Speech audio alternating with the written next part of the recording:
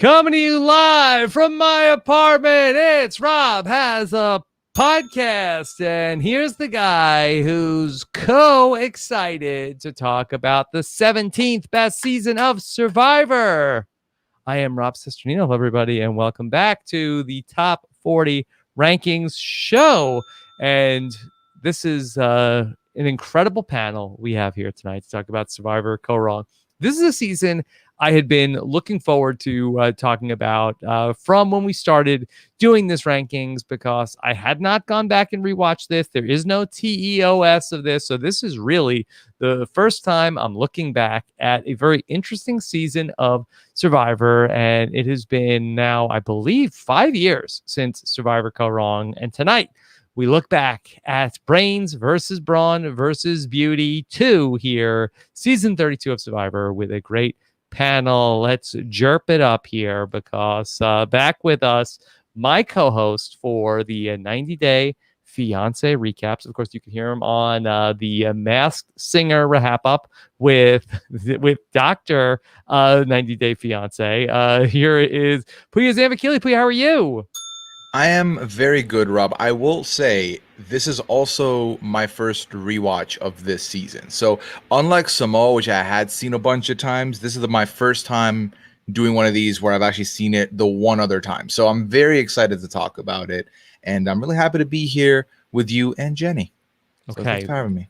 Very excited for this tonight, Puya. This should be a lot of fun. We had a great time talking about Survivor Samoa, so this should be more of the same here tonight. And very excited to be back on the countdown with this woman. I've done so many of these. Let me see if I can nail it. That Jenny was on for.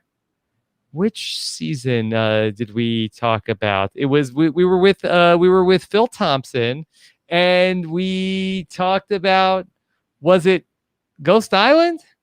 No, what was it, Jenny? It was Worlds Apart. Worlds Apart. Okay, sorry about that. My second half did Ghost Island with Puya's second half. That's right. Yes. So, I'm great. I'm so excited to talk about Kaoh Rong. Fun fact about Kaoh Rong, it's the only Survivor buff I own. Oh. Is the Dara merge buff. Yeah, besides my RHAP buff. That's the only buff I own. So yeah. And what's the backstory? Why do you have a Survivor Kaoh Rong merge buff? There is a backstory. That's so funny. So I used to have a podcast with one Colin Latchford. It is now dead. Who's going to be on the patron feedback show this week? Yes. Synergy. And it was a short-lived little fun project of ours called Reality TV Hangover. And Survivor Kaoh Rong was the first season that we ever podcasted about. And so we each got the Dara merge buff. Just to commemorate our first season of podcasting together. Okay. All right. Well, I will be the one podcasting with Colin Latchford this weekend and Victoria Chester as we answer more of your feedback questions over at robbinswebsite.com/patron. That's going to be live. I think we're doing that on Friday. So, of course, if you are just jumping into the countdown now that we're talking about the good seasons every week, we answer some of your feedback questions here tonight, but these run like 3 hours, 4 hours sometimes. So sometimes we are just out of gas at the end of these. And so we pick up your questions over the weekend on our patron feedback show, which have been a fun additional podcast that we do every single week. You can get that and much more at robbinswebsite.com/patron. Okay, let me, at the top of the show, Survivor Kaoh Rong was a season of unexpected surprises. That you thought you knew what Survivor was. You thought you knew, okay, 39 days, 18 people, I got the rhythm. And then Survivor Kaoh Rong, they broke the format of medevacs and voting people out of the jury. Hey, we've got some surprises for you here tonight, because that you've been enjoying this, and that's presumptive of me, but you've been enjoying experiencing the Top 40 Countdown all year long. Here we are. I think this is the 24th week of the countdown, but we've got some changes coming up here in these next couple of weeks, because we've done the math. Our own Sam Moore, he stays up late at night looking at the calendar and just with a bottle of Malox, just chugging it, pint glass of Malox, trying to figure visual. this all out. And we have deduced that at this pace, we will hit number 1 on this countdown, I believe, in the second week of October, which we have not. October 6th, Sam is saying. Okay. We expect season 41 of Survivor to be a couple of weeks in at that point. So that we are trying to pick up the pace. Last week in Survivor Palau, Tom Westman said in the challenge where he was trying to catch Oolong, all right, when we're in the shallows, let's try to speed up. Well, we have no Big Brother for the next couple of weeks. And so this looks like a good spot to put it into. What gear would this be, Puya? Fourth gear? Fifth gear. Fifth. Yeah. Fifth gear. Full throttle. Yes. All right. So we're going to throw on the turbo boosters, and here's what we're going to do. Next week, instead of talking about the 16th best season of Survivor on Wednesday, we're actually going to talk about the 16th best season of Survivor on Monday.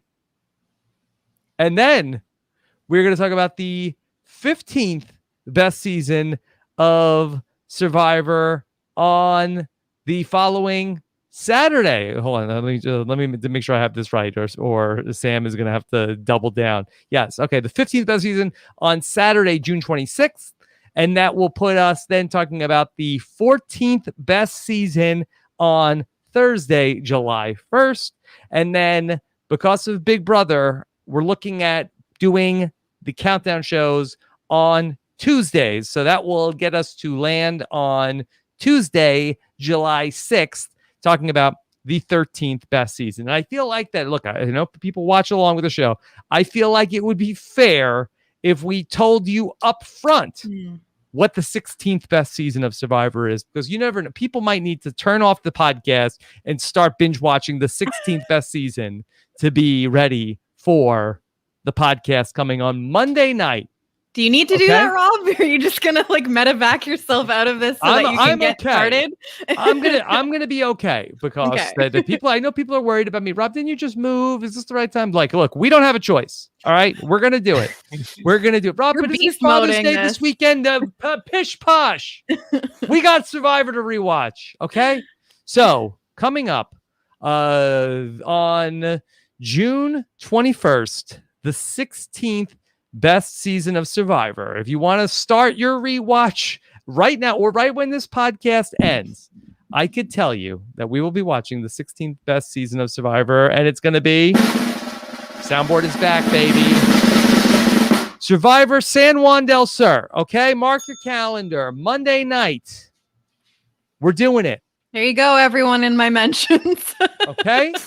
Survivor San Juan del Sur, 16th best season. Sasha Joseph and Josh Williams will be our guests on Monday. And then we'll be talking about the 15th best season coming up next Saturday. All right? So that's all of the schedule changes. I also want to bring your attention to last week when we talked about Survivor Palau. We had a great show with Lita Brillman and Chantel Francis. I told you that we were going to put my 2 cans of Survivor Pringles that I've had in my possession for over 15 years on eBay. Proceeds to go to the American Cancer Society. That eBay auction is now live. Go to robisawebsite.com/Pringles to bid on 2 cans of unopened Survivor Pringles. All of the proceeds, if there are any, will go to the American Cancer Society. So that is your chance to enjoy some perhaps poisonous Survivor memorabilia. I would not eat them. Do you think people are actually going to eat these? I think at this point it's just a. Well, Jenny, back in the early days of the pandemic, groceries were scarce. I turned to Nicole and said, I think we're going to have to eat the Pringles. Once you pop, so glad you didn't. Yeah. Luckily, things turned out okay. But perhaps we might have had to be medevaced out of the game. And that went on quite a bit in Survivor Kaoh Rong. And I have to say that one of the things that really struck me early on was just how much that they tell you from the start exactly what's going to go on. Jenny, was that surprising to you, just how much was on the page from the jump?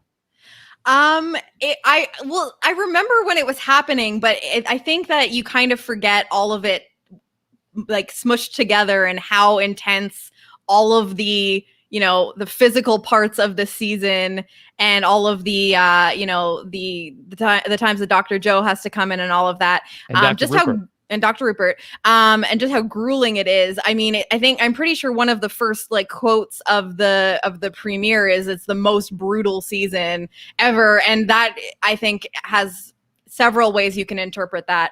But I will just say I saw way more pus than I ever want to see in my entire life during this rewatch. It was terrible. It was terrible.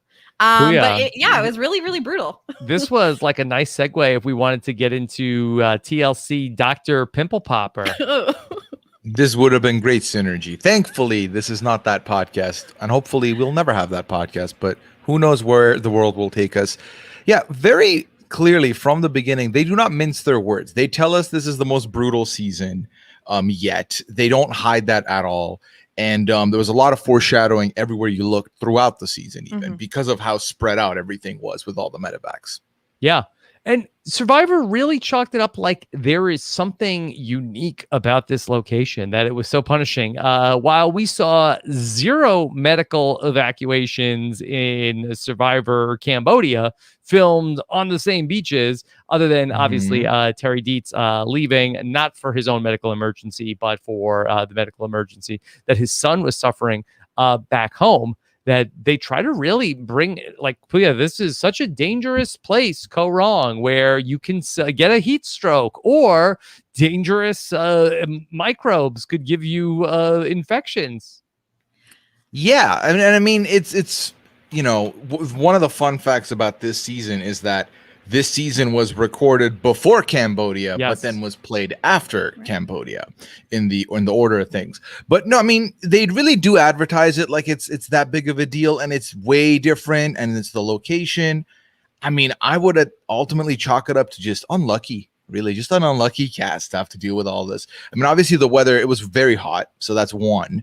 But then, you know, with the bugs, and then the third medevac of the season, it was a little bit more unlucky than anything. Well, I was wondering, like, you know, the weather thing, was it like seasonal in just how you know, how hot it was compared to season 31 in terms of when they filmed, but I would say that the heat only really was the contributing factor in one of the 3 medevacs, and that really the infections were like an overarching like storyline of ailments that people were dealing with. And I'm like, is this one of those things, like, would this have happened to the Cambodia cast and they were maybe just more skilled they were more experienced as returning players on like keeping things clean or something like that? Because I was just trying to figure out, because pretty much everyone comes away from the season saying that they had some sort of staph infection. Like, I'm pretty sure that, you know, aside from the people that, you know, we saw in the merge phase of the game that had really bad infections, I'm pretty sure, some of the pre-merge people also got pulled from the pre-merge trip for infections as well. So yeah, there was a whole bunch of stuff going on in this particular cast. And again, I don't know the exact details, but I feel like that there were issues with staph infections and MRSA potential issues. And I'm not sure if that was that one of the players or crew brought that into the location. And then once that gets in, it is like ridiculously contagious. But it just seems like quite the anomaly that we don't have another Survivor season like this where people have ridiculous infections. And I have to say, it was one of the most dramatic moments in the entire season, where Dr. Rupert comes in the merge episode to come take a look at everybody's infections. It was really gross. Yeah. And it was like a full line of people, and everyone had something to show. It's not like someone said, "Oh, I'm fine." Everyone had a little bit of something. It was a little show and tell. Yeah. So what did you bring for the class? So I've got this back pus and knee pus. Which pus would you like to see? It was a lot. It was a lot to bear. And like I mean, my memory of other seasons is not always the best, but I'm like the open talking about like we're gonna put you on antibiotics. Like I feel like some of this stuff obviously does happen behind the scenes, but everything that happened medically, I felt like better or worse was always on the show to like. Yeah. To the extent that I found it extremely uncomfortable, and besides the fact that I don't want to see pus, but just people's medical issues and somebody completely passed out while Jeff is like talking to them and still doing his hosting things. Like it was definitely just some weird.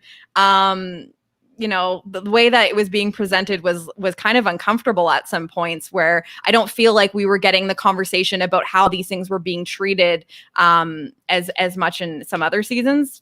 I could be wrong though. I feel like they openly said they were going to put Aubrey on antibiotics, and I don't feel like that normally gets like showed on the show. I mean, there just wasn't the sheer volume of issues in any other season that there were here.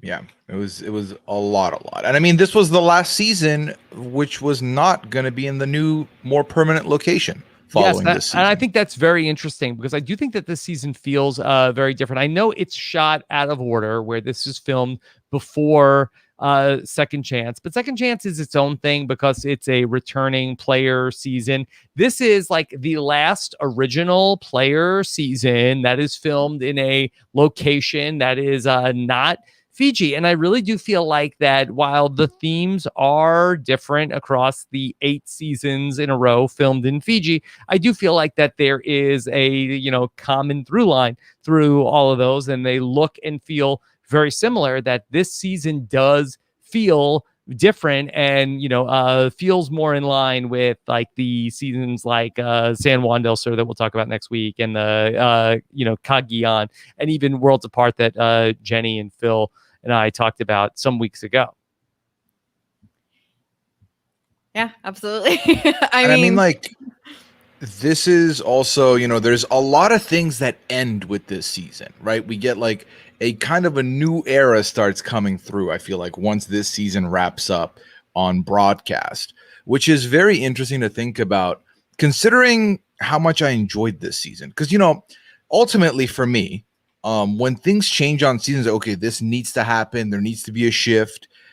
But then I really enjoyed this season. So some of the changes have kind of left me feeling like, why? Why'd that happen? It's wild. Yeah. We didn't talk about your origin story with Survivor Kaoh Rong. My origin story with Survivor Kaoh Rong. Like why did you want to be here to talk about it? What's so special about Survivor Kaoh Rong for you? Well, I am a big fan of the like new cast, like a fresh cast. First of all, this was the second time where I feel like I forgot until the rewatch that this was also a Brains, Brawn, and Beauty season. Yeah. They've done this twice. This was the second time they did this. In fact, in the finale, Jeff even called it, "Let's go finale, Survivor, Brains, Brawn, Beauty."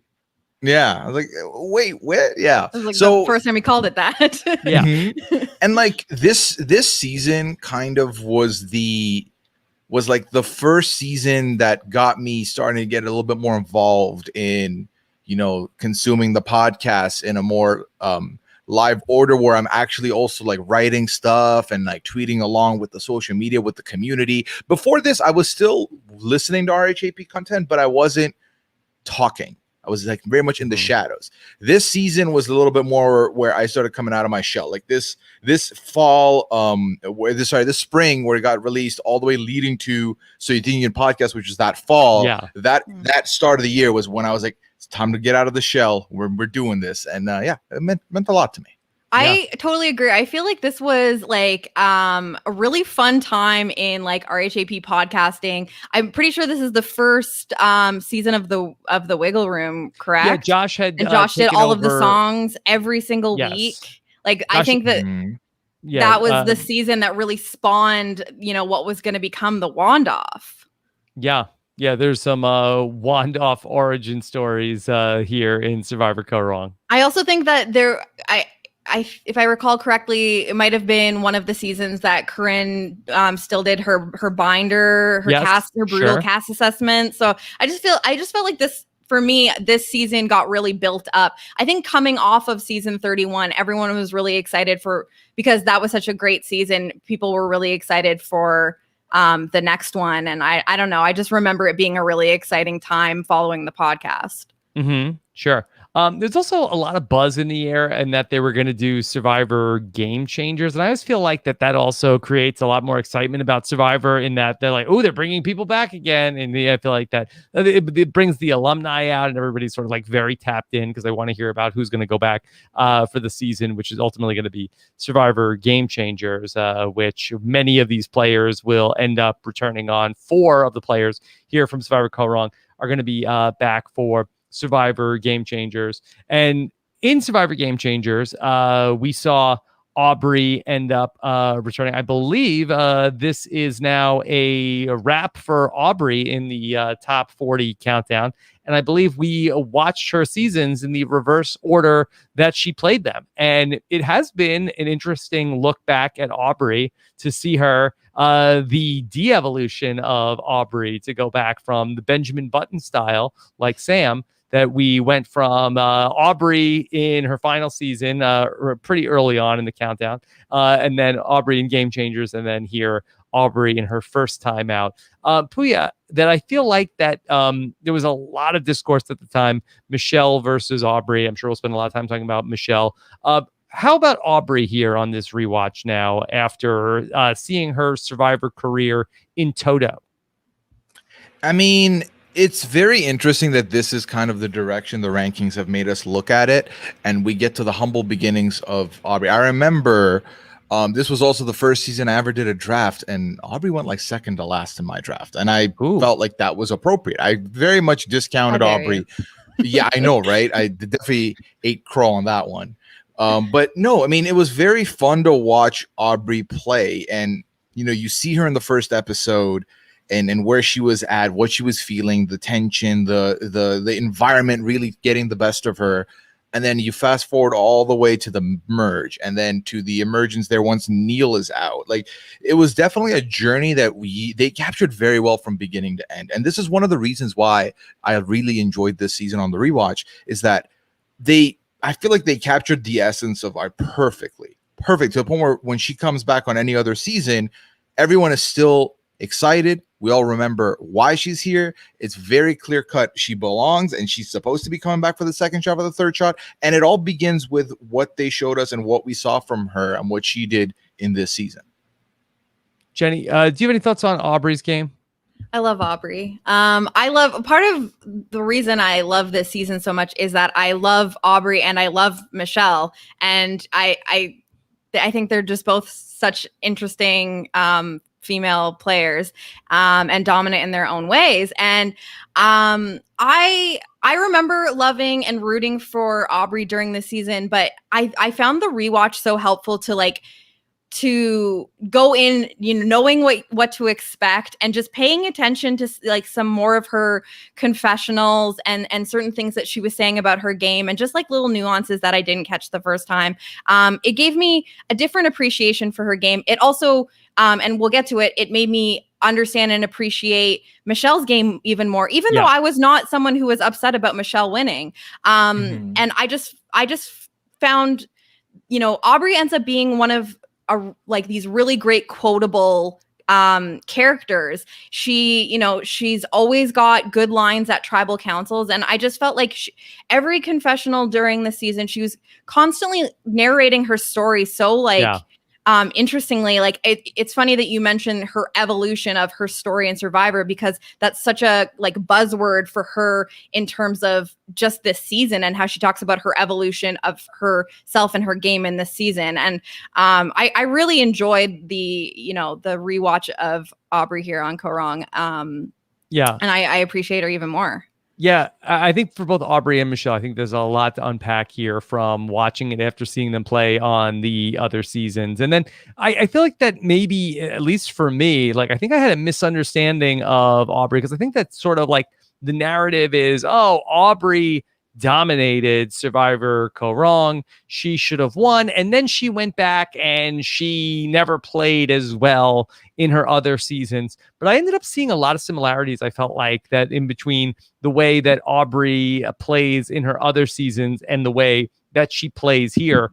She has high highs and she has low lows in this season where she catches some lucky breaks and she has other very unlucky breaks over the course of the season. But I think when we think about Aubrey being sort of like the person running the game in Survivor Kaoh Rong, I think there's maybe like a couple of votes where you could say that she maybe has the most sway, but overall, I don't think that she's necessarily the person who is controlling how everything is going.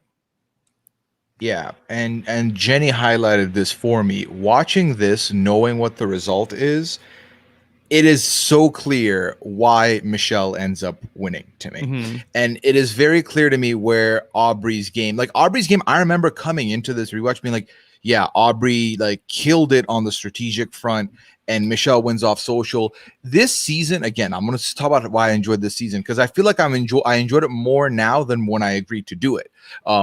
This season has a lot of, the narration changes, the control in the game changes, the results change so fast, so quickly, to the point where like you can't really pinpoint one person as the dominating factor. Everyone's got their hands in the cookie jar, and at every given point, someone's pushing the button for that tribal. So it was very fun to see from that direction as well.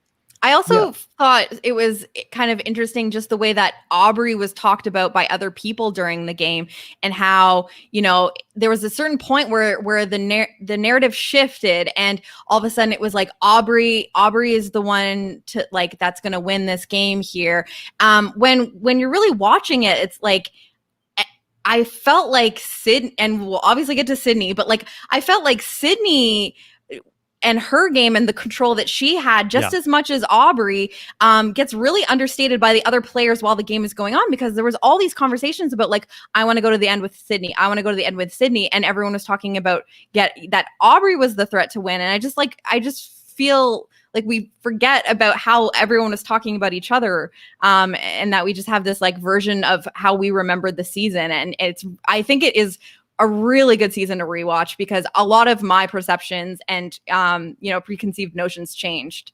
I think this is also a very even-handed season where that I think that you get the POV of different characters at different points throughout the season, where there might be a point where, they're telling this story from Aubrey's perspective. Oh, but this part of the story is really coming from Michelle's perspective. It's kind of like the Game of Thrones novelizations where, this chapter is from Julia's perspective, or this is Nick's perspective, and I think, and especially Ty even, and I do wonder if that this is like the last season where we kind of get that, because I feel like that where after Michelle wins, I think that people who felt like that maybe Michelle was, wait, what? How did Michelle win? Where I feel like that the edits, from this point on end up being very heavy-handed in the favor of the winner.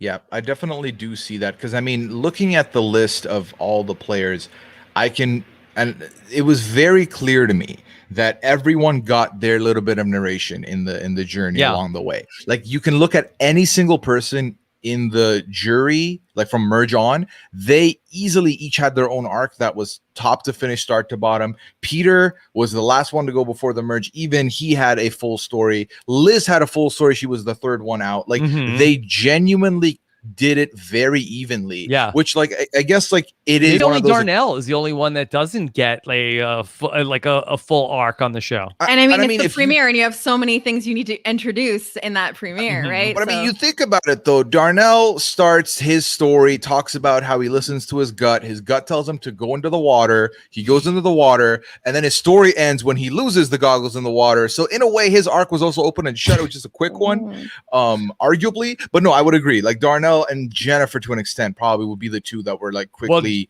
put aside. Jennifer, we'll get into Jennifer, but she had a moment or two. But even the people that didn't have big stories, I feel like had like iconic moments in the season, and I felt like and again, I might just be like remembering how, people felt about this wrong, but I felt like there were a lot of complaints about the edit, and I totally feel like it was a well-told story in that I don't feel like there was anyone that was really purple, and I just felt like we really did get to hear, and there were some episodes where you got a lot of one person, but it made sense for the story. And there, I remember going back and thinking that Nick was going to be a lot like less of an entity than he ended up being. I mean, he had a quieter start and then he shoots up, but like those 2 episodes, like it's a really interesting story, and you get satisfaction about how it ends. And I feel like pretty much every player you kind of get that with. Maybe for like a few exceptions, like even Joe, like, I mean, it's an interesting Joe end. has more in the beginning, certainly. In the first half, Joe, who is just think of Joe is 71. Is there anybody else that plays in their 70s besides Rudy? That he is, very sharp throughout, like especially in the pre-merge. He gets a lot of airtime, and then kind of is quiet before his eventual grand exit from the game. But we've gone too far without really digging in to talk more about Michelle. And I actually came away with a lot more. I don't want to say respect, because that implies that I had disrespect for Michelle's game. But I did think that there is a lot there to unpack with Michelle's game on this rewatch. And I think that the biggest takeaway for me is that Michelle does what Julia tried to do, but she does it successfully, where Julia tried to play the middle of this season. This is a very contentious season, and we'll talk a lot about Scott and Jason and how they were the ultimate antagonists of the season. And you had Scott and Jason and Ty on one side, with like also Nick sort of in tow. And then you had the women on the other side who were, butting heads, sort of led by Sydney. And Julia tries to go back and forth between the 2 alliances, and she's just way too obvious about it. Michelle is the one who actually is able to do what her friend is unable to do, and be able to navigate those 2 alliances perfectly, to where in a season with so much animosity, both sides feel rather warmly about her. And then she's able to also, pile on Ty at the right point. And I think that Michelle is just a player who, I think anytime that there is going to be like 2 big warring factions in the game, I think that Michelle is a player that can really, capitalize on playing the middle perfectly. I feel like, and she truly was in the middle, in that there was like layers of like the sides where, you have Scott and Jason on the one side, let's say, and then you've got like, let's say Aubrey and Joe and Debbie, while she's still there, on the other side. And like, who you really see Michelle kind of, socializing with the most is like Julia and Sydney, who are kind of like the second layer closer to the middle. And what you're saying about Julia is where like Julia starts veering too much into the Scott and Jason territory, which is how she, people start to not trust her, is she's going a little too far in one direction. And Michelle kind of just perfectly really does stay in the middle in terms of the, like the layout of the alliances. It really is just the perfect middle game. And at no point does she seem aggressively with one person in particular. You kind of see her always being kind of a part of things with everyone around. Puya, I was also really impressed with Michelle's performances in the challenges, not so much as a physical competitor. That's not her strong suit. Where she does dominate is in the mental challenges, that it is super impressive the way that she is able to win the memory challenge, where she's able to go ahead and just like completely like memorize like the code for like, looks at it once and then is able to get the word scramble done. And then ultimately, everybody remembers Michelle kicking the puzzle. But the thing that's really interesting about that is that she was in last place. She's the last person to get up there. And once she gets up there, you would think, oh, Aubrey's got this. She comes from behind and then is able to get her puzzle together as quick as she does. And so it's really impressive. It's very close in the final challenge to vote out Neil, which I think also ends up being a big moment for her to kick Neil off of the jury. And so she really comes alive and wins those last couple of challenges down the stretch. Yeah, I think that my biggest takeaway from the rewatch is that I no longer subscribe to nor understand. I never subscribed to begin with, but I don't understand the WTFs of why did Michelle win.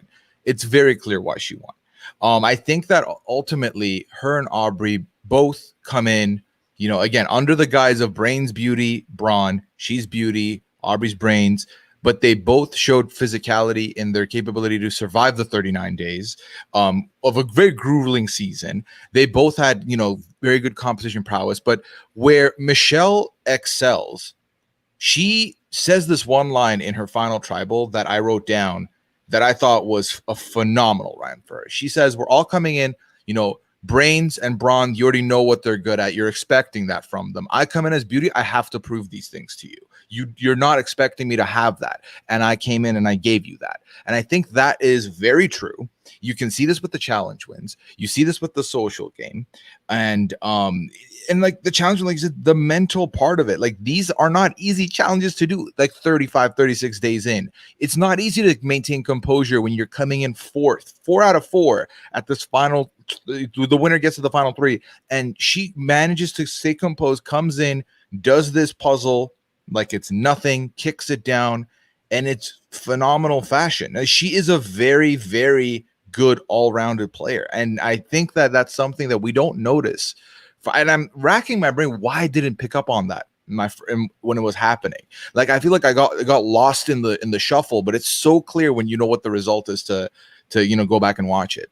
We also got lots of examples of her thinking strategically and having strategic conversations, which I think that like people assume weren't happening, and that everyone was like, oh, well, Aubrey was the strategic one and she was the one that was driving all of the votes. And I mean, we got lots of confessionals from Michelle where we know that she's thinking about the game beyond just, I'm just going with my alliance and making sure that everyone likes me. Like she, especially in the tail end of the game, like she's the one that's really driving like Ty to be like, hey, like, let's think about this. Like we're clearly on the bottom here, and they're going to get lucky by us taking out each other. Like let's and she was always driving those conversations that were really important for her to have. And I just feel like the physical and strategic part of her game kind of get yada yada. And it's just like, oh, well, she was like a social winner, but she really did touch on these other parts of her game a lot. I think the thing that's missing from Michelle's edit and why we don't get that perception about her is we see her have those types of conversations with people, but I do feel like that most of her confessionals are about how she's feeling about the other players or things the other players have done, and how she's reacting to them, as opposed to the like quote unquote like Survivor mastermind edit where she's not like telegraphing, okay, I'm gonna make this move with this person and this is my plan, where that's just not how she talks in the confessional. And I think that we probably give more credit to the player who talks in those ways, the sort of the Machiavellian player, and that's just not Michelle. And she also talks about it in her final tribal council speeches, where she says, I made tiny adjustments constantly, and like that's just not as easy to show over the course of time in when you're talking about the game. It's like whereas like if you are making big moves or big decisions and changing allegiances in a major way, like it's a lot easier to show that in a like a grandiose fashion. Whereas if you're the kind of player that's just like, okay, I'm going to pivot a little bit here, I'm going to pivot a little bit here, like it's just harder to show that with your words as it's happening. Mhm. Yeah, and I think that when you because like obviously the reason this win and this debate had gone on for like 5 years, hopefully it's less so now, is because they're both amazing players, and people are like trying to just like this person did this person did this, that. You look at Aubrey, and Aubrey seems like she had the adversity plus package in the game, where she gets two of her closest allies medevaced out of the game. She has to like refine her path to do so and to navigate. She has Joe, who's like her person that everyone can see, but Joe rides with her. Whereas Julia kind of doesn't seem like, Michelle and Julia might be together, but Michelle doesn't have that kind of control. And I think what Rob's saying makes sense in that when you're watching it, if you like, we can pick up on the greatness because we've been doing this. We know what's going on. Whereas I feel like a lot of people who are like maybe watching that season and they just watch it and then they move on, they're not like rewatching it. They're not reanalyzing stuff. They might not pick up on someone being like, well, I can see that this person's holding this deck, this hand. I'm holding this hand. But then based on this person's hand, this is what I'm going to do. Whereas with Aubrey, it's a little bit more, I have two aces. I'm going to use it like this. This is the bet I'm going to make. It's a lot more of like, I'm driving it, whereas with Michelle, it's like, so based on their driving, I'm going to wait, let them move past, then I'll make my move, which I like a lot more because it's a little bit more behind the scenes. It's a little bit harder to pull off and to explain.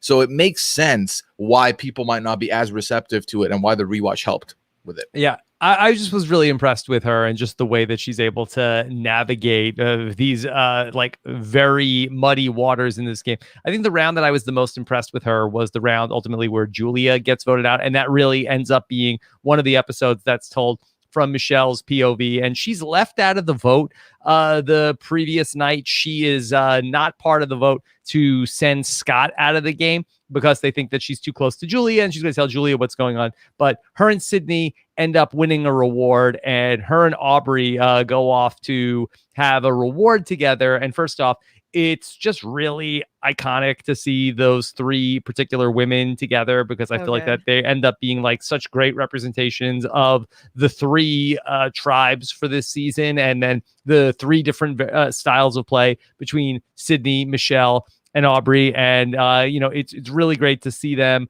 probably the three best players in the game, also, enjoying that reward together. And then to see her come out of that reward where both Sydney and Aubrey like, yes, Michelle, we have to like ties out. Michelle's in. We got to, get Michelle into it. And she just did that so easily. It was just so impressive to watch what she did. And I wonder if the difference between Michelle here in Kaoh Rong and Michelle in Winners at War, I think she plays the middle here perfectly. And I think that in Winners at War, I think she's playing from the bottom in Winners at War. And I think that might not be any fault of hers. I think it's a fault of that nobody was able to match wits with Tony enough. Where that there was not enough of a rival for Tony for Michelle to be able to play the middle. The other thing that I forgot about... We'll save that for Winners at War. I'm excited for that. The other thing that I forgot about until I rewatched is that they... I don't know why everyone was so surprised that Michelle could possibly win the game when the players still in the game in that late part of the game recognized that Michelle was a threat to win. Like, she was going to be voted out at 4. That was supposed to be the plan, and she won immunity. And like they literally say that, like, well, that screws up our plan. That was who we had to take out at this point. So if the three other players in the game are recognizing that she's a threat to win, they're saying she's the only person left in the game that hasn't pissed off this jury, this highly emotional jury. Yeah. So why is it a shock? Like they literally say this was the person we had to take out at 4. Now they've just won immunity, another thing to throw on the resume. Like, why are we shocked about this? I'm asking myself this question as well, because I was a part of the audience that was kind of like not quite expecting it when it happened, and not upset about it, but just not quite expecting it. So I think that when you rewatch it, you pick up on these little things that Michelle is saying about her own game, but also there were things that people were saying about her game as well. Like, they did recognize her as a threat. Yeah, very, very interesting to go back and watch. We have so many different things to get into. Just let's look a couple of twists from Survivor Kaoh Rong. Mm-hmm. They do a lot here with the idols. That you have an idol, but you could also use your regular idol as a super idol, where you could combine two idols to make a idol that you could play, the god idol that you could play after the votes are read. It does not get used. It is famously does not get used when Scott gets voted out. I thought this brought a lot of intrigue to the season. But yeah, why did they never do this again? You know what? I'm not sure, because I do think that it was a very fun story to follow when Scott, of all people, is the one who realizes, ooh, if I'm befriending Ty, I'm going to convince him not to use his idol. Let's pocket it. Let's keep it. If I bring him and Jason together, I have this formation. And then the three of them work together long enough that you really thought it was going to be used. So when it doesn't get used, that shoe drops. It was a lot of intrigue to go. Obviously, it's not like they did something similar where it wasn't the god idol, but wasn't it there a two-piece idol during Edge of Extinction, right? They have done in other seasons where that that you get half an idol, and then the idol only works with the other half. But this was that you have an idol, but then if you 1 + 1 = 3, if you put the two idols together, it is more powerful than a regular idol. The great part about this is that no idols even got played whatsoever. Not only did the super idol not end up getting utilized, although we got an iconic moment out of it, so I would say that it served its purpose, but the singular idols didn't even, there was literally no idol play in this season, which I think is quite interesting. Yeah. I wonder if production felt like, okay, this was okay, but we need people playing idols. We don't need people holding on to all these idols. We're putting these idols out there. We want to see them getting played. Don't be saving them for a rainy day, people. Yeah, I ultimately like this, but I do think the reason it doesn't come back, Rob, is because it's going to make people want to hold out in case they can find that super idol connection. Whereas now we see a lot more there's a shot clock on this one. You can use it here and only here so it can and has to be used. But I'm a big fan. I'm a big fan of having it be like this because it's more in control of the players and what they want to do and if they're going to use it, if they're not going to use it. It's all about that gambling the idol, which I do enjoy. So this brought me so much joy, and I hope to see it come back at some point. Jenny, one of the other big twists that we get, and I think this was by necessity because we end up with the final three on day 37, where we get to see a challenge to vote somebody off the jury. Ultimately, I think this is a good moment for Michelle when she votes off Neil, who was definitely going to drag her at the final tribal council. So that she does a great job of picking the right person. Would you like to see vote a member out of the jury on any of the seasons? I didn't hate it. I remembered that it happened. Obviously, I knew that this happened, but I kind of forgot about the whole lead up to it, that it was really fun to have them, go back and be like, okay, so what's tomorrow? There's another challenge. What's happening here? Yeah. And even the jury coming in for that tribal council where they were like, okay, so we're doing a final two. Oh, wait, there's no one wearing a necklace. I thought it was a really fun moment. And I mean, I might feel differently if, it happens again and it takes out someone on the jury that I am I don't want to see taken off the jury or I feel personally bad for. But oh my God, this was delicious on the rewatch. I was living for it because holy crap, I did not enjoy Neil's little speech on the way out. You came to this game thinking you were a bad bitch. And I forgot how cringeworthy this moment was. And I was just pumping my fist for Michelle, being like, yes, you get his ass out of here. You made the right decision. Whoa. Well, you're a little pup suckling on the teat still, and then you have it was the worst thing I've ever heard. Yeah. And where did Neil get off? That he was so arrogant all through the whole season. That I thought the wildest Neil moment for me was when he's getting medically evacuated from the game, And he starts telling Jeff Probst, he's like, Jeff, you and I have both changed a lot over these last 20 years. So it's like, what? It's like, don't compare your journey to Jeff's with Survivor. Neil was very high on his own supply. Like, in a big way. Not taking it. He's like, well, you all got lucky today. Yeah, it's like, well, you weren't going. Your ally was gonna go, and you just screwed her by hopping into that boat with that idol in your pocket. Mm-hmm. I don't know. I just felt like he was very, very smug. And the way he like slinked up to Michelle, the whole thing was very uncomfortable for me. Yeah. Like, why did he walk by her like that? And like the way his voice went low and like he like dramatically slinked past her. And like Jeff was like, he was super pissed. Yeah. Well, I think that maybe he thought he wasn't allowed to say anything. He's like, I still got to get my shot in. Yeah, I think he wanted he wanted his tribal moment right then and there.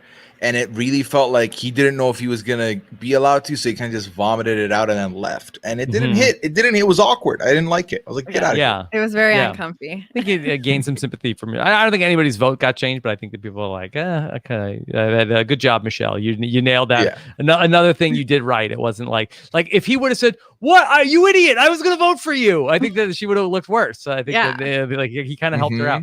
And Jeff literally said, like, oh, it sounds like you maybe made the right decision. Like he's like putting the words in the mouth and saying, like, you may have not heard what Neil just said to Michelle, but I'm making it known she just made the right decision. Yeah. One other thing I want to say at the top of the show before we start going through all of it is that Scott and Jason, and this is probably going to be a hot take. I think they added more to the season than they took away from it, in that I think a lot of the action in this season and a lot of the drama comes by way of them being the antagonists who have a fall on the season. At no point are you rooting for them, but they are just like cartoonishly villainous with each other, and then have a mighty, mighty fall in the game. I mean, in the words of BB Can's Pop and Paul Jackson, somebody's got to be the bad guy. And there is no point where you're rooting for them, but I totally agree that they serve such an important purpose in this story. And it's hard to imagine how this all comes together if they're not playing their part as, like, and even when they're underdogs, like when Jason becomes an underdog, like you're still not even rooting for him, but he's an important foil there where, like it's still a very important part of the story. It's like, you got to finish the job. You gotta make sure, like the question of, do you keep him in because no one's going to vote for him? And just their presence, causes a lot of strategic conversation about whether this is someone that you want to keep around and start getting rid of, some of these people that actually have good relationships with people in the game, or, do you just like want to save yourself the trouble and get rid of them?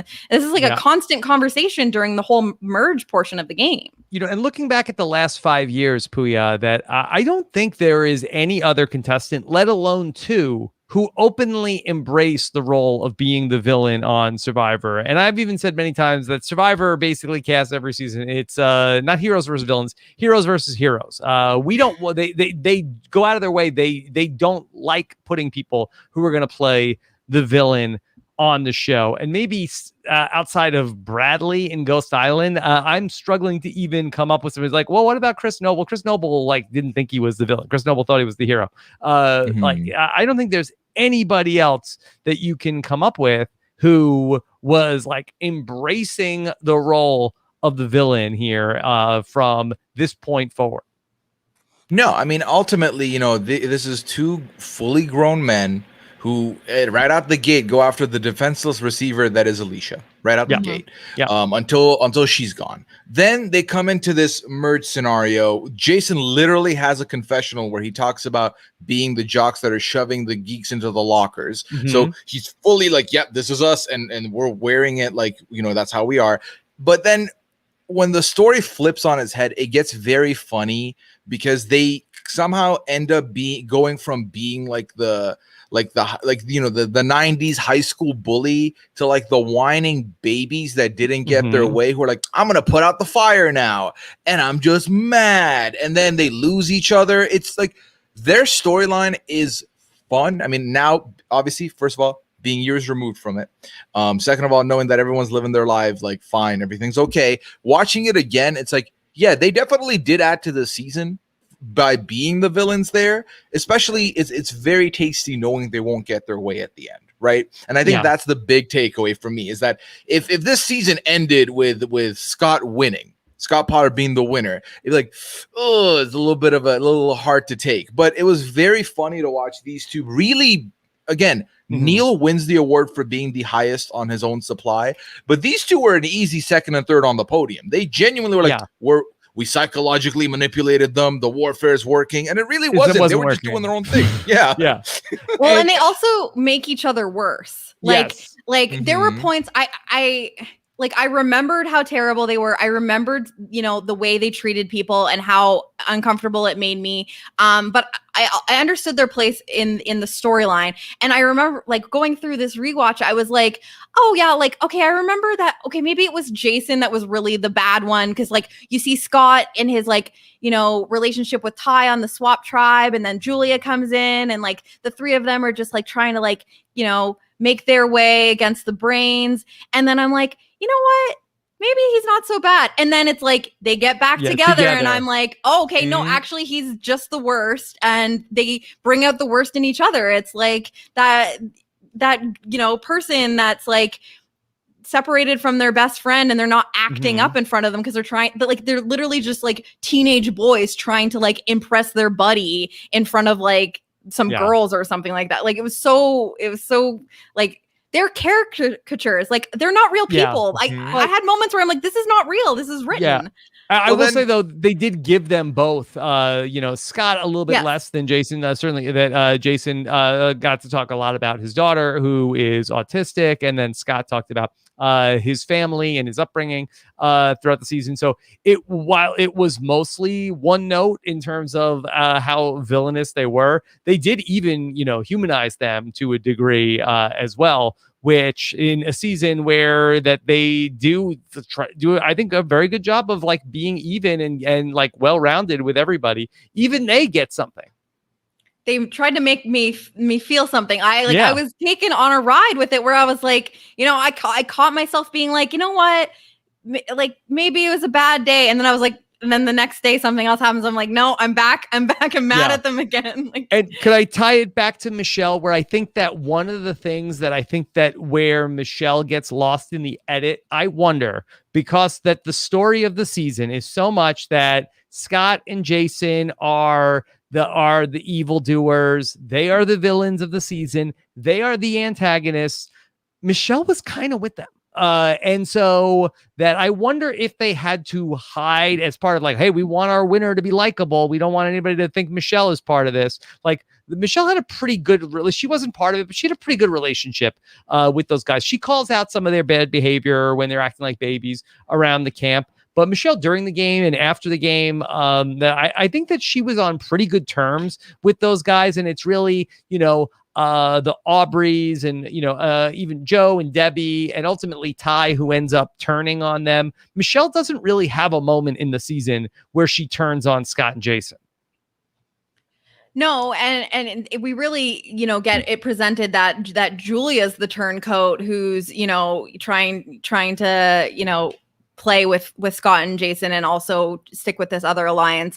But like I was saying earlier, like Michelle was on the periphery. Like she was okay with them. She was never going to be targeted by them. She was really in the middle and just kind of like good with them by proxy of like Julia pretty much. And so, if you're painting this story as like good versus evil or like antagonist versus protagonist, then that's not Michelle's role in here. So it is easy to get lost in that. But I'm jumping ahead to the final tribal council again, but I thought it was interesting, going in knowing that she had a good relationship with like the Scotts and Jasons, but neither of them really championed for her. Like it was, you know what I mean? Like I kind of forgot that like it wasn't even like they were stumping for her or anything like that. It was a weird situation where you the whole season you didn't really have a sense of what her relationship was with them. Yeah.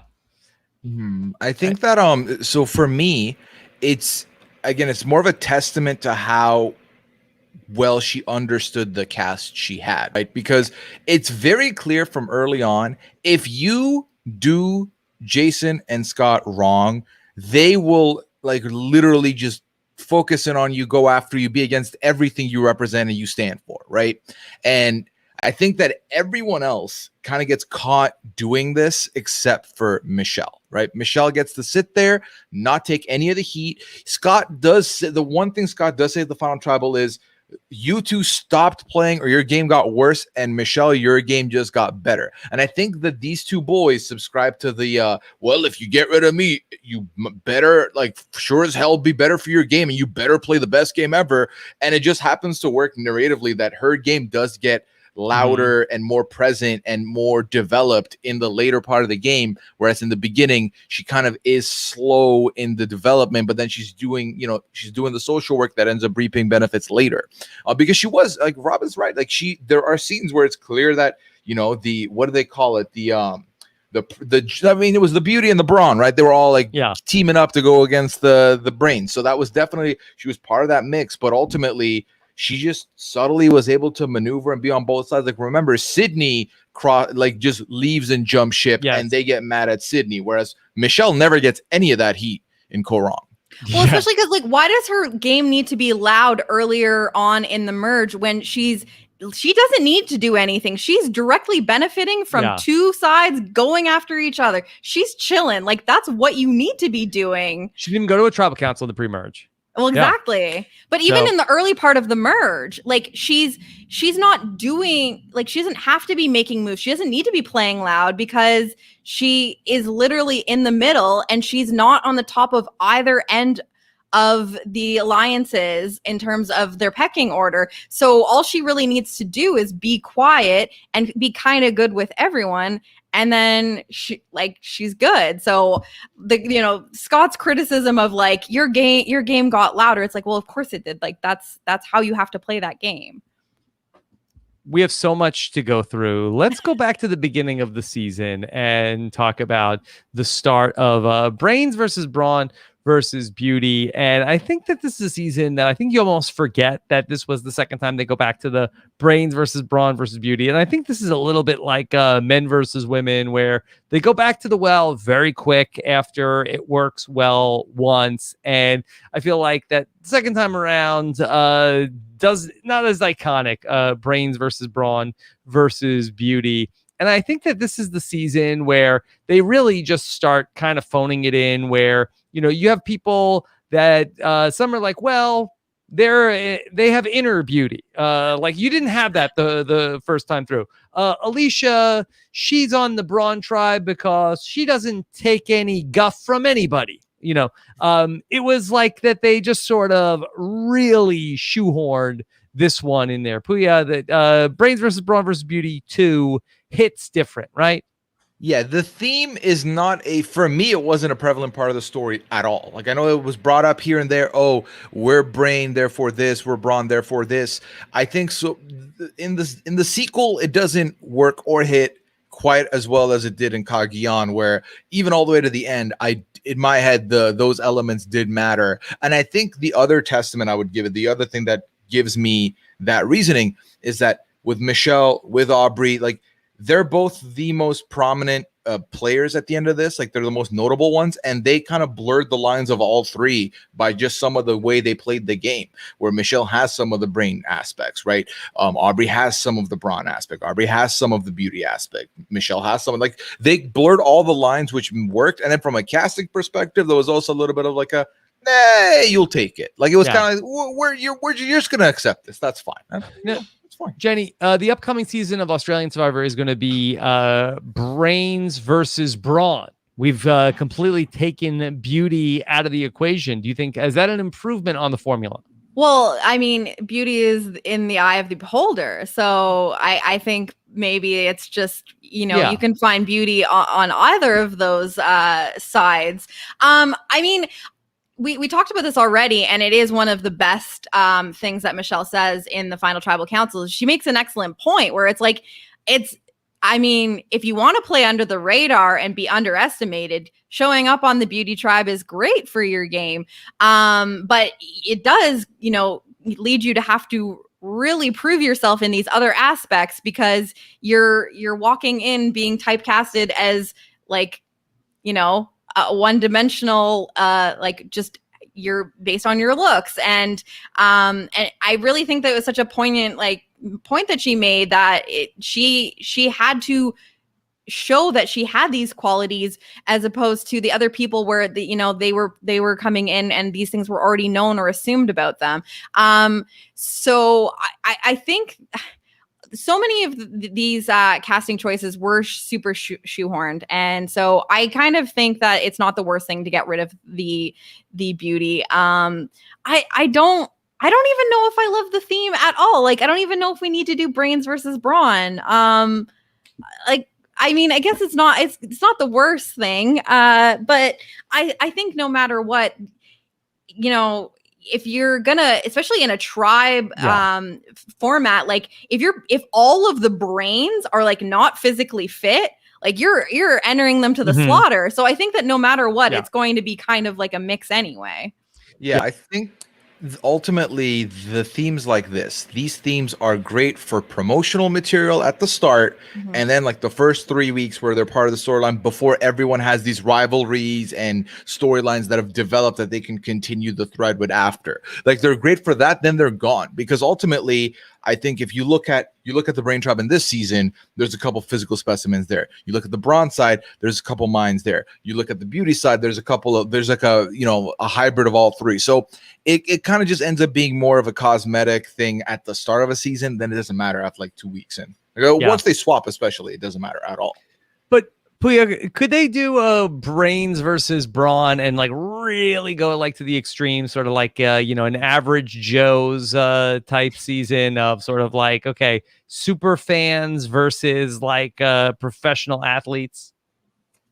Well, they could, but then how would that look, right? How would that feel? It's like if you put 20 Cochrans versus like 10 10 Cochrans, right? That'd be a lot. That'd be a big season. Well, it could be Australian Survivor. They do a lot more people, right? Yeah. It's a little bigger. But yeah, I mean, you could do that. It's definitely doable. But then it's like, well, how will the challenges look? Because then you might have a I think it'd be on your interesting. hands. It would be interesting. I mean, I'd be down. I'd be down to see that happen. It'd be fun. If there was a good balance of challenges where, not every single challenge has a physical component to it, then I wouldn't hate it. If you're really making the challenges fair, then sure. Yeah, and not every single person is like a Cochran, but people that are not necessarily like athletic specimens, and then a tribe of people who are like not as big super fans who are super athletic. I think that might be like an interesting season to watch. But let's talk about the season in front of us. Survivor Kaoh Rong. It was a season of breakout characters. Of course, I mentioned 4 of them are going to come back for Survivor Game Changers. Debbie is such a breakout star in this season that her star will fade to some degree in Survivor Game Changers. But Jenny, Debbie here is, as promised here in Survivor Kaoh Rong. Yeah, I love this season because I am a big character person. Like and this season really delivers with characters, and Debbie pulls a lot of this weight. Like, this is such a quotable season, and I think a lot of that is Aubrey, but like a lot of that is Sydney. There's so many people delivering, but like, my God, Debbie had like quotes on quotes on quotes every single episode. Like, the bomb doors are open. Prepare to fire. And they had so much fun with the Chiron, with all her different jobs, like where, sometimes she was a waitress, sometimes she was a part-time model. Like, the Debbie Experience 1.0 is incredible. Like she delivers every episode she's in. Mm-hmm. Yeah. Delivers food probably also. From Red Lobster. Between work. Occasionally. Yeah. Yeah. She literally, I feel like she is one of a couple in this season that really do stand out. And I don't recall seeing someone on Survivor until that point quite like her. And I don't think we've really seen anyone after her that has been, in the Debbie mold. I would say that we have not seen a woman in this. I feel like that, you have Coach, you have Philip, who sort of like have yes. but I don't think that we've ever had a woman be this person.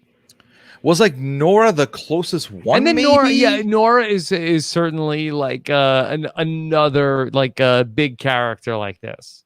Well, and Jeff even touches on that at the reunion where he puts her in the same box as the Coach and the Philip, and she's like, I'm just eccentric. Yeah.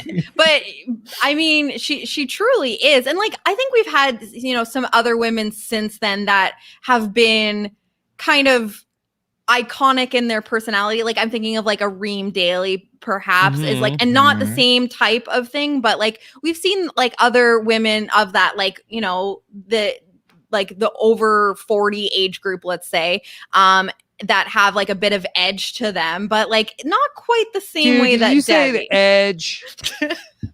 Sorry, Reem. Didn't mean to trigger you. Screw you, dude. Yeah. But Debbie is masterful here in her first time out, and is such a joy to watch. She's so interesting in her Brains tribe, in her origin story, and she talks about how she can look to see if the water is drinkable just by looking at it, and just because she can drink it doesn't mean you can, Jenny. Yeah, she's just built different, and that's okay. Yep. Yeah. There's nothing wrong with that. So it's just like she can, run a marathon and be fine, and the next person just because doesn't. And she can run a marathon doesn't mean you should. Yeah, and that's okay. Yeah.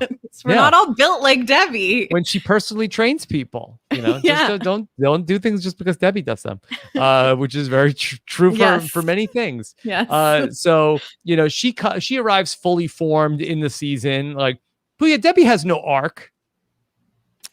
I mean, Debbie has a lot of moments, but like, is there a start, a middle, and a finish? Potentially not. I think for me, my favorite Debbie arc or moment is when Debbie does not let Liz and Peter have their way and just changes the narrative on Brain Beach. I think that was my favorite part of Debbie, was when that happens, when she's yelling about Joe needing to move with purpose. Loved all of that. That was great stuff. I think that's... We need to be subversive. We need to implant counterintelligence. We need to move with a purpose, Joe.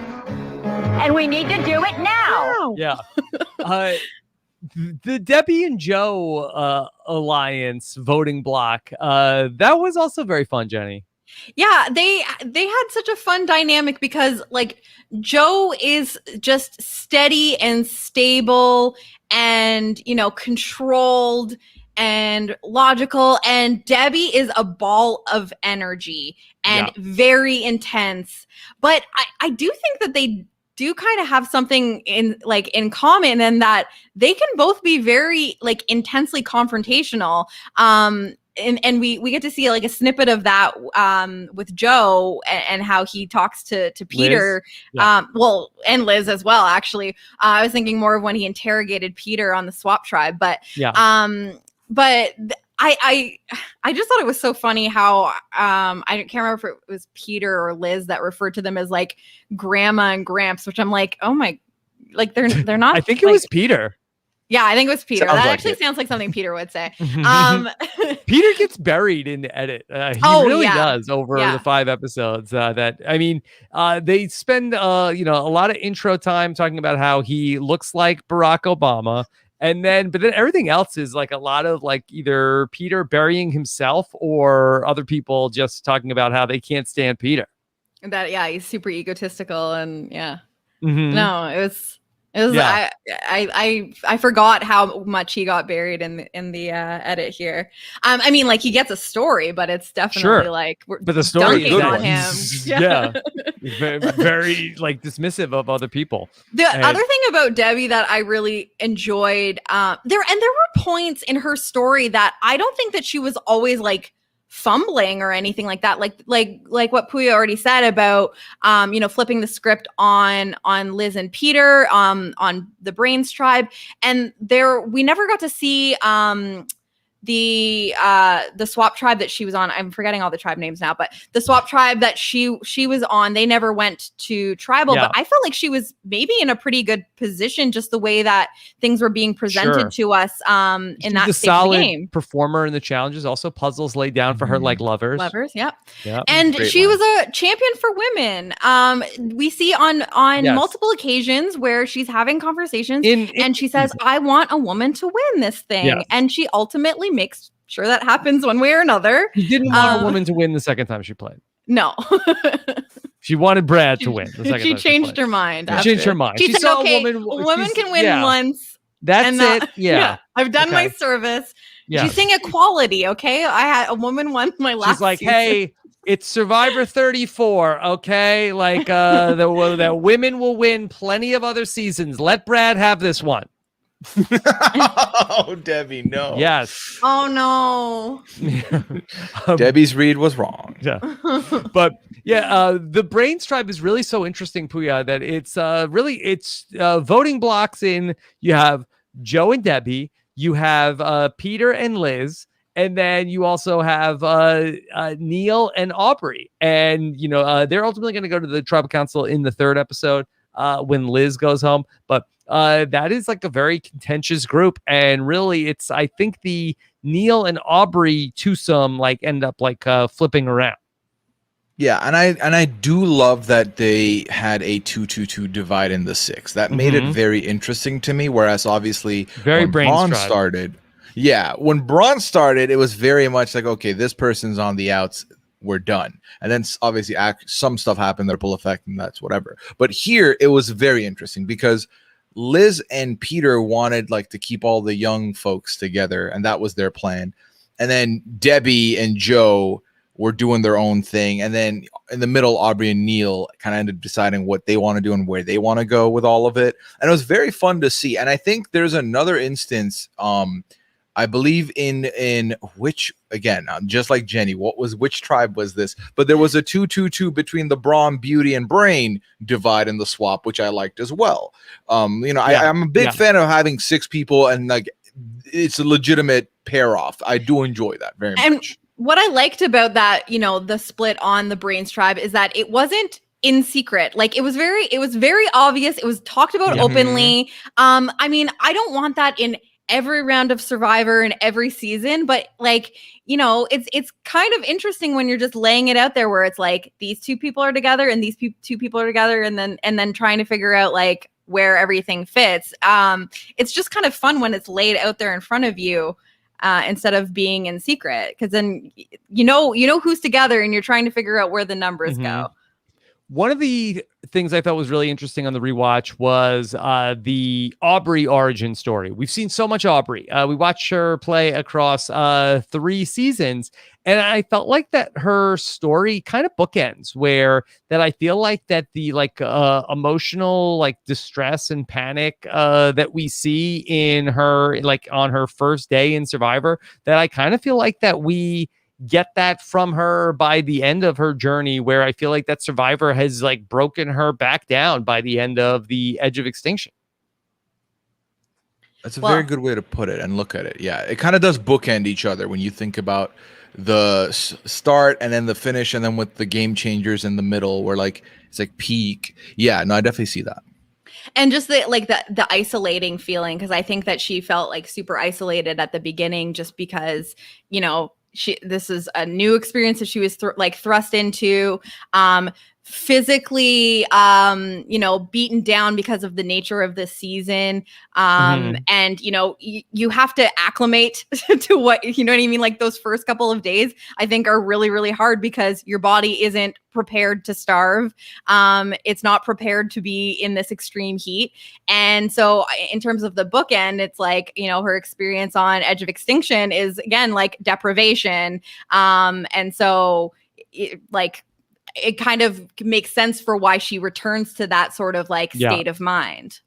And I do think that the one thing that's different between the two, obviously, is that isolation. In the beginning, it was all in her, like, there's a lot going on in her head, and she feels like she's going to be the weakling. She feels like she's going to be perceived as weak, and that's kind of where it's trending. Whereas when it comes to Edge of Extinction, her end is begins and ends with the fact that she is now a notable person in the universe and is a formidable opponent, which people feel threatened by, and ends up getting her out in that way. And then she's dealing with that mental hardship, which is, I imagine, not easy as well. Let's talk about the early days over at the Beauty Tribe, because the Beauty Tribe ends up being our most functional tribe of the three. They don't go to a tribal council before they get to the swap at the very least. And again, this is a season of big personalities, and we have a lot of people who really get a lot of airtime early on. Ty is sort of like the breakout star there, who it's easy to see why Ty comes back for a second season. Jenny, Ty is such a interesting figure in the season. And he's someone who, even though, other characters have like peaks and then they kind of, their storyline tapers off for a little bit before they pop up again. Ty, I feel like, is a pretty constant part of the storyline throughout the whole season.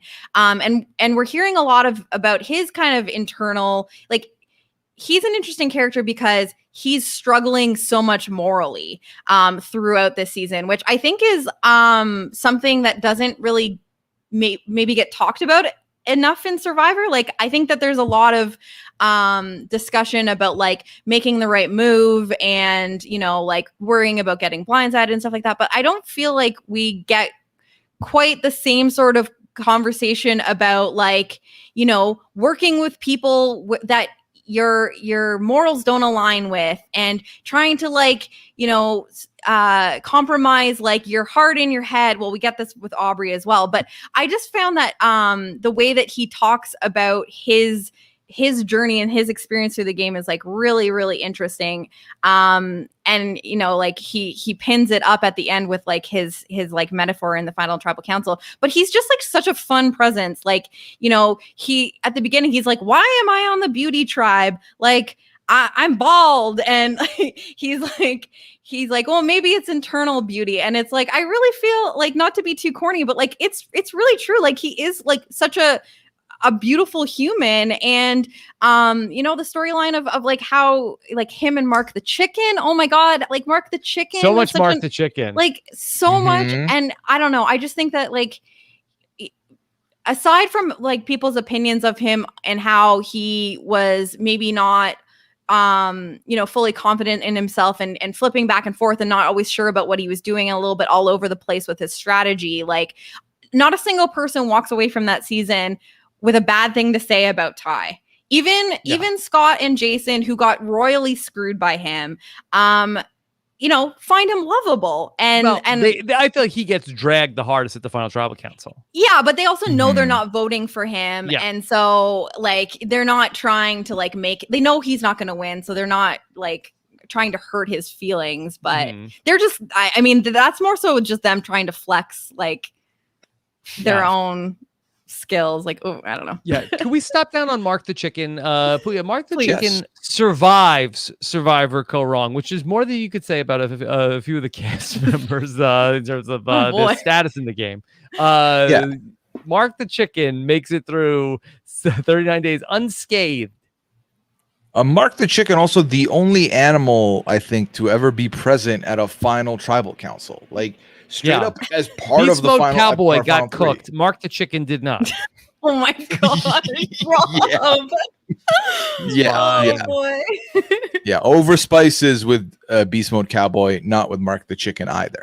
So yeah, no, I mean, it's very fascinating to think, right? Also, Mark the Chicken featuring Ty is the equation that then the new narrative, the new meta in the Survivor Streets in the form of the Sia money is born, right? This is where this happens. And I know this is we're just talking about the beginning of the season, but the moment with Sia, that this was jarring. When we get to the finale, the whole reunion is Jeff jarring. is in the middle of talking, and then you just hear like talking in the crowd, and someone is like, "Oh, we love you, Aubrey!"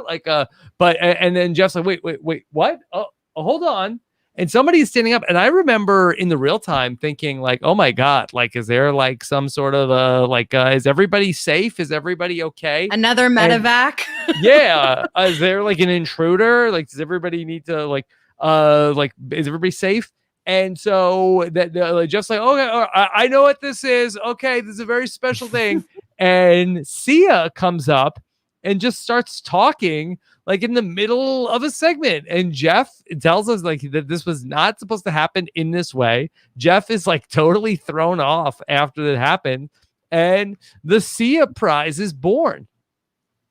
That whole reunion was a disaster. Is my spoiler for my opinion on that, but I think it was already off the rails before the Sia moment, but that definitely toppled Jeff. Yeah. I remember, I think it was right before the final tribal happens.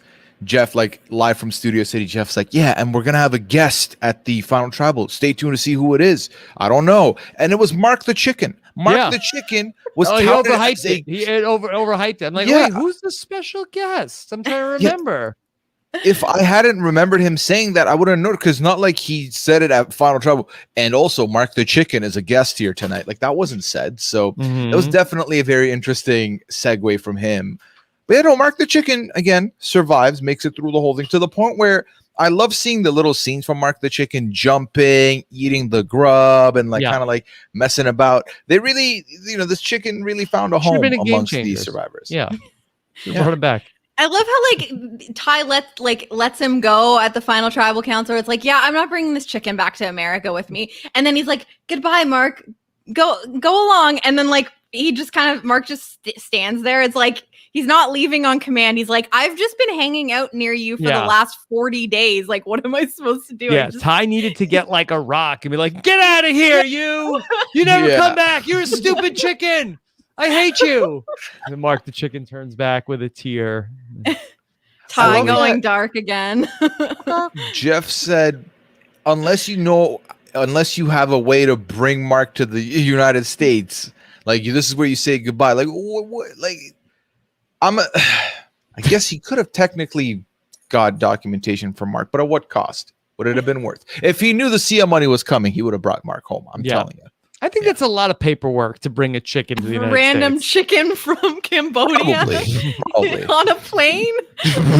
Yeah, it's a lot of paperwork. You have to get a seat for Mark the Chicken. Yeah. All right. So the early days of the Beauty Tribe, I spent a lot of time on the bromance between Beast Mode Cowboy and Ty. We have had at this point, we have not seen on the countdown yet, Hayden Moss. Would be the first player from Big Brother to make the crossover. Natalie Anderson has played by this point, and we'll talk about her on Monday from The Amazing Race. And so CBS is trying to catch lightning in a bottle again with Caleb. What's his last name? Reynolds, yeah. Caleb Beast Mode Cowboy Reynolds, who this was a very curious selection at the time. Yeah, I think ultimately I remember scratching my head. If I think about it in post with my unbiased glasses, BB16 was one of the seasons that CBS liked a lot. It makes sense that they forwarded his address. I mean, Beast Mode Cowboy goes out of his way for like 3 episodes that he's on in confessional to be like, "I'm an outdoorsman, so the outdoor side of things really makes sense to me, and that's why I'm here." So they really touted him as like the outdoorsman cowboy who's going to prevail here. But And like I guess, in a way he was somewhat entertaining in moments in the later part of the BB16 season. Not to me, but they had him filming doing karate moves and Judy if you only watch and all that the nonsense. highlight reel, yeah. Yeah. If you forget any interaction he had with Amber, your life would be fine. I believe he's engaged during this season. He is, because they talk about it at the reunion that he's married by that point, and I believe Ty attended his wedding. Yes. So that's maybe explains some of the stuff you wouldn't get with the Amber of it all. But I mean, when was this in time related to BB16? So this filmed in 2015. So they filmed Survivor Second Chances in the fall of 2015. So they must have filmed this in the spring of 2015. And so Big Brother 16 was, I guess, the summer 2014. Of 2014. Yeah. Okay. So it was, I mean, I guess they just left that season and said, let's do something else with this guy. He's an Army vet and we're doing this great theme again. We can, he could be a Braun, but you know what? We really got to get Alicia on the Braun because we need another woman over there. So, Caleb, you can be on the Beauty Tribe. Michelle doesn't get a lot of screen time in the pre-swap of the pre-merge, but I did think that one of the things that she gets in the premiere episode is that we get a little clip of like how observant she is, and we see the women talking. And Puya, we get a clip of Michelle saying like, "Oh, that guy Nick, I noticed he shaves all his body hair. That he must be a model." Very observant from Michelle. Yeah, she's very quick to notice and then connect the dots. So like, Pick okay, up so on he little must details. That's why she's so good at puzzles. She's she's got high attention to detail. Yeah. A profiler. Yeah. No, I loved it. I love that very much. I mean, and that that level of observance you want and you need. Sometimes you pick up details that don't matter. Sometimes you pick up details that can be very important. So I did enjoy that. And then the hot mess tribe of the pre-swap of Brains versus Brawn versus Beauty really ends up being the Brawn tribe, which a lot of unforced errors, a lot of conflict going on. I mean, Scott and Jason arrive fully formed in the season in just they meet each other and are instantly best friends. They do not care for Alicia in the group. That was not a happy relationship, but then somehow they vote out two people before they get to voting out Alicia. Somehow. For what? For what? For what? I don't even understand. I get it. Darnell lost the goggles, but still, that these two guys talk about for 9 days how much they hate Alicia, and they keep her around for 2 votes. And Jenny didn't want to even get rid of Darnell. She whispers to them at that tribal council and says, "I don't want to vote Darnell." It's like, you guys hate Alicia the most. What is happening here? Why did this happen? Yeah. I think ultimately it's one of those things where it's so convenient that Alicia can go at any point and no one likes her. So we can easily get Alicia out. Let's get out some other people, and it'll just make the next vote even easier when we get to the Alicia vote out. Obviously, that's risky because then if swap happens and that whole plan could go, done. But that is why. But I feel like, ultimately when we look into the first 2 boots, they really kind of sprung out of nowhere because both those episodes were good because they really made you think from the beginning of the episodes that Alicia's gone. Alicia's the first one gone. It makes no other sense for anyone else. And then mid-episode, end of episode, things switch on their head and Alicia's still there by the end of the 4th episode somehow, That's another fun thing about this season is that there's not really any boring votes. There's not a lot of unanimous votes. Even the small tribe votes where, like it, on Braun Tribe where they were pretty much against one person. Like they didn't even always vote together.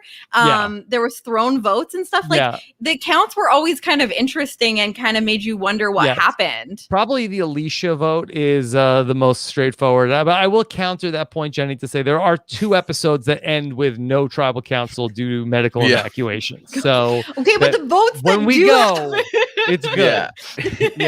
They make it worth it. Yeah, maybe the 1-2 step of Alicia being, so easily the one that's going, and then Anna kind of being a beauty's going to come in. Let's get rid of a beauty of it. But even then, it was are we going to get rid of Anna or Ty told her that he was going to give her the immunity idol. So I think that there was definitely some intrigue on that vote in the 5th episode. But the Darnell vote is interesting, especially in that it's a 3-3 split where you see Sydney, Darnell, and Jason voted for Alicia. And then Scott, Jennifer, and Alicia voted for Darnell. And then on the revote, it ends up being Darnell. It's so weird to think because I didn't notice. Alicia voted with the 2 guys that hated her the most. And I think that she felt like, she pled her case to them and that they were like pulling her in. And there was like a moment where you're like, okay, like they don't really respect her, but they're going to try to work with her. And then they're like, oh, just kidding. We can't stand her. I'm going to like verbally abuse her for an episode or 2. And then we'll just vote her out anyway after all of this. But I do feel like there was a moment in time where Scott and Jason actually planned on utilizing her as a number. And then they're just like, no, the personality clashing is just too much. I can't work with this person. And it blows up further from there. Yeah, and I think it's more Jason that has the issue. Like there's times when one is worse than the other. Yes. Jason really hated Alicia, only referred to her as a blondie. Yeah. There was one point he picked a scab and like was he going to feed it to Blondie. That was so messed up. They called her Blondie at Tribal in front of her. Like my memory of it was like, okay, I remember they called her that, but I forgot that they like also called her that, like to her face, in front of her, in front of Jeff, with no regard. Like they truly do not respect this woman. Yeah. No, they very much dehumanized her in their tribe as like, you're a nothing person to us, so you don't matter. Even when they would try and, rope her in and say you're with us, they didn't want, like, all they wanted Alicia to do is be like, yes, sirs, thank you so much, you're amazing, thank you for holding my life in your. But Alicia's a person. Alicia's gonna be like, yeah, but you kind of like, I didn't like this thing that happened. But they weren't willing to hear that out ever. So it just, that exchange kept making things worse and worse and worse for like from a viewer's perspective and for the relationship that the three of them had. I mean, there was exactly one woman on the season that those two guys were able to have like a decent relationship with. And that was Julia, who was the, 19-year-old person who was like, hey, whatever you guys want to do, like, I'm cool with that. Like that was the relationship that worked for Scott and Jason. Well, and even then it worked because Julia had the foresight to realize if I get to the end with these two, I'll beat them. So I'll take it. Yeah. Yeah. Well, and so the other thing is that on the Braun tribe, like, I feel bad saying this, but Alicia was not liked by the women either. No, and I think that it's just, that part gets kind of overshadowed just by how blatantly terrible Jason and Scott are to her, because we get confessionals like from Sydney saying like, she's annoying, like I want her gone. Sydney didn't like her. I think Jennifer warmed up. Like Jennifer, I think Jennifer felt bad for her. She felt bad that how mean Jason was, and she actually wanted to consider trying to save her, which ends up backfiring on Jennifer. Yeah, but you know what I mean? Like early on, like they were not looking to work with her either. It's just like it just got kind of, like the women weren't really sticking up for her either. And like Sydney's in a rough spot here too, where like I'm sure she's sitting there as a woman listening to how Jason and Scott talk to Alicia, and even without personally liking her, being like, this is messed up, but you have to sit there and because these are her a lot. This is her alliance on a small ass tribe. Like such a complicated situation that you find yourself in, where she's not going to like defend Alicia. She's just sitting there watching it happen. Yeah, which makes it all the more upsetting to you have told us that how much you cannot stand this woman, and yet we still vote out Darnell. Yeah. I mean, ultimately, this does go back to they are able to maintain control of that entire tribe, and it leaves them an extra bargaining chip.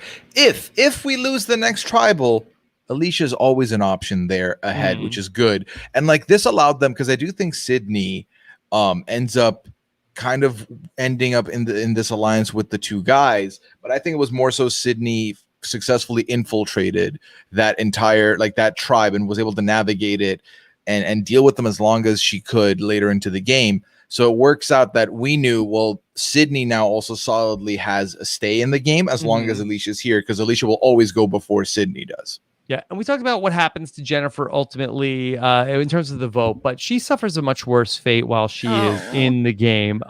This was in a season of gross moments. This was so upsetting to watch. Jennifer, when the bug burrows into her ear to the point where she can hear, this is nightmare fuel. She could hear the bug like chewing on her eardrum, just like a whispering, like, I'm gonna bite your eardrum. I'm gonna bite you, Jennifer. You can't do anything. You can't stop me. I'm biting your eardrum. Like,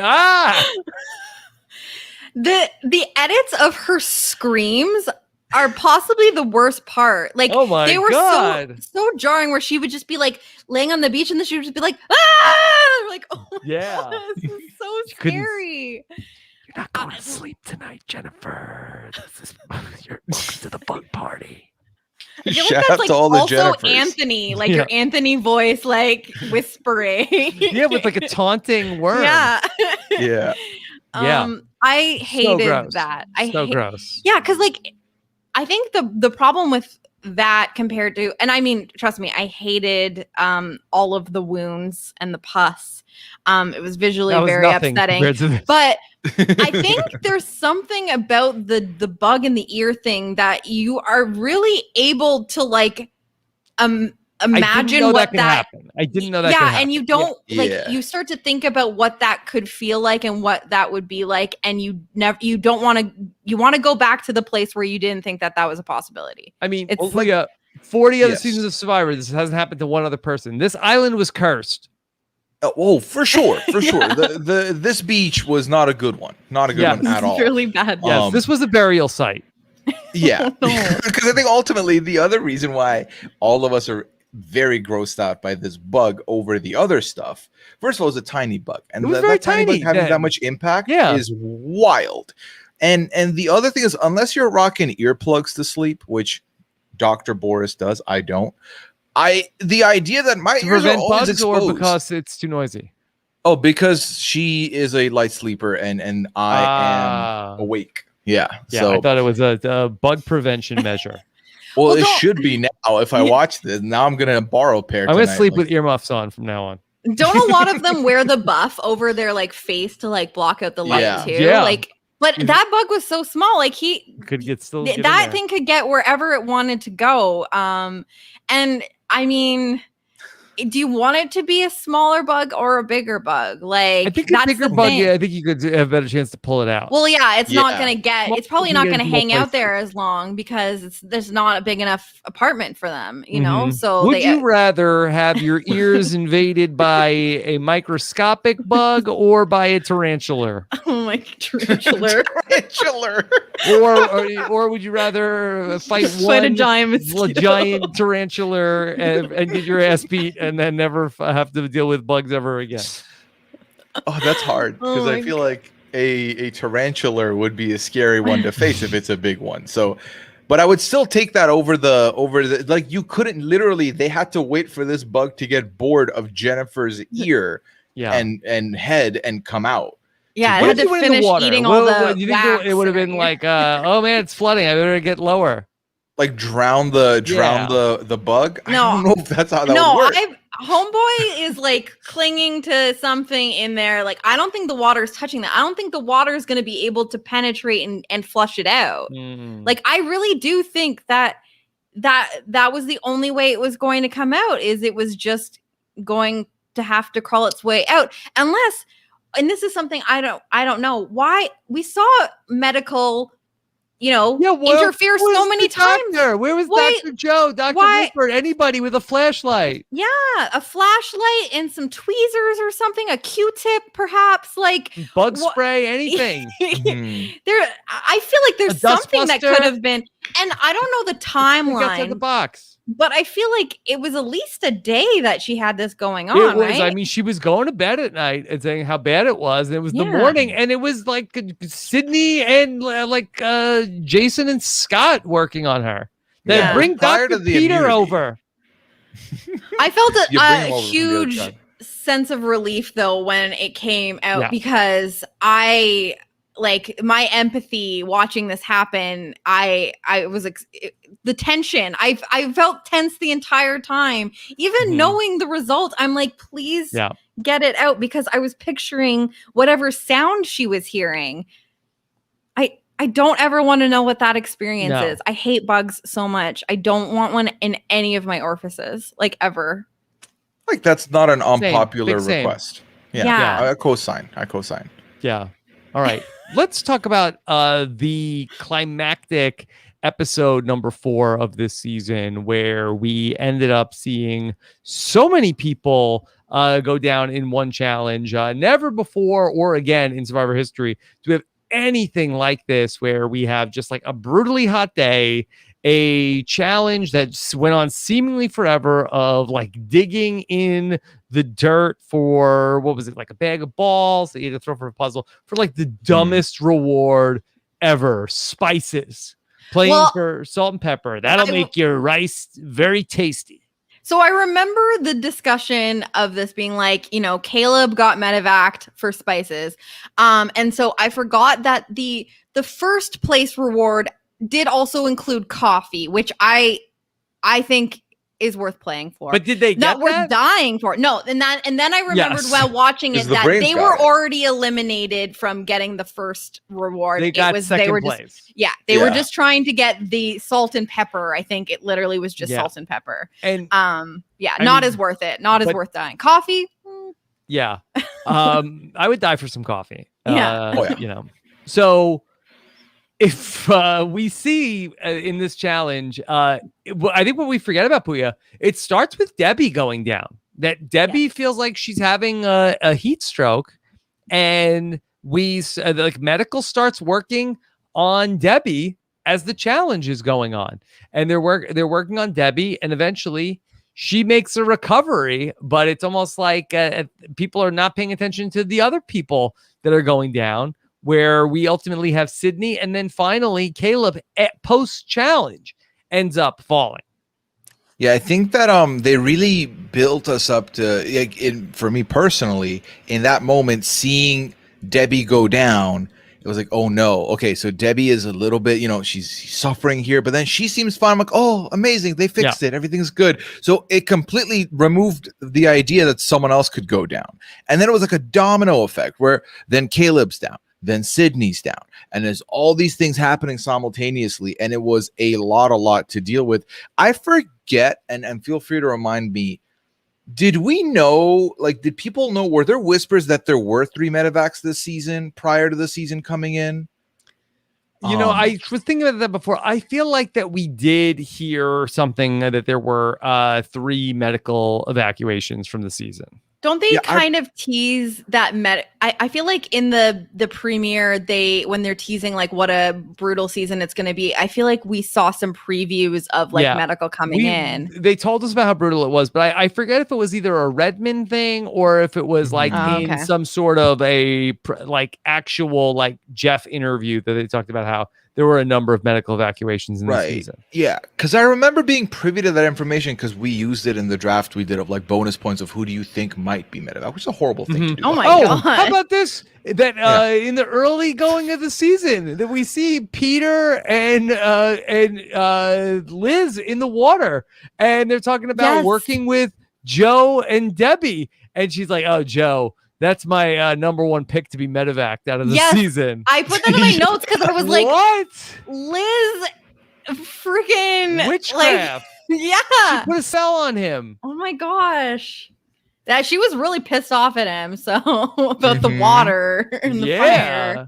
Yeah. So and in hindsight, she was like worried about like there being bad stuff in the water. She's doing her spell and she's like, not by heat, but by meat.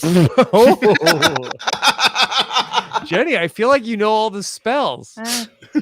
It's a lot of spell talk on podcast with Rob this week. This is the second podcast this week where we're talking magic. But like just being privy to that information, when Debbie fell, I remember thinking, oh my God, this is it. Debbie's one of them. And then Debbie recovers. And like I felt like constantly the whole season I was playing that game. But in that scene, yes, seeing Debbie recover really gave me a false sense of security that everything was fine, fully forgetting that, hey, other people are capable of falling in the same breath in the same time too, which we saw. Yeah. Well, and it seems like it was more of a thing like adrenaline. Like once you stop going, because it was after Brains had already, won the challenge that Debbie goes down. And so as soon as you stop, it's like something happens with your blood pressure and your body, goes into shock because you're kind of just like pushing through it in the moment. And then I think as soon as like your heart, again, I am not a scientist, but it almost seemed as if like as soon as they stopped, something happens with the heart rate, because that was the issue with Caleb eventually, right?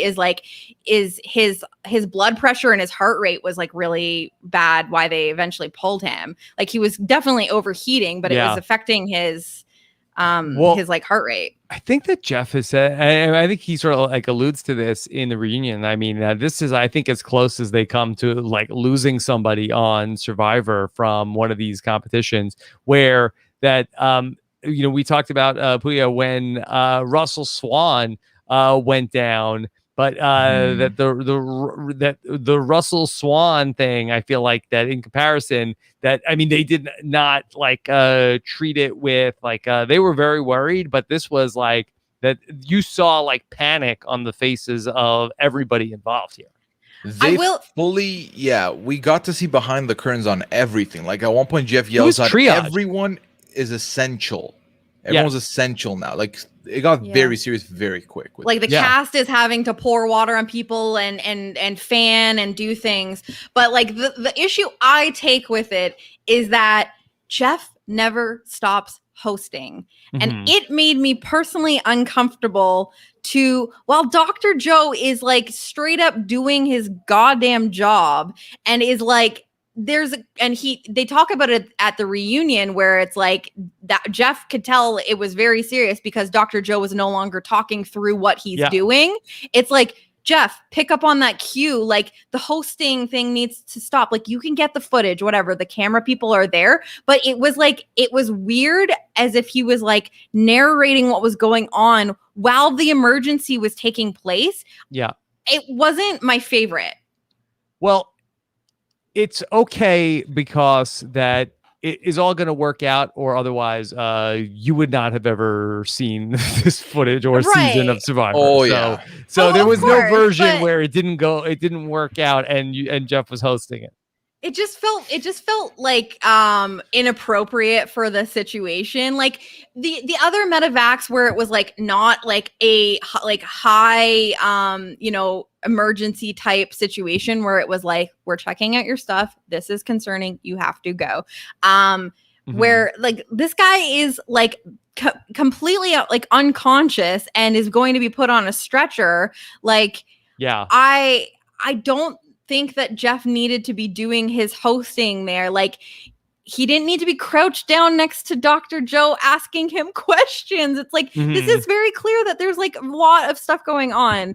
I understand that it's still a show, but like, I don't know. That personally made me tough spot for Jeff to be in. He's wearing a lot of hats there as the host of the show, as the executive producer, like on location. Like nobody outranks him. on the crew and the set. So he's also like the field general there. And so, you know, he knows that like the medical staff, like everybody's like doing the best that they can. So he's, you know, sort of like, you know, serving a lot of different roles at that moment. And ultimately, like, you know, they're, you know, treating it with the proper care. You know, I do think that this was a real wake-up call for the show. I don't think that you see anything as physical or as taxing on the contestants. I think that if there ever was going to be a day that was going to be as hot as this, that they would not have them be out there in the, you know, doing like exerting themselves to this degree without, you know, doing the proper checkups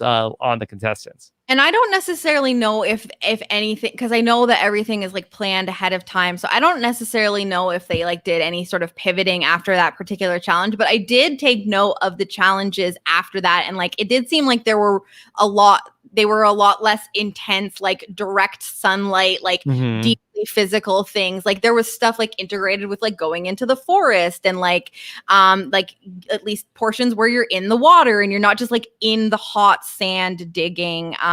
So I kind of wondered, I'm like, did they kind of shuffle things a little bit in terms of like the order of things to give them like a break from how physically grueling those like first couple of challenges were? Yeah. It's a weird episode in terms of you spend so much time on the reward challenge. Ultimately, Caleb gets medevac out of the game. I don't even think we go back to Beauty to check in with them after that, do we?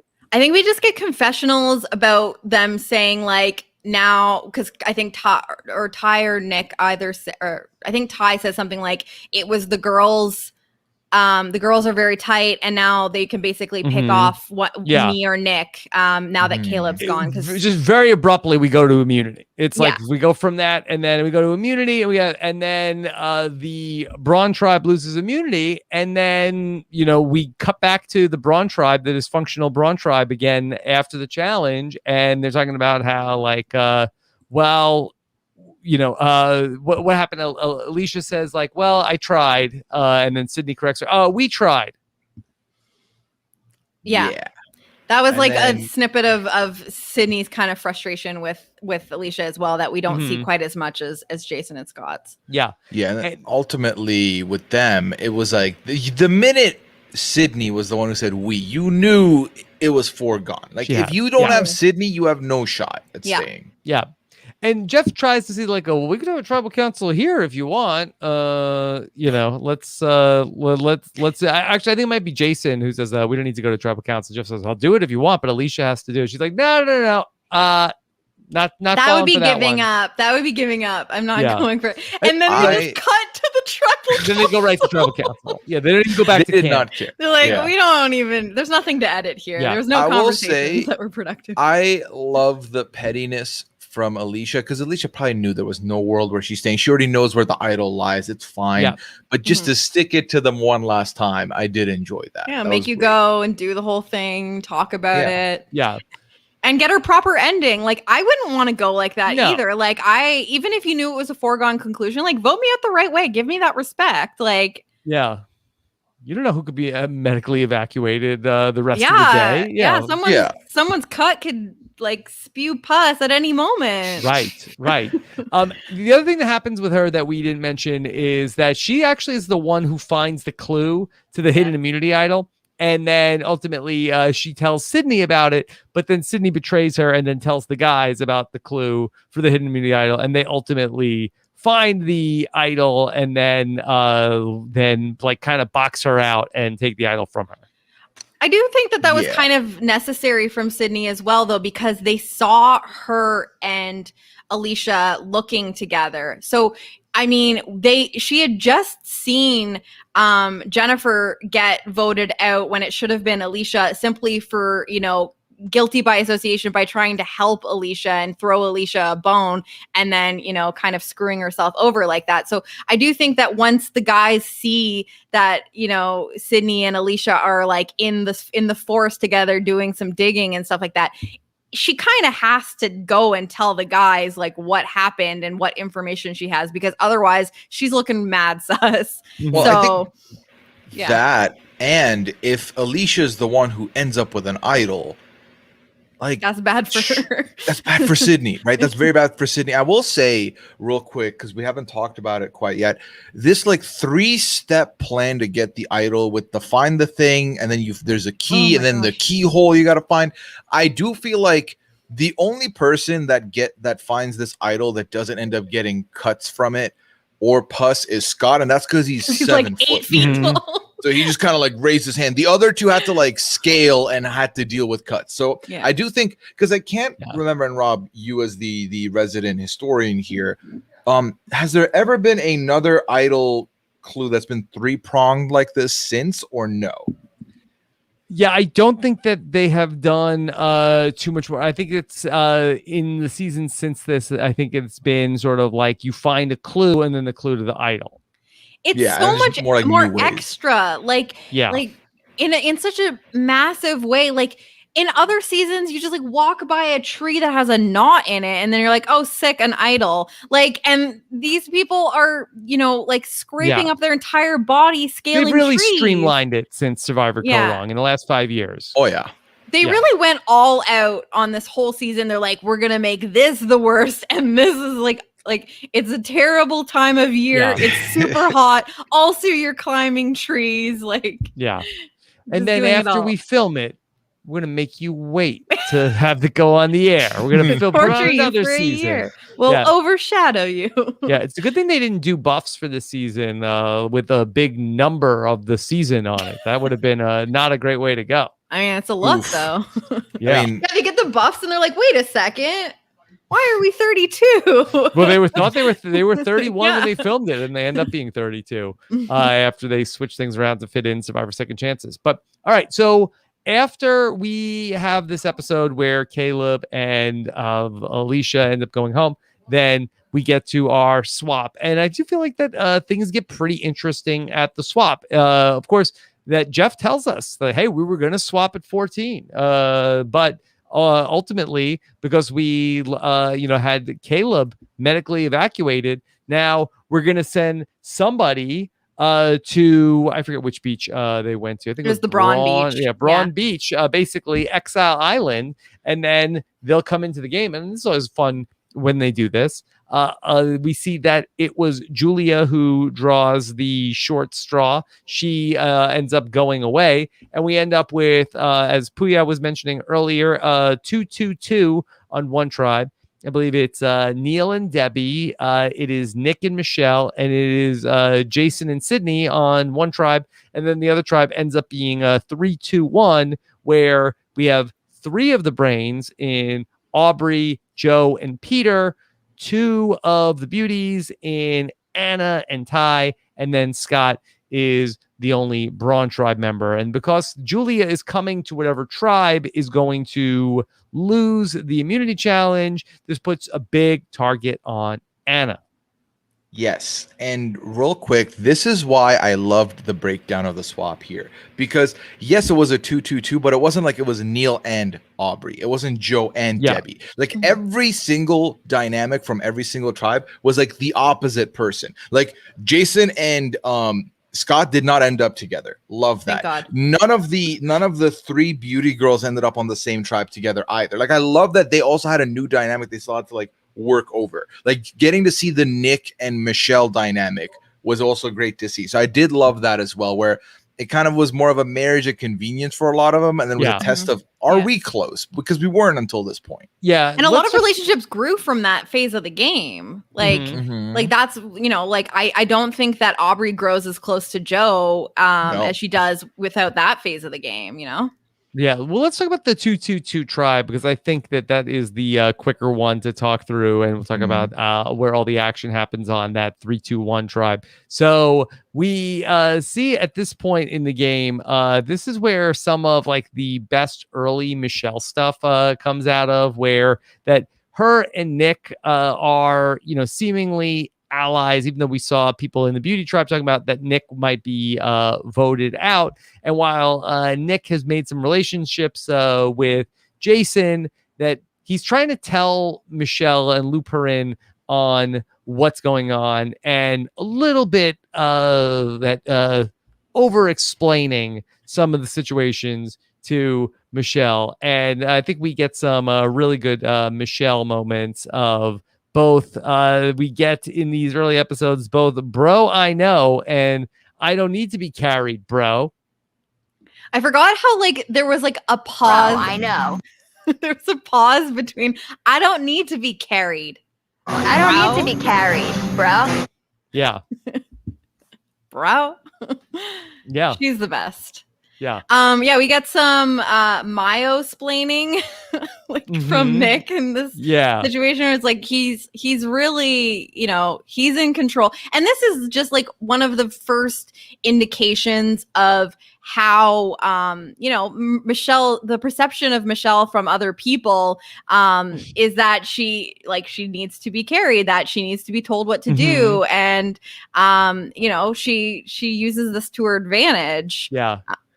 Nick, I think, brings some Andrew and Amira from 90 Day Fiance energy to his relationship. That. Like, don't baby, don't worry Majorana about for everything. We got this. Like, I'm talking to, like, you don't understand. We got this. But I love Nick Majorana. You can't do that to me. Don't say that. The opposite side of the coin is the Nick and Debbie relationship, which is just like it's so wonderful. He's an Adonis. Yeah. And it's an interesting layered relationship because that Nick is like, hey, I'm going to like flirt with Debbie to try to manipulate her. And Debbie is like, look, don't get me wrong. Nick is hot. Nick is an Adonis, but I'm not going to let him, I'm not going to do anything that's not in my own best interest. It's an interesting cat and mouse. Yeah. And I just love like and Nick they have each other pegged too. It's like so great. Like Nick calls out that like how to handle Debbie, because I think that like a lot of people just don't know how to handle Debbie. It's like let her talk, listen. Like she's got a lot to say. She's got a lot of energy. Show interest. And like Nick is not a terrible player. And this is like one of those moments where you can see that like Nick does kind of understand people. His reads aren't always perfect and he doesn't always handle every conversation perfectly, but you know, he can handle the eccentric characters and work with them. And you know, Debbie gets it on the other side. It's like he's a good looking guy and like he thinks that like she can play up like Nick, because that's the attention he's used to and he thinks that he can get away with it. I love that. I love that dynamic. I wish we had gotten more of it. Like Nick honestly, and Debbie for The Amazing Race. Oh my goodness. Sign us up yesterday. Hell yeah. Oh my god. Yeah. That'd be great. So That'd be great. Also then Neil is there. We mentioned Neil has an idol from earlier in the game. Yeah. So I feel like he has, I mean, again, that tribe does not go to tribal council.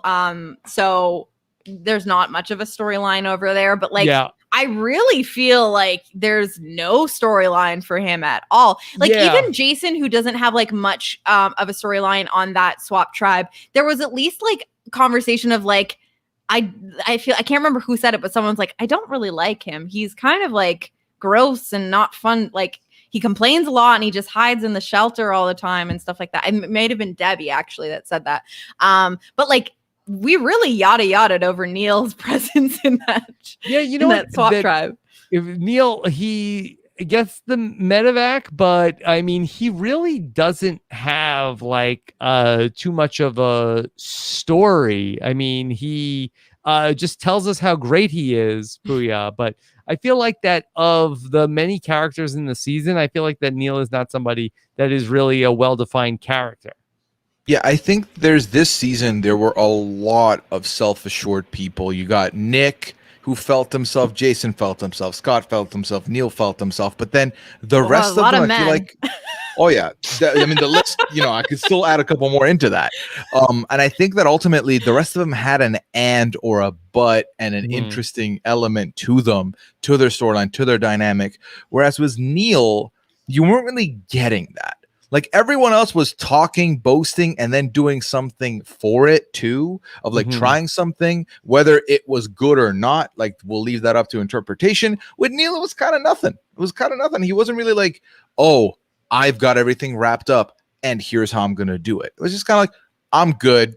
It's like, okay, well, you're not really giving me anything to work with here. So I think that's why. This is actually very interesting to explore. Jenny, is this a season of Survivor where the women players like far outrank the male players of the season? That is every male player of the season severely flawed? And Peter. Yeah. Exactly.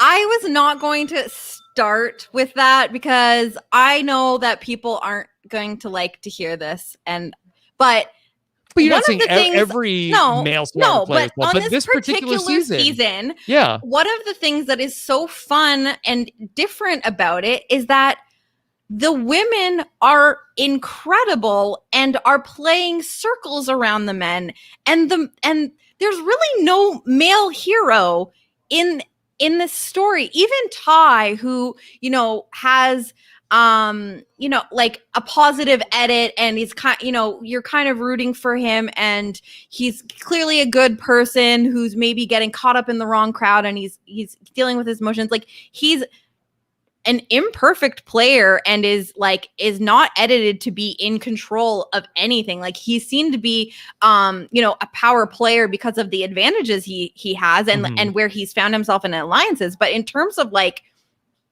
the actual best players of the game, it's all the women. It's they're all so good. Like, and we said earlier, like the three best players in the game probably were Aubrey, Sydney, and Michelle. The iconic reward where the three of them are together, and I'm like, I want to be their best friend. It's just incredible. But like Julia, Julia kind of messed up, but Julia was not. Yeah.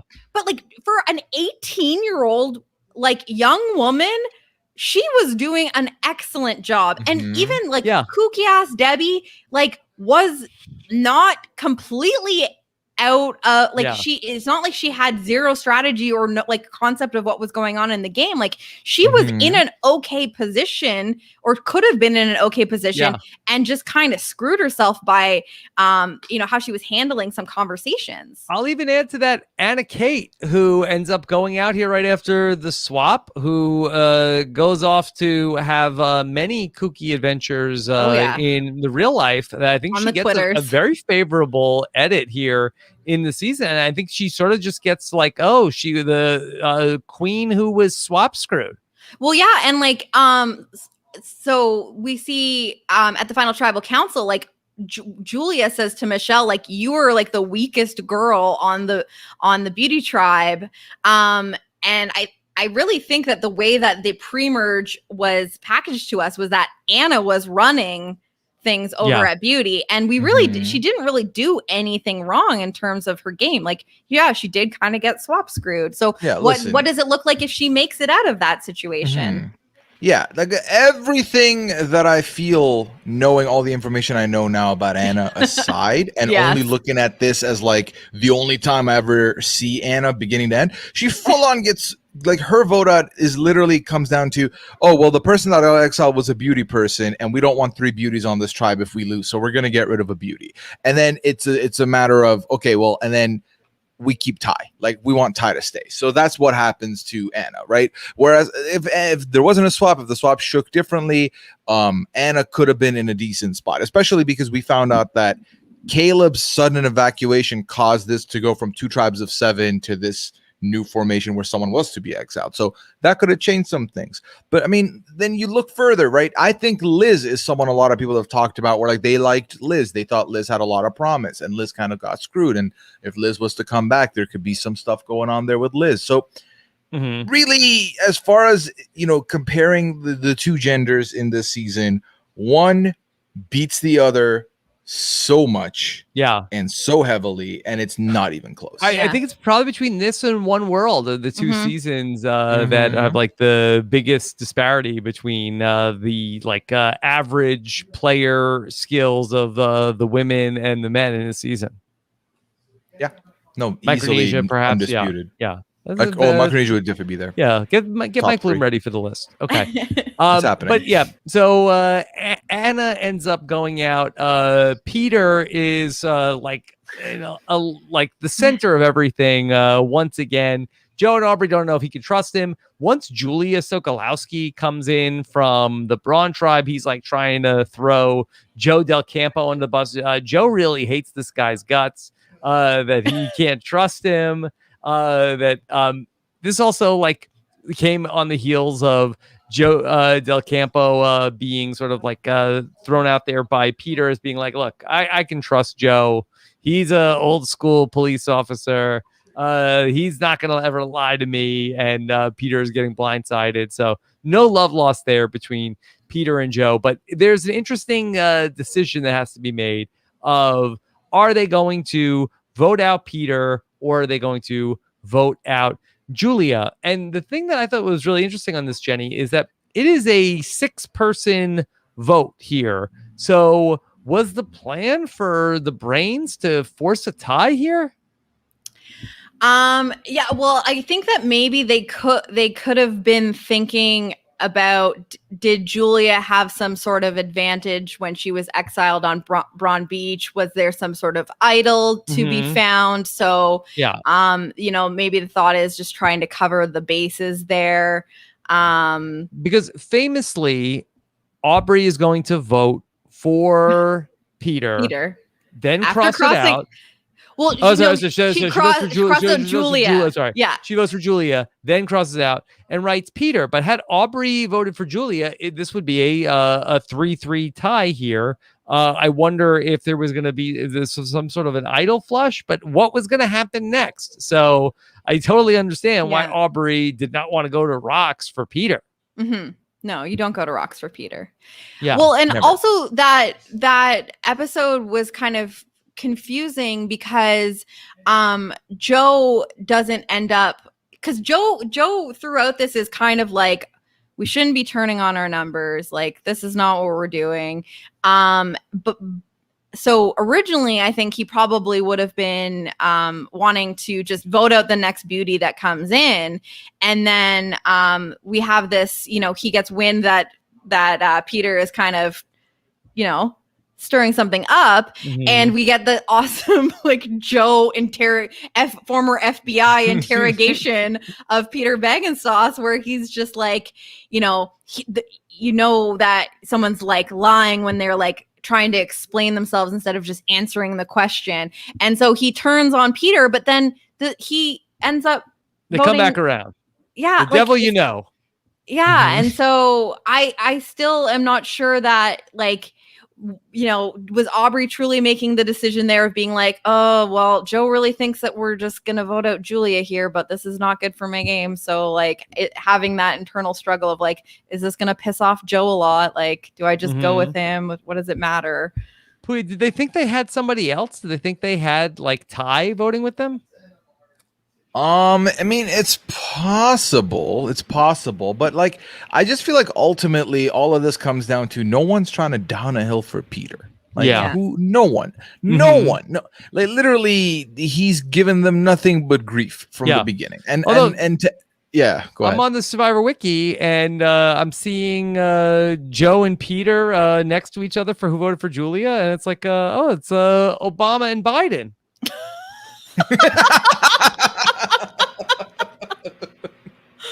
Not my president. if they were featured on Wish.com, of course. Yeah. Let's preface that. Yeah. Oh my gosh. Joe. Yeah. Wish.com Joe. There is. Okay. We did it, Joe. Yeah. Oh my god. They're gonna get the memes going. Yeah. Yeah, we need Aubrey in that meme. We did it, Joe. Okay. So yeah, this was a huge moment though of never before, Jenny, have we seen a contestant cross out a name. We'll see in the following season. Hannah Lil Nesson, host of That's My Archetype. Or Just My Archetype, do the very long pause in the voting booth before she ends up voting out Mari Takahashi. But here we had the cross out vote. Yeah, and I feel like this was highly discussed at the time Yes. of like this looks bad. Like you are showing like indecision. Was this something that ultimately hurts like the perception of Aubrey later in the game, where she was like, you pissed off two people at once. Like you showed a person that you were that close to voting them out and changed your mind. Was there not another parchment? Could you have crossed it out a little bit more? Like, oh, you just spelled the name wrong and you wanted to show some respect because apparently maybe you can't spell Peter. I don't know. I just felt like this was such an interesting thing. Like, or was she truly trying to make a statement of like, you know what, Julia, I could have voted you out, but I don't think she was trying to make a statement. Yeah. Mm-hmm. I think it was an oversight. Yeah. Do you think that Aubrey could have done a better job redacting the name? Yes, I think so. Like I think you have ultimately a tattoo of a X on your arm, and you're like, you know what? I'm just going to go with a black stripe. Or something. Yeah. No, I think 100%. First of all, like she has steady hands because that line across Julia was a straight line. Like I could 200 tries I couldn't get. Yeah, that was too good. No, I mean, I think obviously for me, like you gotta like mess it up completely, cover it up, right? Rip Peter that part in the off. corner. Like eat it. What is it to become like illegal if it's not like a certain dimension? Like, but it's a freaking Sharpie. Like, just black that out completely. I just like, I don't know. Draw a picture. Like, there's no time limit in there, right? Yeah. Could you turn the word Julia into Peter? I'm looking at it right now. I honestly, it's not impossible because like you make L the would J. be easy to go to. I'm gonna work on this. That would be the easy part. Yeah, the L would be the T, and that's the third letter. That would work. The J is a big J. If you make the J a very big P, like one of those old books that has like turn the J, close it off, add the line to the left. I think you okay. This could work. Oh yeah, there you go. Yeah, there you go. Peter. Come on, Aubrey. You're an artist. Yeah, ultimately that decision or lack of decision, like oversight, ends up being a little costly with her in the like immediate when they get back to camp, because it's like, well, you still voted Julia, like even though you changed your mind. And I do think the psychology of like being in the booth, you want like your alliance members want you to exude that confidence, put that confidence in them, that trust in them, that I was always with you all along. So any pause in the booth, I think, is not good. And then seeing this kind of indecision also doesn't come off great for you, right? Because it makes it seem like you don't like you're not really putting all your trust in your allegiances, and then the people that you've just screwed. It doesn't look good either there. So it's multiple levels of bad. I think immediately you just want to seem like you were confident from the first place. But the Julia and Scott relationship is very tight there. Also, the other thing that happens from those pre-swap tribes is that Ty ends up revealing that he has the idol, which then ends up Scott being in the position of being matchmaker of, my friend Jason also has an idol, that we should talk to him, because then if you have an idol, then we can have a super idol. So that's going to set up that relationship with Scott, Ty, and Jason for after the merge, which finally happens. We will not get a merge vote. We ultimately will have our second medical evacuation, but things are really cooking at the merge. People are overserved, Jenny. What do you mean? Why did you say my name? I thought you're our resident alcohol beverage expert on the panel. Wow. Okay, I'll take that. Yeah. I mean, I think that's to be expected. It's the merge. They're literally malnourished. They're barely getting any food. They're probably dehydrated. And you see wine for the first time. I'm going ham. I don't know about that, like you guys, but I think that that's definitely going to happen. I mean, is it a good game move? Maybe not. But I think that when you're out there, you're clinging to any piece of like normal life and fun and So I mean, I'd probably be one of those people getting overserved at the merge feast. And it's a very good post-merge of the season. I feel like that of the two halves of the season, I definitely feel like that the post-merge is stronger. It's not a bad pre-merge, but I feel like that the post-merge is a lot more electric, especially after we get through the Neil medical evacuation. Puya, it's a 4-4-3 post-merge where we end up with our 4 members of the Beauty tribe, 4 members of the Brains tribe, and 3 members of the Brawn tribe. Yeah. So like, even though, because obviously you look at the pre jury, the pre-merge, and it looked like Braun was suffering hard right before this swap happened. So for it to be very close, like literally 1 person difference, and then Neil is the one who's leaving, it ends up being a very, very close between the 3 divides, which I always get fascinated by stuff like that, where you get to the end and there's still like a little bit of skin in the race for all 3 tribes that originally started. It's always interesting to see. Yeah. And so Braun tribe is in a pretty good position, and they can sort of pick which way they want to go. What I appreciated about this situation, I mean, I'm not going to be happy for a medevac, but it does kind of save us from what could have been a bit of a steamroll for this Beauty Braun alliance, because Neil being the one, they figure out that Neil has an idol because they can see a bulge in his pocket, and Jason knows. Sydney spots it. Yes, right. Yeah. But the guys, but they see it, and Jason recognizes the shape of the idol because he's seen it. He has one. And so I mean, that's their biggest target on the Brain side. They're not going to go for him at the merge if they have the opportunity. They talk about taking out Aubrey instead and splitting the votes and hopefully flushing the idol. And they get their wish by just having him walk away with the idol. And I think that really probably changes the dynamic a little bit, because it kind of does the work for them without having the unifying vote. Because that's the thing with like an alliance. It's like, it's all well and good until you can actually lay your cards on the table and say, listen, like, okay, we've now voted together. We've now done, made an action that's proven that this is a thing. We all voted together. And I think that, it really seemed like the Beauty were going to just get decimated at that point. And because I think that alliance of Beauty and Braun didn't have that opportunity to vote together early on in the merge, they didn't get to lock it in, and there was a lot of time for other things to happen. So they talk about that 6 days in between tribals. Yeah.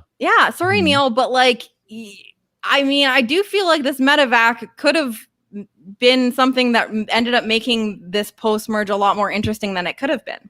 Yeah, because Puya, the vote that would have happened seemingly was going to be, well, we think Neil has an idol, so we're going to flush it, and then Aubrey is going to go home at this final tribal council. And so when you kind of look at this season and you say, hey, Aubrey should have won, really, final destination, Aubrey should have got voted out at the merge.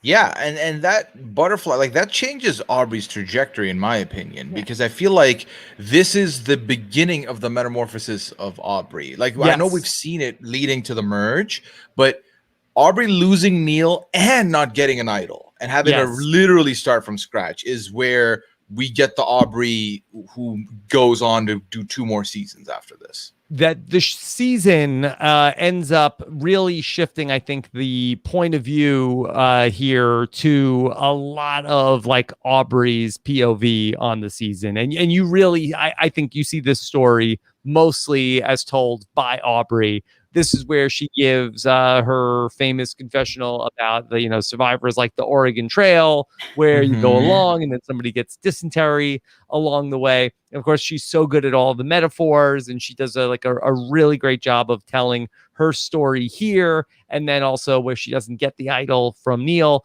And then she's like a really key part of these next couple of votes. So this is where I think, Jenny, as a viewer, you start to really sympathize and root for Aubrey. Yeah, and also something that I really appreciate about her, and maybe it kind of is to a detriment to her, because we hear people asking for her to be confident in the final tribal council, is that she's never bragging. She's never egotistical. Like when she's up, she's so aware about how quickly her luck can change. She has she talks so much about how things can quickly, change for her. And she talks so much about her luck in the game, but she gets emotional, she gets upset, but she never gives up. And I think that how else are you going to get people to root for you? Like, you can totally understand why people are backing Aubrey, because certainly, Scott and Jason, after they get betrayed by Ty, you're not rooting for them. They're not likable villains or underdogs. It's Aubrey who's sometimes things go her way, and then before things are just getting back on track, and then something else happens, and she's so good at the awareness of it, and I don't know, she just has an awareness of her game that I don't think that a lot of players often do in their confessionals, where I think that a lot of people are always the hero of their own story. And I don't think that Aubrey ever acts like she's got everything on lock. She's aware of her strengths, she's aware of the element of luck, and she's so good at articulating it through the entire game. And I think that's important in this season in particular, because we did talk about how there are a lot of self-assured people, and in the middle of all the self-assured people, the person who's constantly questioning themselves, their presence there, their capabilities of doing it, and then transferring into a more self-assured person by the end, that kind of storyline is something you want. And we wouldn't have gotten that had Neil not having to leave, which, by the way, Rob, let's say you're in the Neil spot, which, not dissing you or anything, but you're self-assured, you're you love the game, you're trying to play, you relate to Jeff because you both, 15 years has been a long way, here's where you are. You don't get to fulfill your game that you wanted to play, but you can part ways with the idol and give it to your alliance member, or you take it home as a souvenir. What are you doing?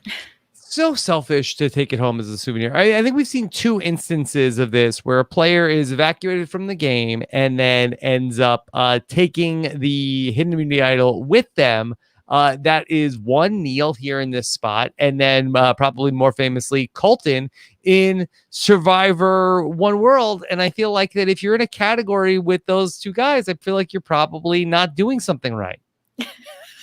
Yeah, I feel like there's plenty of souvenirs that you will have, or you could have as a memento. You don't need, or you could lose it like poor Andrea Belke did. It's not even a guarantee you're going to have that forever. She kept her immunity idol and lost it in the streets of New York. Poor girl. Are you a purist and say hey, look, nobody should have this, that this is, I found this and it would be, unfair to the game to give it away? Or do you sort of are you like a bride at a wedding and you just throw it over your shoulder and then whoever catches it?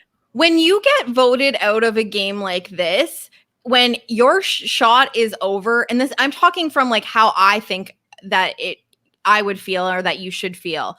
When your shot is over, you pour your interest into another person. You would like to see someone bequeath the immunity idol. They become the avatar for, it's like I had, I was a part of that. It's they were my person. We were working together. If I'm not going to win, I want this person to do well. So if I have a way of helping them, this literally does nothing for me. It is a stick, well, more than just an effing stick, but it's just fiber and wood, probably. So just fiber and wood. It's just fiber and wood. You could make a replica, really impact the game. But maybe you're thinking okay, well, I could have been voted out with this. This wasn't part of my game plan to pass this off to Aubrey. So I think I would do it because Puya, if I give you the hidden immunity idol, you're gonna tip me out at the end of the season, right? Yeah, you can take me on a trip or something. Something. Yeah, give me a dinner or something. I could get you a computer. I mean, definitely, and I think that's the big thing. Yeah. Yeah, Puya and I played an org together.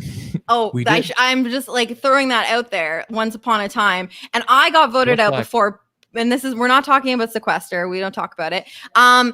So when I got voted out, this actually had like a bequeathing type function in it, and so I chose to bequeath something to Puya to help him in the game. Like, I just think that that's what you should do if you have the opportunity. I mean, you but got maybe he didn't have the opportunity, right? If I give you the idol and you win, 100%. DoorDash, I would buy you stake in the company. Like, obviously, yeah.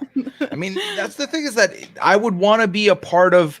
I don't get to be in the game anymore. I want to still be a part of the story. And by me helping a friend out, that's what I'm doing. Because honestly, especially in this day and age, like, there are Etsy shops that will give me a replica of the idol I had. So I can make it and be like, kids, you see that? I got that in that season. They're not going to go fact check me. So like, it's fine. I'll have my souvenir and the kelp.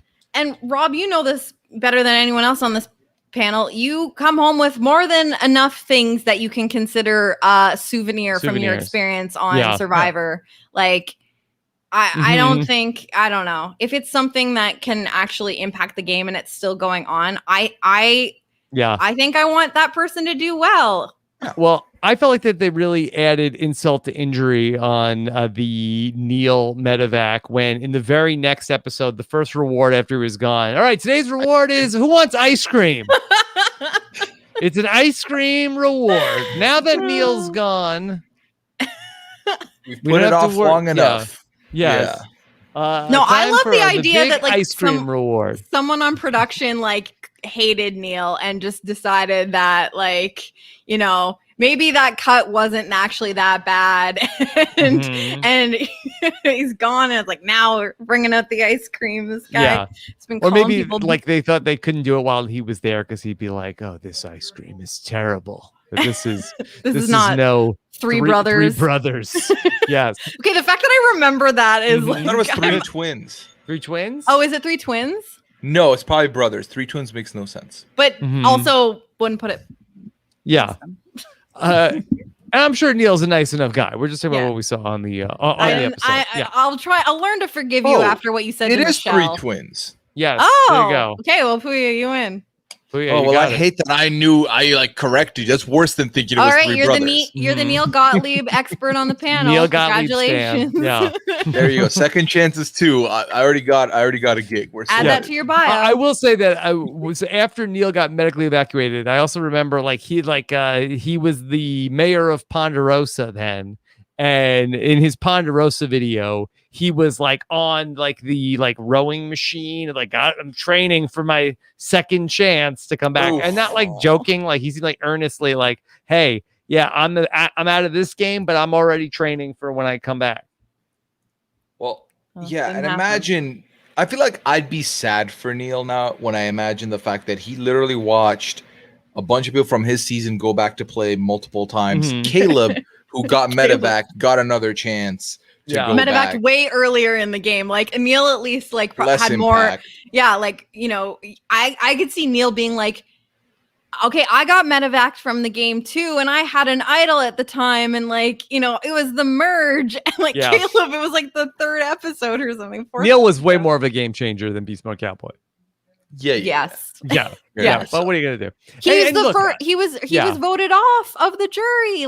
That's you can spin that more into spin that more into a story of being a game changer than Caleb's. Sure. And Neil's had incredible success in business. Probably more than any of us can fathom. So good for him on that. But it didn't go his way on Survivor. No, I will say his attitude when he gets voted off of the jury at first, he seems okay, but then I thought that it was gonna go way worse at first because I was I thought he was gonna get really mad, and then he just kind of laughed, but then he said something mean, and I didn't like it. Yeah, he's a little snotty. I hate to make this a little bit of a sad event, but no, 3 twins shut down April 2020. No longer ice cream no. company. Okay. Yeah. All right. Okay. Well, bring him back. Now bring him back. I've decided. Bring it back. The world's reopening. Come on. All right. So, all right. Yeah, just bring the ice cream back. Anyway, so we're primed and ready after the Neil medevac because a lot of focus on the mayo jar, who does win the first immunity of the season. And he's really feeling it. He's in a good spot with Scott and Jason and feeling like that he's in such a good spot that he's sees Aubrey as like somebody loose electron. Hey, let me work on picking her up because basically she is going to get some votes coming her way, but she's probably not the target as they're trying to flush the idol. Maybe Neil gave it to her. Maybe he didn't. And so he's telling her to vote for Debbie or for Joe. But there's also some worry about the Women's Alliance. And Nick very publicly goes up to the beauties after a reward and asks Julia and asks Michelle about it. And Sydney doesn't like it. Yeah, Sydney is like, she said that he's the most indiscreet person ever. Like she sees him approach Julia, and it's like very obvious that I think they went like on a boat ride or something. He's very mysterious, the mayo jar. He's got a little bit intrigue to him for sure. Yeah. But the thing, and this is something that I love about Sydney, is that like she doesn't take any crap, and she's like when she does get like upset, it's like she's very straight about it. And she calls him out in front of the other, like, so it's like Nick and Scott and Jason, and she says, you don't need to check, like, you don't need to get Nick to check don't up check on me. Me, boo. Do not check me, boo. Yes, exactly. Yeah. Don't check me, boo. Yeah. Yeah, and like Sydney is like rightfully frustrated because, you know, the guys get to do whatever they want. They can, right. And it's like she gets in a boat with the other two girls for a little like boat ride, and suddenly now it needs to be a conversation about, is there a girls' alliance? Yes. And enough has not been said about Sydney yet on this podcast. Oh my gosh, she also wears a flawless hat, Puya, that is made from the top of the rice container. I dug it. That was fashion. It's a look. Yeah. I agree. So there's concern about a women's alliance, but how about this? How about now there is a women's alliance? You manifested it, guys. Nice going. Good job. Good job. There wasn't one, and then you kept asking about one, and now there is one. They manifested it. So yeah, that's like when I asked Nicole that are you okay? You seem like you're not okay. Like, well, I was okay, but now you asked me if I'm okay, and now I'm not okay. Because you kept asking me. That's how it works. I was fine. That's scientific. Inception. They manifested it. Yeah. And so that Nick tries to go to Aubrey and says, like, hey, like, you're in a bad spot. Like, we'll come and pick you up. And this ends up like spiraling into a bunch of the women saying, like, why don't we just put out Nick? Well, like, and that's the other thing is that, like, you know, the guys are kind of getting like this thing going, and Nick's talking about it. He's like, I'm in a great spot. And like, he really could have been in a good spot. And like, I think that this is when some of, you know, the women are starting to pick up on the fact that, like, you know, Jason and Scott are not super well-liked people. This is like, we're not even at the point where they get super bad, but like these are traits that are already popping up long before the, you know, the hiding of the machete of it all. And so I think that people are starting to, you know, see that, okay, we know what Jason and Scott are about. They are not, you know, they're going to make enemies. They're not super well liked. Nick is kind of hanging out in the center. And again, he kind of falls into this trap of like, he's with the guys, but he's kind of like, he hangs out with Aubrey sometimes. And it is kind of like the perfect thing to go for, where it's like, he's getting too big for his britches and he's in a good position. Let's take this piece out. Yeah.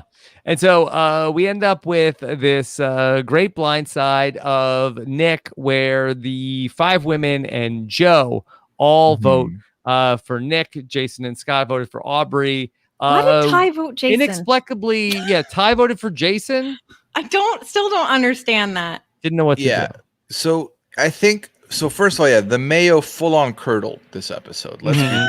Oh, not that. Yeah, and it begins and ends for me. Like, obviously, his cockiness became full swing because he was initially talking about how he felt like Jason and Scott were being very arrogant, very cocky. And then he did it to himself. He kind of put it out there and then he became it. Yes. But I think obviously being so obvious during the immunity challenge where he was like, well, okay, I thought Sydney had it anyways. I just wanted to make sure all the brains got off. And like, that's not a good look at all. Mhm. I think the thing with Ty that happens in this tribal that I can't get over is Ty just straight up talks about the super idol. Yeah. And explains that.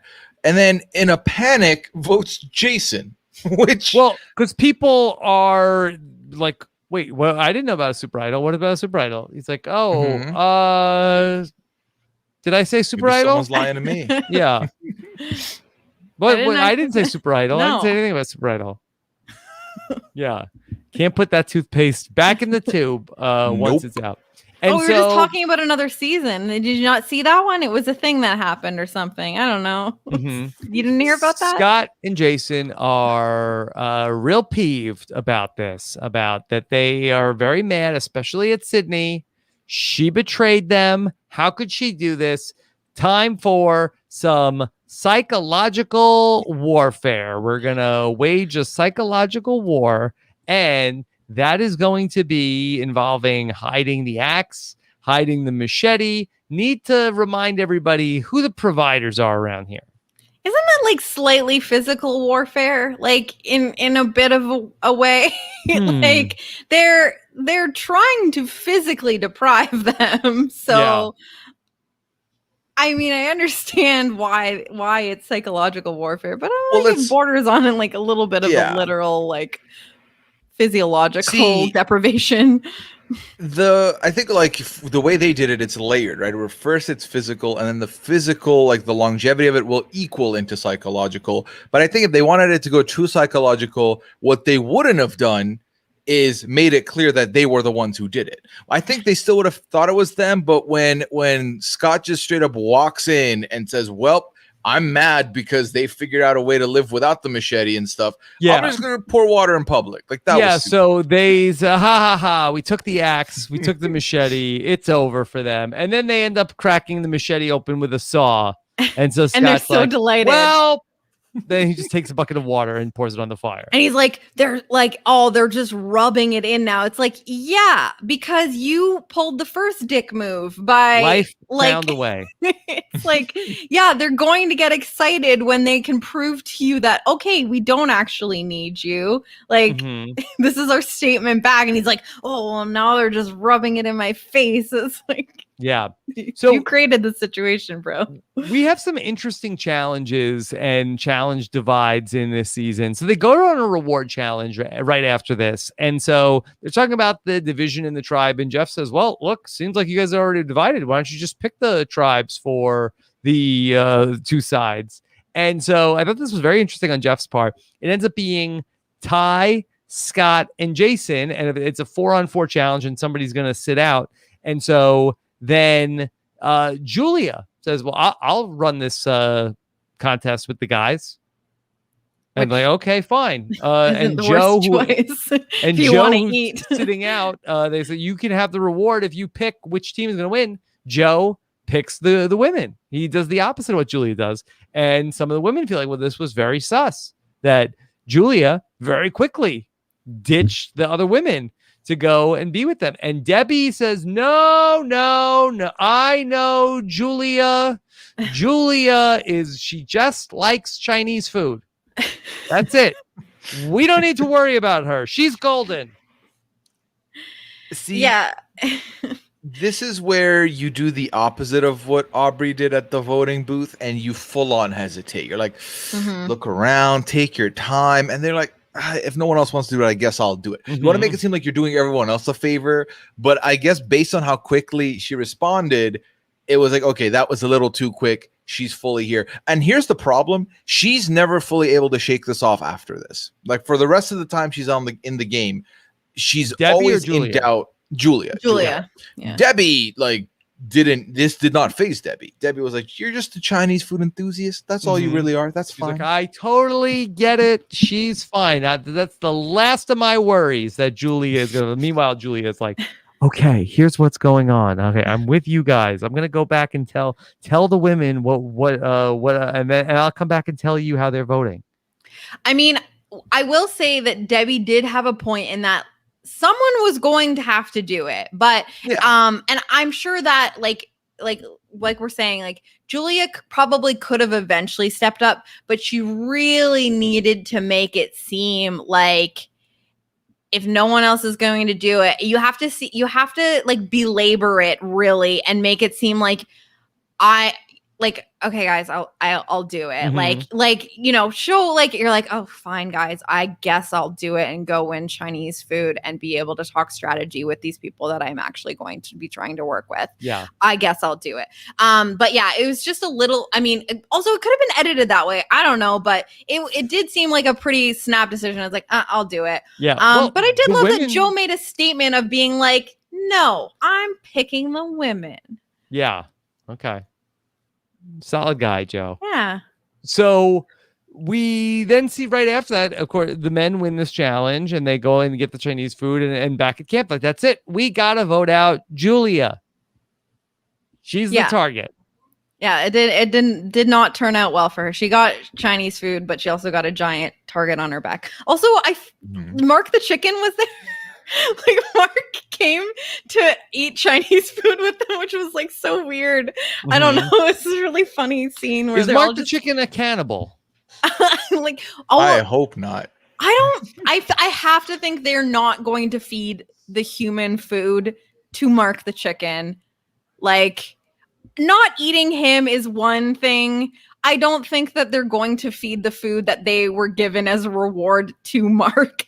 You don't think Mark got fed a couple grains of rice or something? Yeah, you're eating with chopsticks. Okay, well then that's not cannibalism. Yeah. But if he's eating like a piece of chicken from a chicken fried rice or something like that, that's cannibalism. But if he's just eating a rice grain, that's not cannibalism. Yes. Yeah. Okay. But that's I don't know. Some jigsaw type move to like gonna drop some of my chicken fried rice around this chicken, see what happens. Oh, God. It's very dark. Very dark. Yeah. So messed up. Okay.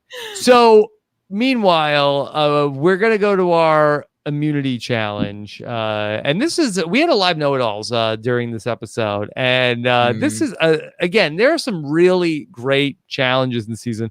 I think this might be the best execution of this Domino's challenge that they ever do in the history of the show.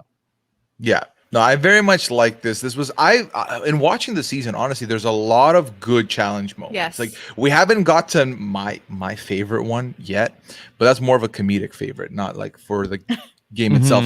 But this was I agree, this was a very good domino effect challenge, and I did enjoy it very much. The post-merge challenges I think are really fun. And like I'm someone that usually tunes out the challenges. Like I black out and forget everything. And when I do rewatches, I do like speed it up during the challenges.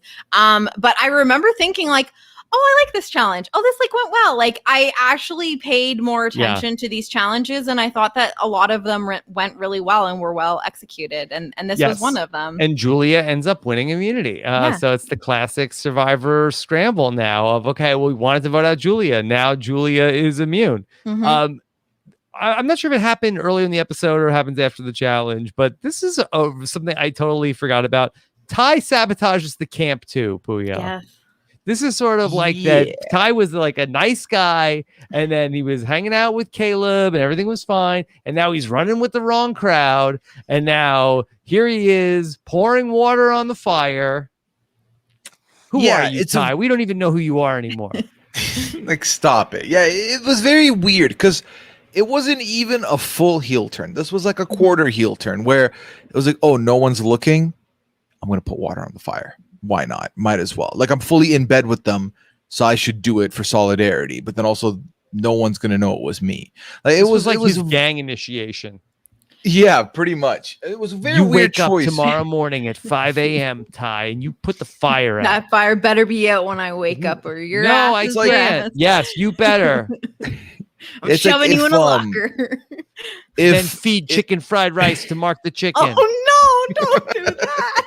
Or you're not one of us. Oh, So no. like to me, the way this plays out is if Ty was on Russell Hand's first season and ends up getting in bed with Russell, what he would have done, he would have burnt like one sock from each person instead of both sides, just the left one, just to minorly inconvenience them. Because already the damage was done to the fireplace. But Ty came in, tried to get a lick in as well, does it, and then obviously this isn't long lasting because Ty can't do this the whole way through. It's like he's trying his hand at like turning bad and just being like, they seem to really enjoy this this kind of like, you know what, let me try it and see if like it makes me feel something. And it's like this pained look on his face, like he hates every moment of this, and immediately is like, I poured the water on the fire and it was not a good feeling. Did not like it did not work for him. So after the immunity challenge, Julia is immune. And so, okay, we got to re-scramble, and okay, we'll come up with a new plan. We're going to do a vote split, and Debbie brings in Julia right away. All right, Julia. All right, here's what we're doing. 3 votes on one of the guys, 3 votes on Ty. All right. Don't tell the guys. This is the exact plan. Yeah. Definitely don't tell the people that you just went on a road with. Like, yeah. We got and this. she does tell them. And Aubrey is really leading the charge of Debbie's a loose cannon, Puya. Here's the thing. Ultimately, Debbie's a loose cannon. Debbie has done this before where Debbie will not just listen to an order or a direction. Debbie would like to play offense. Debbie says this multiple times during the season. I play offense while other people are playing defense. I probably play offense the most. So in this instance, it makes sense for them to flip the table, because Debbie was the only person that wasn't seeing this Julia thing as a thing, whereas the rest of them were kind of cluing it in or getting there. But Debbie, no. And I think that, I fully supported this decision at the time and on the rewatch. Yeah.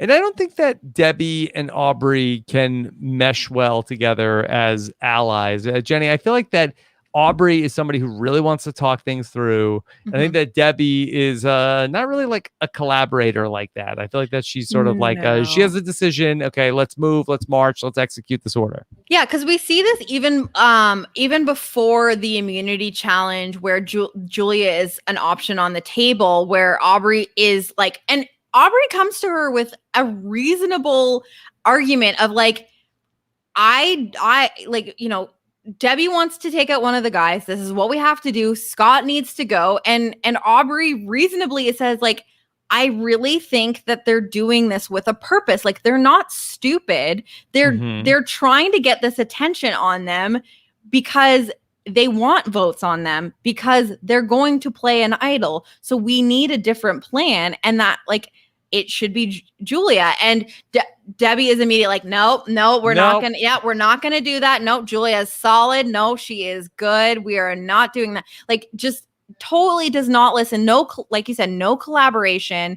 And then once Julia is off the table, it's like, she already knows that her other allies are like concerned about Julia's role. And she's just getting sloppy. She's seeing the game only from her lens, where Julia is someone that she trusts, and there was nothing nefarious about her volunteering to go on the team with the guys and all of that stuff. So I just think that like there's no way that conversation is ever going to go anywhere, because Debbie needs people that see eye to eye with her. Like, that's why like her and Joe worked so well together in the early stages of the game, is because Joe is a straight and narrow kind of guy where it's just like, we don't need to talk it through too much. It's just like, yep, this is the vote. And then we walk away. And that's perfect for Debbie. But Aubrey is like thinking through everything and wants to talk it through. And Debbie's just like, no, we're not going to do that. That's not going to happen. So, An observation that I have, and like this could be incorrect potentially, but I think that had they done the vote on Scott here, or Jay, whoever they wanted to vote, one of the guys, I think Ty might have considered doing the idol here because it's not until like they would have been doing it one too soon where Ty was still with them, with the boys. Whereas by the next time round, that's when Ty had started feeling the disconnect and Aubrey was able to scoop him in, right? So ultimately this is a game-saving move for Aubrey, I think. But what's wild about this is that they want to vote out Debbie because she's a loose cannon because she told Julia the plan. And they come up with a plan to vote out Debbie. Like, all right, let's get Julia in on this. And they go, and Aubrey and Sydney like, all right, you sure? Good. And then Sydney and Michelle like, all right, Julia, here's the plan. We're voting out Debbie. She's like, okay, great, I'm in.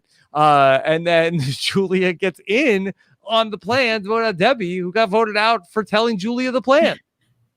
But it's like that goes to show that like I think that Aubrey was very aware of like how Julia was playing the game, and that like Julia was still kind of keeping like, you know, she was still going to play along if she could. She was just feeding information to the other side. She wasn't going to vote with them or anything. She was just going to be like, hey, if I can help you keep you around and somebody that's more threatening to me goes, then that's great. So it's like, yeah, of course I'm going to vote Debbie out. And like, if you need that person as a number, then perfect. But it might have been better to, you know, feed the information to Julia that they were still going to go for the guys and then just have them use an idol and waste it.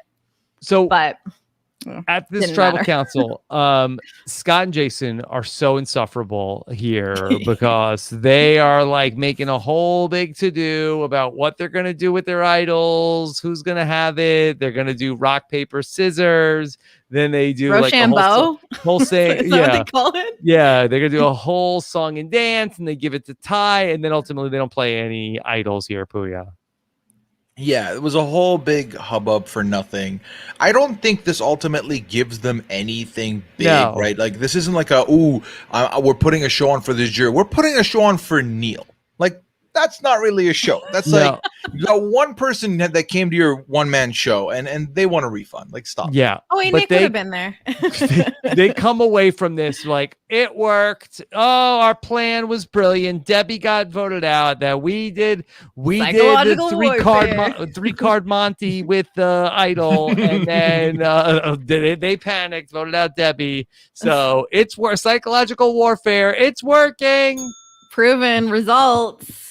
Definitely weren't going into that tribal already planning to take out Debbie. This is important for the season that they were very much buying into their own nonsense, that it was working. Because if they were even remotely defeated, I think they would have been more insufferable in the let's like, you know, put fires out and cause more mayhem like that. Because they think they figured it out, I think they take their foot off the gas a little bit, which I think helps keep the season on a not better note and not like a angry note, which I feel like they could have eventually.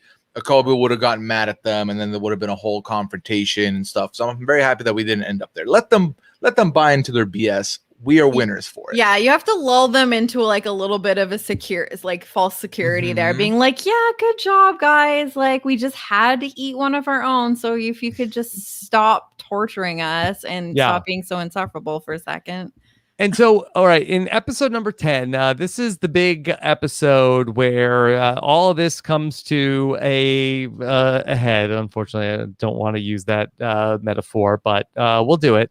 Of Ty ultimately is going to be turning on the guys. And this is really the beginning of the arc of the Aubrey Ty relationship, where that they have been on the tribe together post swap, but they didn't really have any sort of notable interaction, and they seem to really get each other. And so we start to see this relationship grow as the guys are talking about like, well, we should vote out Aubrey.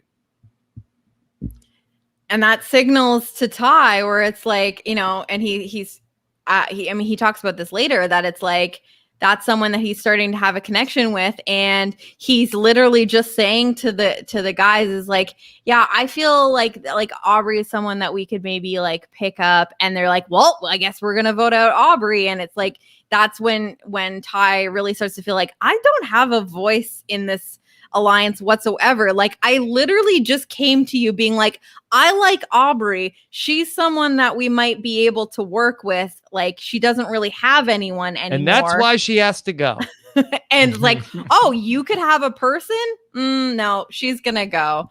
It's like poor handling by Scott and Jason, obviously. And it's just like they just have like no read of how to handle somebody like Ty. Like they totally take him for granted and are just like, no, actually, yeah, we're gonna get rid of Aubrey and it's gonna be great. And also, we still need that idol you've got of yours. But you can't have anything you want in this situation. It's totally understandable why Ty's like, what the hell? Like, I literally have no say in this alliance whatsoever. Mm-hmm. Yeah, well, like, and that's the thing with them. I feel like it's like, oh, we're Mario and Luigi, and you're Toad, so you're not really part of the crew, but like you're also there. You're like in the roster. That's how it feels to me. Because I think with Ty, when you look at when you consider what's happening here, if you're Jason and Scott and you believe, okay, well, we just had a successful plan, I don't care who's the next person out. It's not that deep to me. But then for you to immediately hear your friend say, so I made this new friend at school and it's really amazing and I appreciate them, and you're like, never talk to them again. Yeah. Like, no. Like, how is that the next thing you say? And also, Aubrey ends up going very deep into the immunity challenge. This is going to be the immunity that Jason is going to win in this episode. That's and where so, she spits. yeah, so they're really very impressed that she was an immunity threat, also, in addition to being somebody who they thought was a smart player. So that's going to put more of a target on Aubrey's back as far as Scott and Jason are concerned. Earlier in this episode, it's an interesting reward challenge where Survivor doesn't really ever do this again. And I thought it was an interesting idea. I'm not sure necessarily that I love it, but I thought it was interesting enough where that they have a reward challenge with 3 different rewards. Pick which reward you want to play for: food, a letter from home, or a advantage in the game. And we see a couple of players playing for the advantage, a couple of players playing for food. Notably, Michelle ends up beating out Scott or Jason satisfying for the burger. And then Julia and Joe are playing for the letter. Did we ever see Julia read her letter? Yes. Yeah. Yeah. I just remember her reading it in the shelter and crying, and Okay. I don't really remember what it said, but they were proud of her. Yeah. She laughed at a point. Yeah. Ty will win an advantage, which is going to be an extra vote in the game, which now Ty, he has an idol, he has extra votes. So really racking up the advantages. Yeah. Like everything you could want as far as an advantage goes, Ty at this point is getting easily. I love this challenge, Rob. I love the element on the of plank. No, not so much that, but the element of pick your adventure. Like I love choices. I love choices. Yeah. I like seeing like, oh, okay, so Julia, and like I like the strategicness, because like let's say we're in that situation, and I know out of the 9 of us, 7 people are probably going to go for an advantage. That leaves the door open for food or the gift, because I'd rather still get something than get 0. So I probably wouldn't go for the most popular option. So I like giving them things to think about like that. I like those little mental exercises. Oh yeah. Would it be improved with a mystery item? Yes. Oh, that'd be phenomenal. If it's like, well, the next thing you won't know until the challenge is over. We won't tell you what it is. Yeah. That would be awesome. I would love that. Or advantage, like food, or mystery item. Like, and is the mystery item like one of those 3 things, but you won't know what it is? Like, then do you go to the guaranteed food where you're like, I don't, you know what I mean? Like, because like, what else could it be? So what if it's a mystery item? Like, what else could it be besides an advantage, food, or a letter? It's probably just one of those things, but you don't know what you're getting. Could be like food that could be used as an advantage if you don't eat it or something. It's food. Oh wait, it's all of the above. Idol? It's an advantage in the game that you can eat, and it was sent by your family. There you go. All right, so here's Mama's casserole. Are you gonna play Mama's casserole? Or are you gonna eat Mama's casserole? There's an extra parchment baked in there like a lasagna noodle. Yeah, this is the jerky idol. Aubrey really needed that. She could have just used the jerky parchment to write Julia on or Peter on. Yeah, that would have been perfect. So ultimately, we're gonna see this vote, which happens after Jason wins immunity, and Jason is like, "Hey, I'm immune, Scott. Here's my idol. You hold it tonight for tribal council." The worst thing that could have happened was this for them, right? Because he wins immunity, so he no longer needs to hold on to the idol, gives it to Scott. Because we didn't talk about this, but I remember at the time there was a conversation of the weird language the three guys used between Ty, Scott, and Jason. Like, I am giving this idol to Ty. I accept the idol from Jason. It was very like, we have to say these things to bind it to make sure you know who has the idol. So The there was a lawyers lot were of very on point this season. It was like a yeah, script. exactly. Mhm. And then because when they came back from camp, it was like, I am now giving you back this idol. I am accepting this idol. Thank you, Ty. Like, it was very weird. But then giving it to Jason here, to Scott, I still don't understand, because you didn't need to do that until the very end. And also, why? Because they gave it to Ty initially, right? To hold on to before the votes got read that first time. The previous and round, this next one, like, I'd hate to skip ahead, but real quick, why didn't Ty give Scott the idol this time of like, one for me, one for you, this is our turn?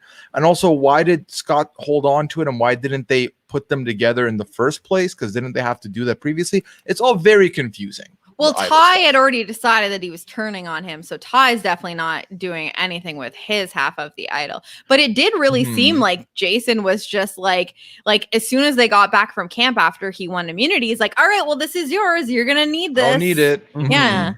Not even a second of thought. Like, that's just blind confidence and trust. But this is like the story that's been told. Like Nick had been saying that from the merge. Like, these guys are so confident and like they're overconfident, and that's perfect for me because they're never going to see it coming.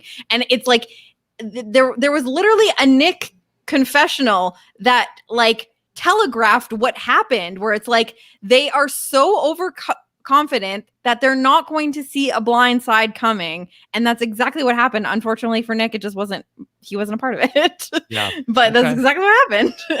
Nick knew what was coming, and so Scott ends up getting voted out, and he looks to Ty like, hey, like, give me that. I'll have the idol.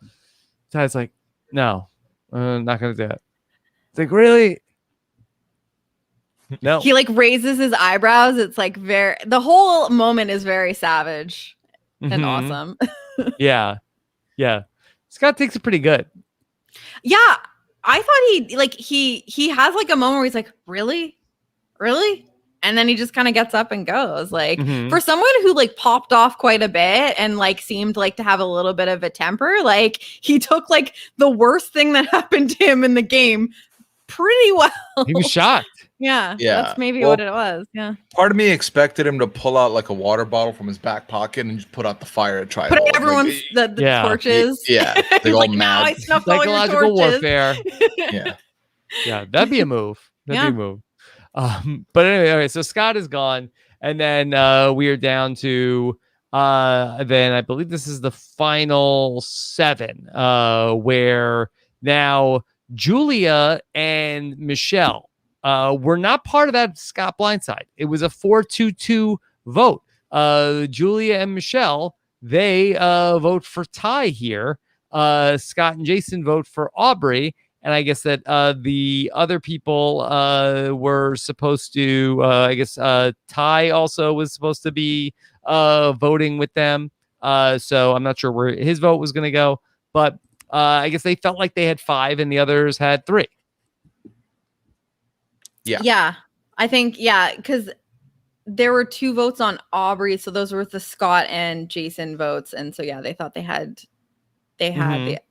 all the votes on Scott were supposed to be for Ty as well. Yeah. Although I can imagine Scott and Jason were voting for Ty there. So maybe that they told them to put their 2 votes on Ty, and then maybe they didn't want to vote for Aubrey. So I guess Scott, Jason, and Ty were going to vote for Aubrey. And Julia and Michelle were putting 2 votes on Ty just in case Aubrey. Oh, yeah, they're splitting. Okay. Yeah. presumably. Then, but okay, so Michelle and Julia didn't get to know the plan.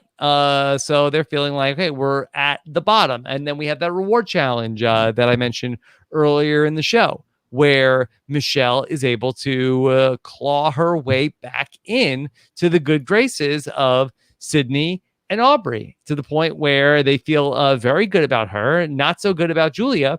And in this episode, Puya, we see Michelle is willing to stab her friend Julia in the back. She voted out her friend. Yes. I mean, and that's the thing ultimately with Michelle, is that she has this moment where she's looking to start turning on her own friend, and it's her way of realizing, well, because she was, and she mentioned this in her final tribal, she voted incorrectly, right? She votes incorrectly at this previous tribal and immediately feels heat for it and feels nervous about it, because you don't want to be outside of the votes. That's not going to land you in a good spot. But then she's more than willing to patch things up, and clearly she's put enough social foundation with people that she could bring them back in, and this episode proves it. This is, to me, where Michelle's game starts really taking shape.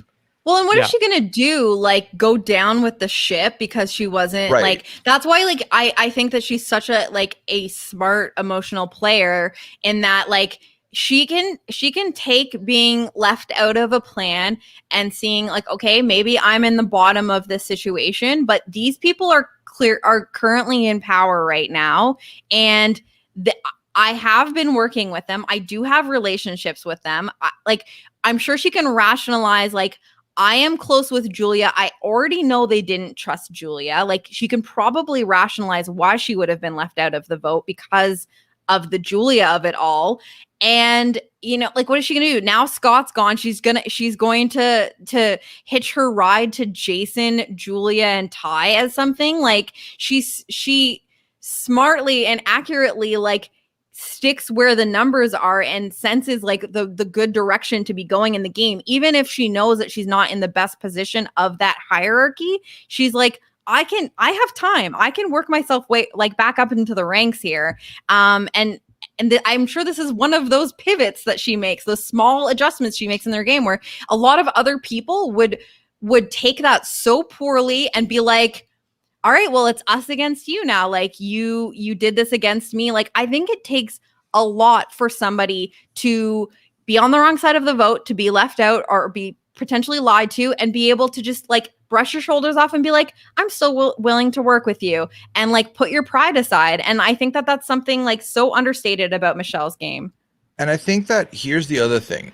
Being looked at as a pair will not do you any good, especially later in the game. If you're looked at as a pair, that's not great. You don't love that. The other thing is that we go back to, like, the whole reason Alicia ends up staying is because we know Alicia's going to be voted out regardless. So here, let Julia go. That gives Michelle a guaranteed extra, 3 more days to work people over, because Jason is still leaving anyways. Like, no one's gonna, they're gonna get rid of Jason eventually anyways. That gives Michelle more time to, set camp, talk to people, and, form bonds that Michelle needs to proceed, because there's other people gonna be clearly ahead of Michelle before Michelle ends up getting gone, unless, of course, Ty has anything to do or say. Yeah.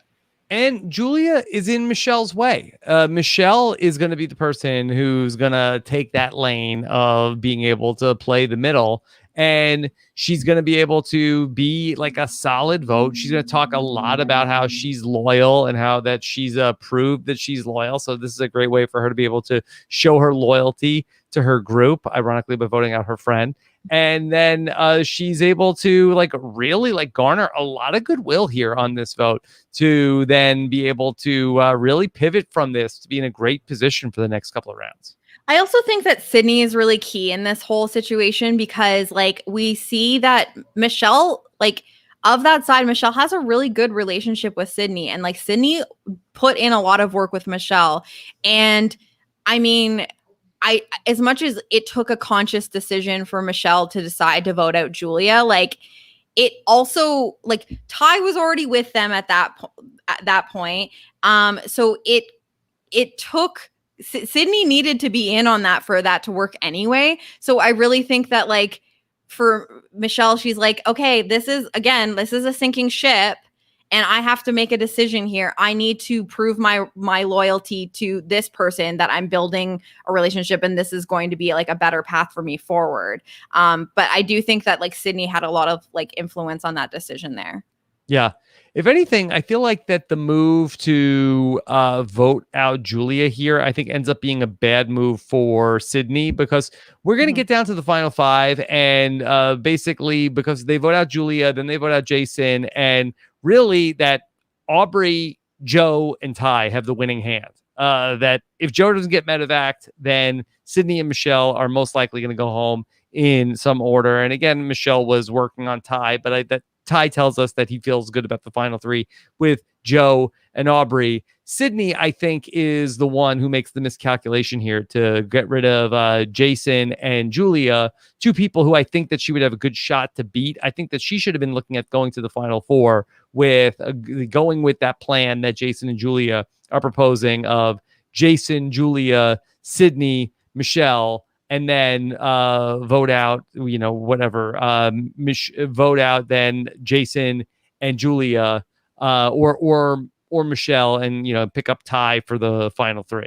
Because I do think that if Sydney was interested in doing that like Michelle probably like would have kept Julia in that instance. Michelle wanted to keep Julia. Yeah, but if Sydney's not in on it, then like it literally is a sinking ship, and you're not just gonna like throw your vote like when they're on their way out anyway. Like, yeah. So, yeah. And so, yeah, Aubrey kept Sydney, motivated to keep working with her. Sydney seems to have no love for Ty, and then ultimately looks at Michelle, I think, as a way to like, okay, well, when we get down to it, we'll, I have Michelle in my pocket to be able to get rid of Ty, but that's going to be for later on down the road, which never ends up being that opportunity. Julia gets voted out. Great job by Michelle.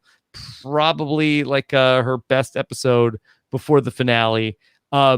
We have a really fun reward challenge in episode number 12, where we never see this again either, Puya. We have a maze that's on the water where the players have to like walk on a certain side of the maze to make the ball go. I love this. This was really, really fun. And it's 2 teams of 3. And we have a team that is Jason, Michelle, and Ty versus Aubrey, Sydney, and Joe. And the Aubrey, Sydney, and Joe side is having a lot of trouble. Ultimately, they lose. Joe, in a fit of rage after the challenge, yells, "Dumb ball!" In my notes, I wrote, Joe is getting very cranky. Yeah. Just that. That's like a good 71-year-old guy quote. Yeah. Dumb ball. Like the ball had anything to do with it. It was the contestant like, running around. Mm-hmm. No, it's the ball's fault. Yeah, dumb ball. It even gets like they have it in the closed captioning, like that he gets you subtitled. Can't miss that. Yeah. Dumb ball. Not dumbbell, dumb ball. Mm-hmm. Yeah. And ultimately, I think this is the beginning of Joe's hangry arc, is what I would call it. Hangry This Joe. Yeah, exactly. Yeah, he's missed the boat on this reward. He's getting irritated more and more, and we see it when they get back to camp. But yeah, so this was won by Ty, Jason, and Michelle. Yeah, and they go look at the elephants, which is like a cool thing to do over in Kaoh Rong. But meanwhile, back at camp, Joe Del Campo has gotten like possessed by Butch Lockley, Jenny, because he's like, I just gotta burn all this wood. Sydney, get up off your ass and help me get some more logs. It's only 120 degrees in here. We're in the middle of Kaoh Rong. We don't need no more heat, baby. Yeah. We're in the middle of Kaoh Rong. Like, listen, we don't need no more heat, baby. Well, the other thing is that like get over here and help me with this fire. He interrupts her while she's having a meal. And so it's like Joe really said, if I'm hangry, y'all are gonna be hangry. It's like no food for you. We're burning shit. Mhm. Get the wood. And that's the thing, is like, forget Joe Biden. He's Joe Wilden. Like, what are you doing? You don't need, like, you have nothing to cook. What is this for? Who is this for? It's the middle of the day. You're not You eating don't need Mark. this. Mhm. No. Not hot enough. Yeah. So yeah, older people, I think they love the heat. Apparently. Yeah. Apparently. But I thought, isn't it like a dad thing to like be like the thermostat is always Yeah, like, but this is free heat. You just gotta get the wood. okay. Yeah. So this is like, yeah, he's been like master of the thermostat back in Mhm. like Boca Raton or wherever he lives. And he's finally like, I don't pay these bills. This is Mhm. free heat right here. Let's turn it up, baby. I'm finally Yeah. living. I have to say, I am like Team Sydney here. Of like, you know, if it was like, okay, it looks like it's gonna rain, we better get this fire like as hot as possible so it doesn't go out in the rain. Like, it looks like perfectly clear, hot day. I think you want to conserve those logs for the nighttime. I think that Joe is upset about the reward, and I think that he's someone that dumb ball. He needs to keep busy when he's frustrated, and so he's like, I need to be tending the fire. There's not enough to be tending right now. Does he Like, tender the fire? he's the fire tender. Yeah. Yeah, always looking for Fire was things so tender. tender. Yeah. So So tender. I thought this was like a good encapsulation of Aubrey's game versus Sydney's game, where that I thought that when Joe is just like on tilt of like, oh, we need more fire, we need more logs in the fire, that Sydney's like, let's listen, Pop Joe, we're not gonna do that. Aubrey was just like, all right, let's patronize Joe here. He wants to put more into the fire. Let's just go ahead and go. Let's just give Joe what he wants. One thing I do love about Don't upset Sydney the apple cart. is That's that the thing. she calls Joe Mr. Joe, and she also called Debbie Miss Debbie. Like, it's like this like cute little sign of respect that I noticed, that like it was Mr. Joe and Miss Debbie. But she was not feeling Mr. Joe. And like this is another example where Aubrey like flexes like the way that she handles people and is like a good mediator in terms of, you know, she's not playing the middle, but she's very good at like, you know, appealing to people's moods and like sensing like what they need in that moment. It's like she can listen to Sydney vent, but she can also help like talk her off the cliff and like mediate the situation. She's very good at that. Jenny, we're 3 hours and 20 minutes into this. What Enneagram is Aubrey? Ooh, Aubrey, I think is she might be a 2. Oh, acts of service. Yeah, she might be a 2. She could be a 6 also, I think. Yeah, potentially. Yeah. Okay. Yes, go ahead, Kuya. I'll have to find out. Well, I'm also a 2, so that kind of, I'm a 2 like as that. well. Yeah, Kuya and I have the same one. Yeah. Yeah. No, so I think it's interesting with Sydney and Aubrey. So obviously Aubrey fully recognizes and sees Joe as a vital part of her end game. Like, Joe needs to be happy because Joe is my extra. She mentions in one of her confessions, Joe is my extra vote. Like, Joe is my second vote. And it's very funny to me because Sydney's not responding the same way as Aubrey, because it's one of those things to me where it's like, yeah, your grandfather can ask you to do stuff, but can't ask me to do stuff. I'm not gonna this isn't my grandfather. I'm not gonna do this stuff. So it kind of felt like that of like, well, it's not my family, so like, why should I do it? I'm not gonna gain anything from this, because like at the end of the day, Sydney's never gonna like beat Aubrey in the Joe power rankings. It's just never gonna happen. Yeah. And from Aubrey's perspective, that Jason goes out at 6, then what? Michelle goes out at 5 and Sydney goes out at 4. I have to imagine that's what's going to happen. Like, this is the 3. This is what she's selected for her end game. Like, we know that Aubrey's capable of, you know, changing if she has to, which she did, you know, adapting. But this was, I think, her number one choice. I think that maybe I'm not sure if Ty is 100% in there, because it's not until after we see Sydney that in the next episode she's like, oh my god, I didn't realize Sydney is a big threat to win the game. Yeah, and I also think that like at this point, like Ty is also seen as someone who has power. And I don't think that like people start seeing him as someone to have at the end until like he doesn't even get an opportunity to use his idol. So because of how ultimately what happens with Joe. So I think that this was a stage where people were like, Ty's had some impact on the game here. And so I think that people were discounting Sydney's impact on the game and kind of overstating Ty's impact. So I think at that stage it actually would have been Sydney, Joe, Aubrey was what she would have wanted at that stage, I think. Yeah. By the way, maybe Kyle Jason goes out of the game in this episode with the quietest whimper ever of the guy who really really pulled a month of March, that he came in like a lion and then really went out just very, very quiet, where that you barely even see him other than on the reward challenge in this episode. He barely comes up at tribal council other than Jeff saying like, Jason, I can't believe it. Nobody's even talking about you. And he's like, oh, this is great for me. But the tribal literally had nothing to do with him. It was all about Michelle and Ty. Because Ty feels like, all right, well, it's time to get rid of Michelle. She's not in the alliance. We need to go to her. And then basically it seems like that Ty just goes up to everybody and says, okay, it's Michelle tonight.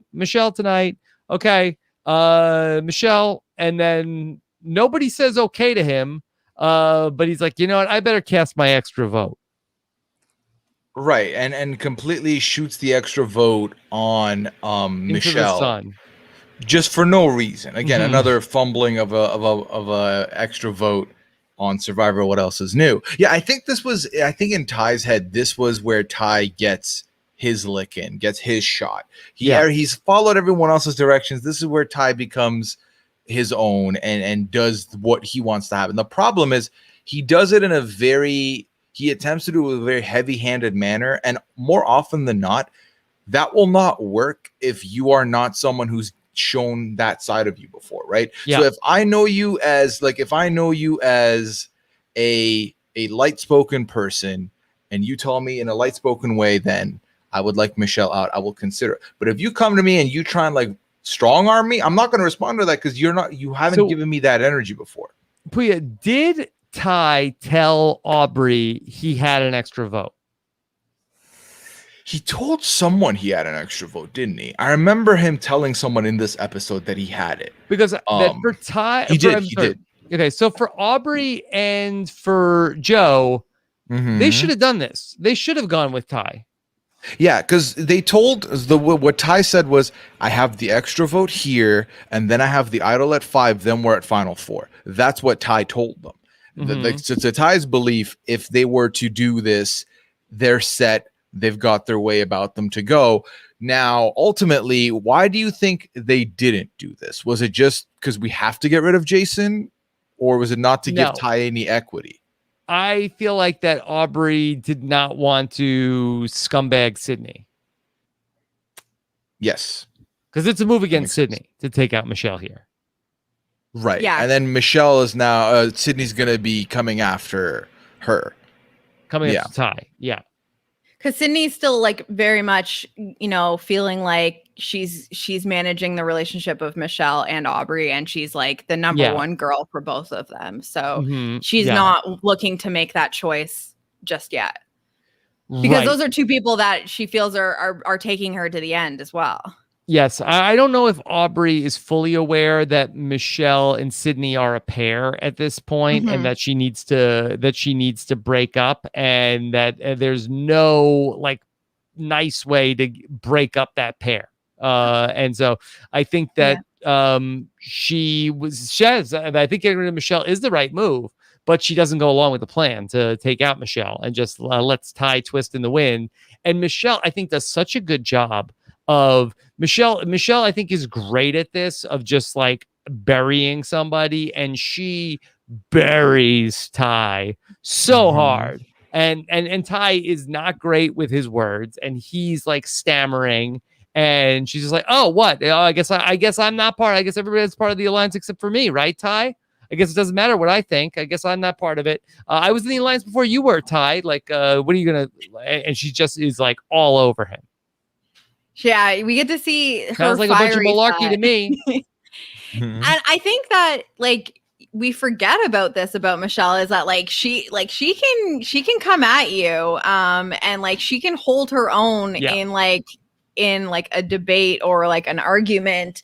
But I think that there's just so many more fiery personalities in the season that like this is something we forget about, that like Michelle's just like no, like actually, and this is, you know, this is one of the opportunities she has to kind of like sort of flex at tribal council, because like she really did make Ty look stupid at that tribal council, which I think, you know, might have ended up being important in terms of her perception for when she gets to the end of the game, is just like, you know, she kind of called him out and was like, I was a part of this before you even, and like, and also it very much helps her that like he's not successful. Like it really does end up looking bad for him. So, all right, Jason goes out here and we get our final 5 episode, which, okay, well, when we talk about this season being an all-timer, this is great. We do have a not so hot episode here at the final 5, which kind of takes some wind out of the sails after a very exciting post-merge. We have our final 5. And first, it's an interesting reward challenge where the players have to go into the jungle and get their bean bags, and then you have to land 5 bean bags. And then what's interesting about it is that once you're out of bean bags, you have to stop, and you can only go back and retrieve your bean bags if everybody else. And there ends up in a situation where, I don't know, this seems like it's an appropriate metaphor, but I don't really know how. Everybody else, that they're out of bean bags, and so only Joe, Mr. Joe, is the only person who has beanbags left in the jungle. And Jeff's like, all right, well, Joe's the only person left to go, so he can go as whatever speed he wants. And he was so behind in the first place. Like, like Aubrey was like sprinting, and it's just like she just wasn't making the shots. And so it literally reached this point where it's like, Joe, you have all day now. Take your time, because no one's getting new bags unless everyone runs out. Yeah. It's so funny. The focus was all on Joe through the whole episode, Puya. Yeah, and here's the wild part. So they have to complete, there's 5 holes they gotta get with these bean bags. And now Joe being the last one remaining, if Joe is not successful in getting all 5 bean bags or all 5 holes, they reset them and then they can all go again, right, until they complete them. The fact that this man has 2 bean bags left, 2 holes left, and gets both, like he goes full Seth Curry, he goes full, like he hits wet jumpers, like talk about Akiva, full on hits wet jumpers, and wins his first challenge of the season at Final 5. It's so and good. the landscape of this game would have been so different if Joe misses that one shot. Like, what happens from here? They reset, right? Let's say Joe or Aubrey don't win, and the other 3 have a shot of winning. I don't know, because like they're gonna try and pick, like, okay, let me pick the 3rd person I need for the vote potentially, because like Joe and Aubrey are gonna be together, so maybe he doesn't get the reward, and maybe he doesn't have to leave. Like it's wild. Yeah. Wow. There's a lot of butterfly effect stuff that happens in this season where like one slight thing really could have changed. That's such a good point. The course of the whole season. So Joe hits those shots, he wins the reward, and he's gonna go with Aubrey and Sydney for spa day with food. With chicken, beef, cheesecake, and they get to sleep in a bed. That's the best reward. Like, it's a pretty good reward. Like, I understand the excitement, but I feel like maybe the combination of like meat and cheesecake, we should have seen this coming. Yeah. Wait, what's the combination of meat and cheesecake? All beef. Well, I just think like, okay, it's a lot of meat and then like cheese, and dairy, like dairy heavy. It's very meat and dairy heavy. I don't know what else was there. Were there some nice leafy greens? an avocado, perhaps some fiber. I don't know. These are the things I think about. Like, Yeah. it sounds delicious until you picture having consumed too much of it. Then Yeah. it's like, I fully see what you're saying. I really want to know what the sauce was. They were pouring some That's sauce Carter. Yeah. on top of the beef skewers that Joe enjoyed so much. And I would love to know. It looked delicious. I'm a big sauce fan. If you have watched my tier list on Puya's Twitch stream where I ranked condiments and sauces. They're a very sauce friendly couple. Phil and Jenny. Yeah, Jeff, I will tell you what it was. I haven't eaten meat. I don't eat meat. And they had these steak kebab things. I've eaten 3 feet of it. Wow. Man. 3 feet. 3 feet of steak kebabs.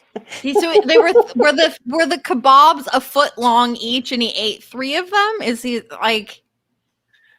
They must have been measured in some way that he or knew. Is this an 3 feet estimation? That's a lot of meat. I've heard of fruit by the foot. I have not heard of meat by the foot. Meat by the foot.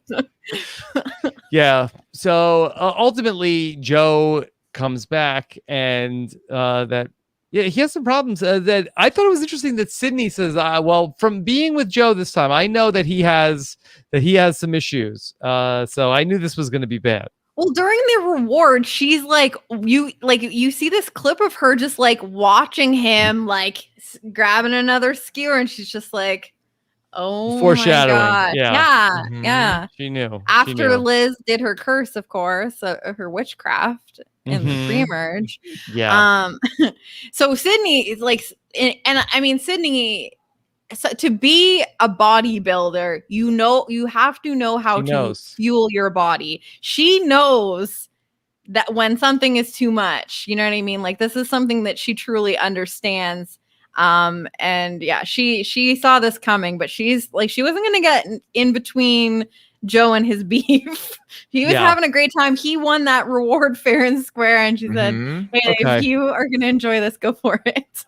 Meanwhile, Michelle does a very good job of like working Ty that back at camp of like, hey, like she patches up their differences, which is like actually very like commendable that she's able to do that, where that hey, look, let's work together. We're both not in a great spot. And so she seemingly like wins Ty back over. And again, we did not get to see this final 5 tribal council, so we don't know how it ultimately would have played out if potentially Sydney and Michelle could have gotten Ty to flip, because Ty does crazy things. You don't know how he would have voted.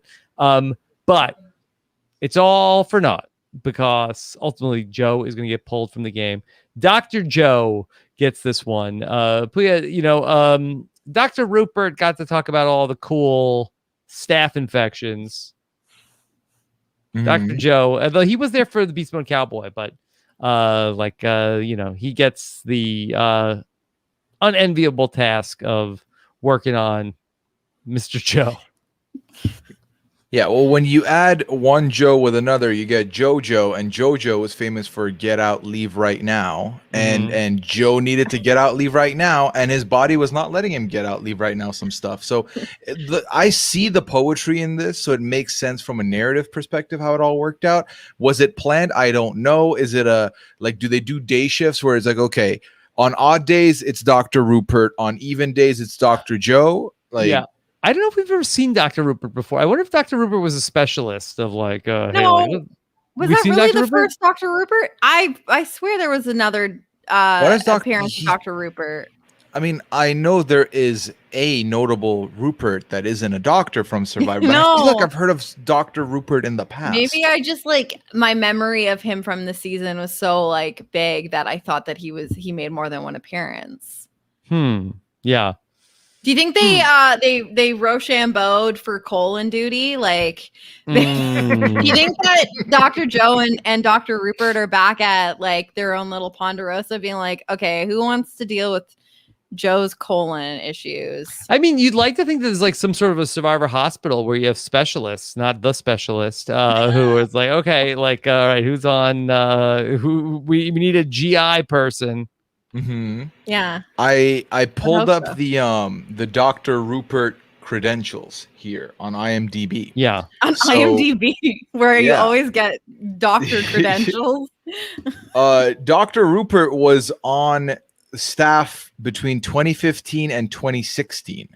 Okay. So And then after that went to World's Toughest Race, Eco Challenge Fiji for 2020.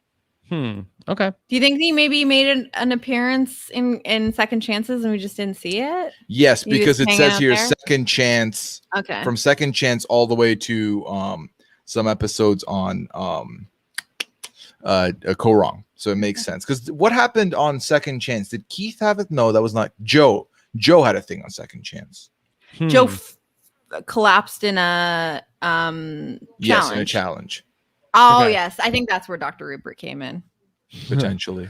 All right. So Okay. anyway, we end up seeing the departure of Mr. Joe. Survivor Wiki has a page for Dr. Ramona and a page for Dr. Joe, but no page for Dr. Rupert. Dr. Rupert. Justice for Dr. Disrespect. Rupert. Mhm. My goodness. Yeah. Yeah, But- the Joe, like, okay, honestly, this whole episode was like a slow car crash. Like watching Joe eat the meat, knowing Mhm. what was going to happen, it was just like, oh, like this is so terrible. And then I felt like the portion and where he gets pulled back at camp, I felt like that dragged out because I was Yeah. like, they were like hugging and like crying, and then he was like, he didn't leave yet. He was like, he was still deciding that he was going to try and Yeah. tough it out for a few hours. And then it wasn't until like Dr. Joe came and then they have the conversation again. He's like, okay, now I'm actually leaving. Like, I felt like that part dragged out so long and like the emotion was just so drawn out. I thought he was feel like leaving that way the- earlier in the episode. You feel like the tension had really just built up to a point yeah. where Yeah. It was really accumulating. accumulating. Yes. Yeah. Let's talk about this final five vote, but that didn't happen because ultimately Michelle doesn't win the season if Joe stays, correct? We have given mean, Michelle her flowers all through this podcast, but Mhm. Michelle is not the So- winner of this. Although if they vote out Sid, that we don't see the immunity challenge, Michelle's actually kind of hot in the challenges. Yeah. I mean, I don't think Michelle it's a wins foregone what? conclusion. The last three, Michelle won the immunity. Did Michelle win the reward? No, Aubrey. She won. No, Aubrey won the reward at Final Four, and then Michelle won the wins the immunity, and and then the Michelle just bonus. wins that. Yeah, the jury vote out thing. Mhm. Yeah, I don't know. She'd have to. So I think as a player, she's capable of navigating it. But I think this is kind of where, there was some heat on her beginning to happen, Yeah. right? Because they literally later on at 4, they would have voted her, but she won immunity. So Yeah. I do think So she would could have a tough she go would have of it. had to win out. She Okay, could not here's- get to the I end think so. without winning unless they vote out Sydney at 5. Oh, no, she'd have to be immune. She was probably getting voted out at 5. Yeah. And then had she won immunity, then she also wins immunity at 4, which she gets to the final 3. I mean, Okay, so here's my question: ultimately, is yeah. sorry, is if Joe doesn't get evacuated, does the final four? Does the final 4 challenge? Oh, I guess become it's the immunity. same. Yeah, it's the same challenge. So she's gonna win that challenge Yeah. Right. anyway, right? Oh, actually, so you think that the challenge that they did that Aubrey won the reward, that's probably the final 5 challenge. So she doesn't end up winning that one. Aubrey wins that. Aubrey wins a reward. or which she maybe takes it Sydney all on. works out, and that's I don't know. Now I'm getting Because I don't getting think that they can come up confused. with more challenge. It's not like they're like, oh, No. okay, well, Joe's Which out is of the why game, they so- had that challenge at the end. Yeah, they have that Yeah. challenge. They have that challenge to begin with. Unless then the challenges would be that the challenge that they did for the to vote out the jury person is that the final 4 challenge, and everything just gets backed up one like Joe Del Campo. I think that it goes. I think it goes to that next challenge that she was going to win eventually, and then Yeah. I think it So just she missed it. does, So but she probably would doesn't have won win anyway. out. She doesn't win out. So the No. question is, would that have been like would that first challenge have been? So we would have started the finale with 4 people. Like I still feel like they were a challenge short. Yeah. I think ultimately my big takeaway is, and my question to both of you is, Joe was like guaranteed a spot at the final three, pretty much, right? I feel like most combinations, Joe Del Campo is sitting at the final three. So that means there's no world where Joe would have been the one voted out. So by Joe leaving, that not only opened up a slot on the final three, but also like blows the game wide open for the final four, and leaves us with arguably the best case scenario for a final four of many seasons. Even there's no situation where, let's say, Aubrey wins immunity and the other three say, well, as long as Joe is here, that's like, that's a spot in the final three that I'm not getting. So I take out Joe. Is that like, it's not, I think that could happen. It could happen. Like that does happen. Yeah. Obviously, like they're trying to split up Aubrey, and if that's the the trail they're taking, and they want to split up Aubrey and Joe, Aubrey wins immunity, then they were like, well, I guess we'll take away one of her options. Yeah. So I really think it would have been the challenge that kicks off the finale, the one that's the reward. That's the final 5 immunity challenge that we get. So Aubrey ends up winning that challenge. I think Michelle probably goes home at 5. Mm-hmm. Yeah. And then we have our final 4. That's Sydney, Aubrey. And then I think that's really where it comes down to brass tacks. And then I don't know who was in second place on the puzzle. I think Ty was. Yeah, Ty was close. Yeah. Yeah. Okay. And I think Sydney goes home, and I think it's Aubrey, Joe, and Ty in the final 3. Is that a foregone conclusion? Aubrey wins that final 3? Yes. I would imagine. I just feel like no Joe votes for Mr. Joe. No. I don't think he got along with the guys. Yeah. No. Yeah, I think ultimately he's gonna be seen as Aubrey's +1. If you're voting for Joe, you're voting for Aubrey. You know what I mean? Right. Like, it's not no. Mm-hmm. Anyone that would be considering Joe, if Aubrey is also there, she's getting the votes over him. Yeah. So that really would have been a better situation for Aubrey. I know. It stinks for Aubrey, who did not play a flawless game. I think we ended up seeing like good things and bad things, but ultimately it is completely like a situation that was like, other than she could have like knocked the skewer out of Joe's mouth, but also she was saved by completely a situation that was unrelated to her, of Neil being medevac. So, she didn't see it at the time. And take it away. Yeah, she didn't see it at the time. She felt very screwed by that, but she also didn't know that she was going to be the vote if he hadn't gone there. Yeah. So. No, one medevac put her in a great spot, and then one medevac put her in a difficult spot. So really, it ended up balancing each other out. A medevac, exactly. Yeah. All right. So after the slog, that's the final 5. We get to the final 4, and this is the Dog I Heard You Like Challenges episode of Survivor, because we're going to be challenge. But we're going to start off with a reward challenge. Great way to start up a finale. A good old reward challenge. Reward challenge. Aubrey is going to win this one. And I like get this one too. Yeah. A little match with the tiles and the combination. And she almost blew that. She was like far ahead of everyone. And then she had the wrong matches. Yeah. And almost the combo. We totally didn't talk about this, but my favorite challenge moment of the entire season was Joe constantly messing the immunity spelling over and over again during the one Sydney one. Darn, brought the wrong letter. That was the great one also, when Sydney is like in super slow motion and Jeff is just dogging her the whole time about like, Sydney, I've never seen anybody go so slow ever in the challenge. She's like moving at 0 miles an hour. There were a lot of come from behind wins in these challenges. Like, it kept it suspenseful. It works. Yeah.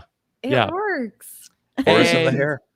See, it worked, and it worked for Joe with those bean bags. I'll tell you what, Joe would have still been in the game if he played tortoise and ate slower too, potentially. Like you could still eat the 3 Yeah. feet, just give it a little time. Yeah. Anyway, so we end up with then Aubrey takes Sydney on the reward. They're feeling good. All right, well, this is going to be the new final 3. Aubrey, Sydney tie. Does Sydney win that one going away? I mean, I think that Sydney had while there was some disagreement with the boys, with Jason and Scott, I feel like Sydney would have had a good shot. I think Sydney would have had a good shot. I think Sydney would have been able to explain her game well. I mean, who are the Sydney votes on the jury? I could see It could have been Sydney the- getting Scott. Michelle. It could have been Scott. I think she has Jason. Julia Yeah. and Michelle for sure. Mhm. I think she but- might have got. I think she might have gotten Scott and Jason. You think so over Michelle? Or is Michelle's not over there? Michelle. No, Over Michelle's not there. Aubrey. Michelle's No, not what there. we're talking Aubrey. Yeah, no, Aubrey, you're right. You're right. Sydney, Ty, Michelle is not in that scenario. yeah. Would they vote for Aubrey, or did they patch things up with Sydney by the end of the game?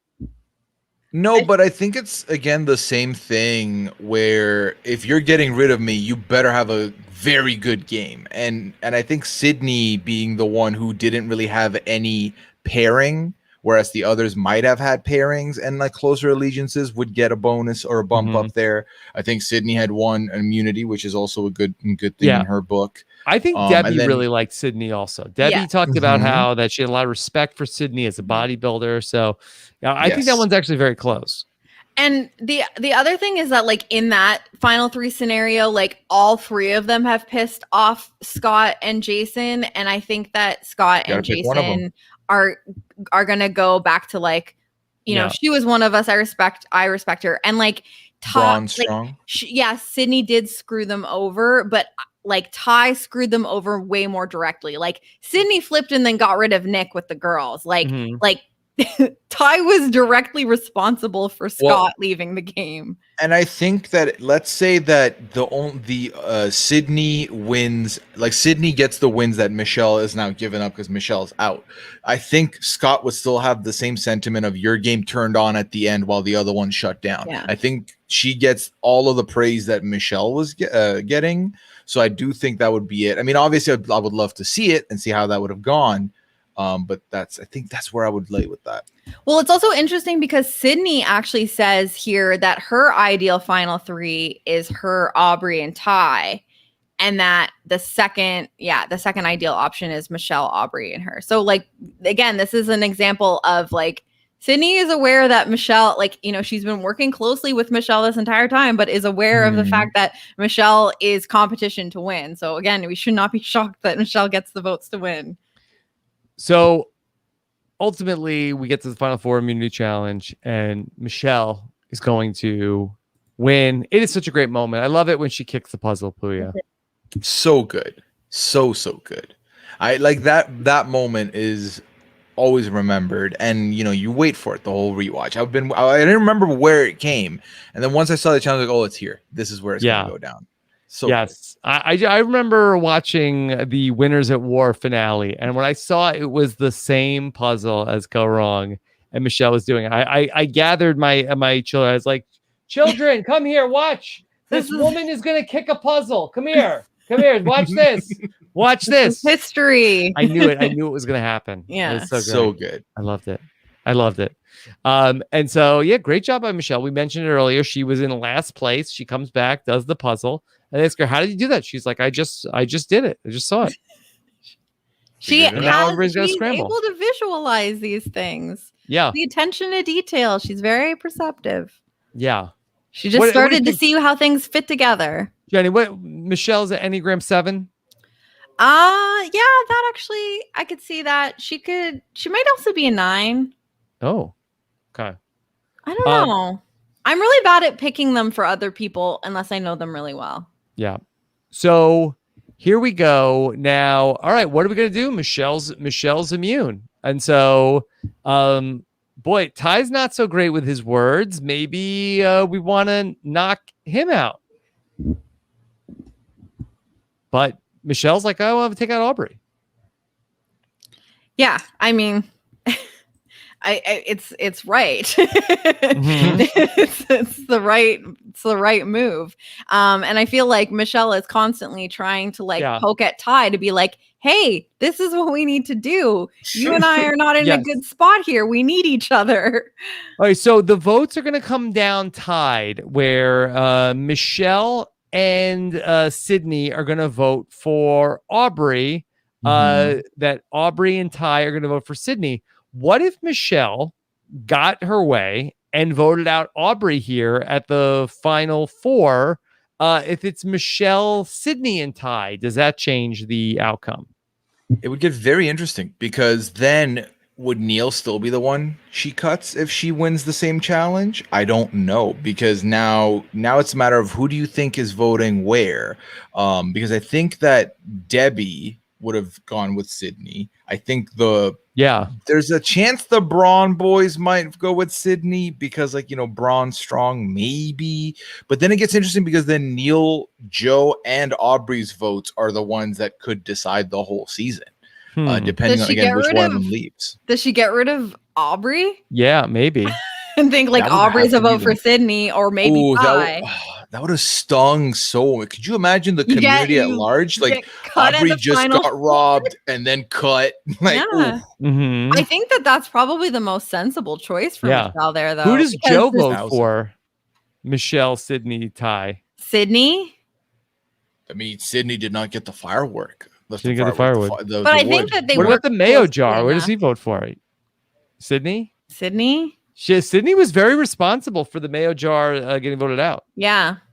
Again, it's just like she had no love for the mayo jar. I feel like I really wish I could have seen what Sydney's final tribal council could look like, because she was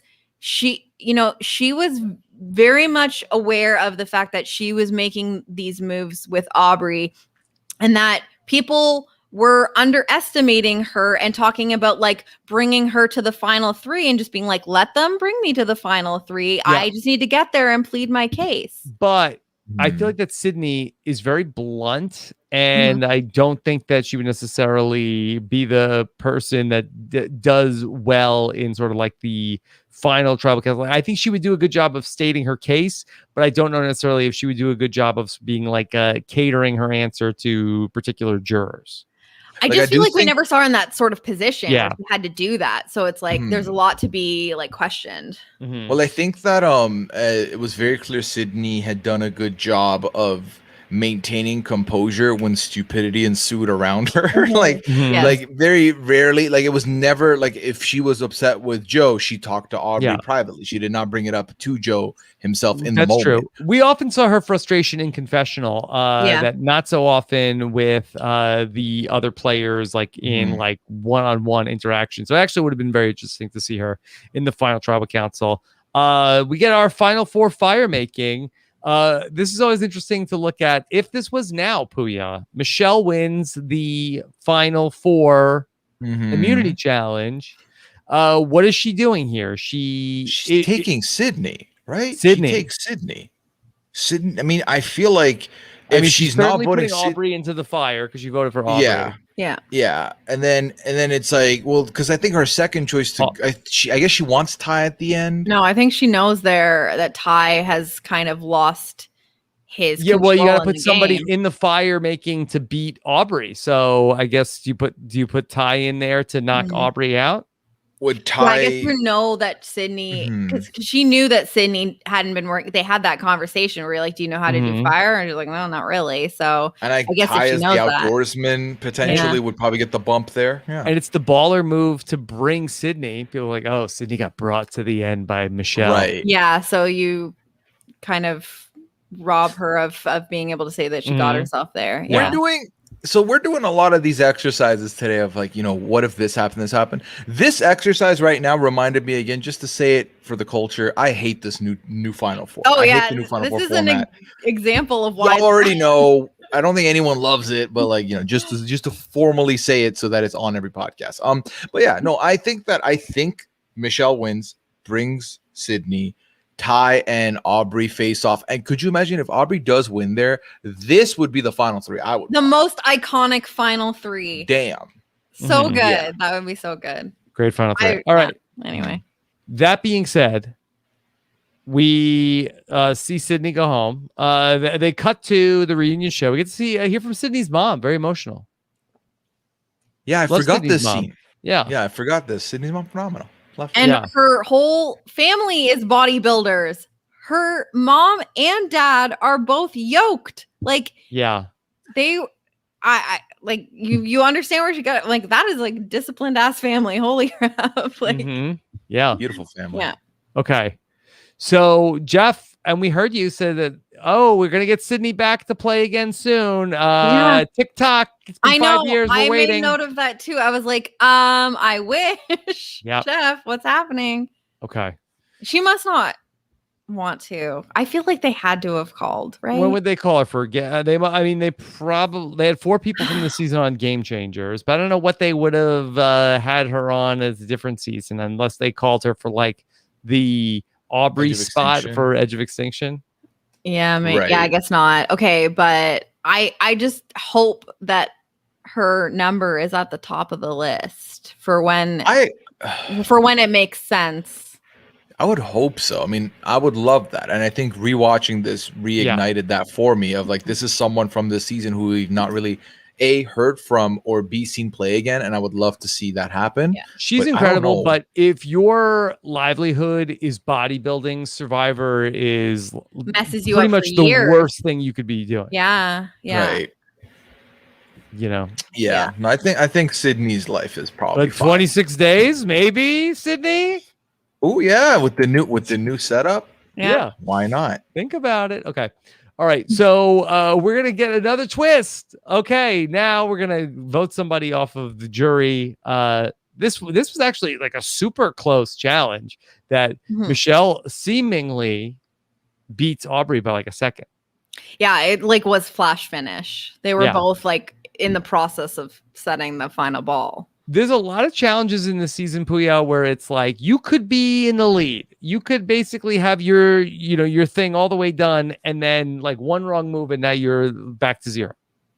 This season, very much, the takeaway should be it promotes taking your time, maintaining a level head, composure. You don't have to rush into things. You don't have to do anything too quickly. Exactly. You'll be fine. That's why we're a 4-hour podcast. We're not Yeah. gonna rush. No need to rush it. Just We're go gonna be nice fine. and slow. We'll get to everything. And then the landscape has forever changed now with these later seasons where it's like, all right, let's go, move. You have 2 Move. days to use this item. You're not using it. Oh, it's gone. Oh, whoa, what the hell? Oh, another twist has happened. Oh my God, now you're on the edge. Oh, use This these isn't a 5 tokens to get podcast. peanut It's butter. TikTok. Pretty much, it's a Vine. It's 7 seconds. Boom. Yeah. That's You're where we're at done. now with the game, with our media consumption. It's a lot. It's Yeah. intense. You got to remember to stop and smell the roses or the beef skewers in this instance. Yes, take And your that time. sauce. Yeah. You know, Joe didn't learn his lesson from the reward challenge. Like, Joe can go as slow as he wants now because he's the only person. He's like, that's not how I'm looking at this reward. To be fair, I don't know that if he ate the same amount of meat, I don't know how if he ate it slower, whether that would have any I think it would help. improvement on I think his. it would You help. think so? You think he Yeah, just the ate it too digestion fast? would be easier. Yeah. I think that he did.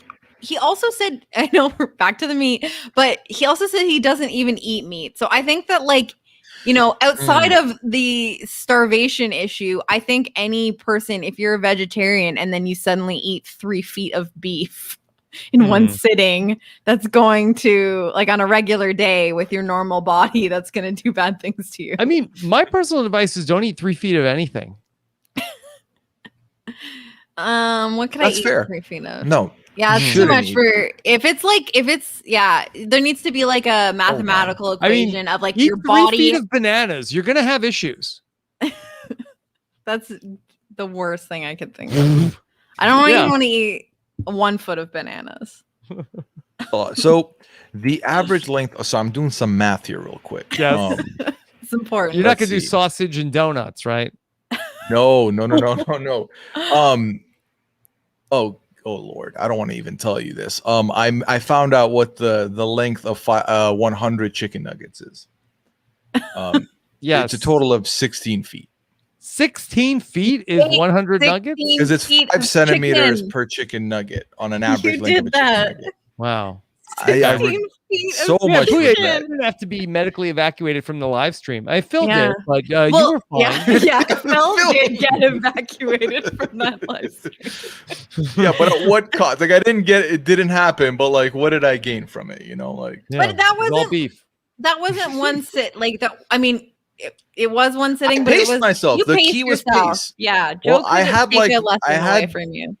Well, here's the problem: is that I had like the first 50 in like the mealtime span. That's 8 feet. That's still not good.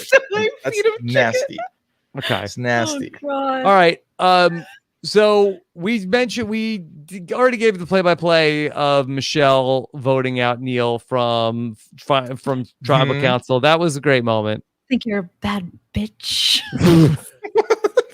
You're adding a little bit to it. I feel Okay, like you're I give him styling a it little up bit a of a little bit. list, but I heard it. Okay, and so I just gave it my own like dramatic interpretation and. No, flair. you're making it better. You're making it more memorable to me. Okay. And Yeah. This is All right. my experience of it. What about the final tribal council? I actually didn't think this was a super memorable final tribal for such a contested debate between Aubrey and Michelle. What were the most notable moments from this final tribal council? Mark the chicken freaking out on Mark Ty's the chicken lap was there. Yeah. while he's speaking, and Michelle being like, there was one point where like Ty's speaking and like Mark the chicken is just losing his mind. Yeah, I remember that. There wasn't a lot of it that becomes memorable. None of the jurors really said anything that really stuck with me. I liked Michelle's answers to some of the things she was getting. That I enjoyed. But for the most part, this was a very forgetful final tribal and ultimately finale, pretty much. Well, because the final four was what we got. Because we didn't get the Joe stuff till the previous episode. And then the final four was like a bunch of challenges, and then this final tribal, which is kind of whole hum. Another thing that was like kind of interesting is that like certain people just didn't get asked questions by like and people were like they stated it like, I'm not going to ask you a question.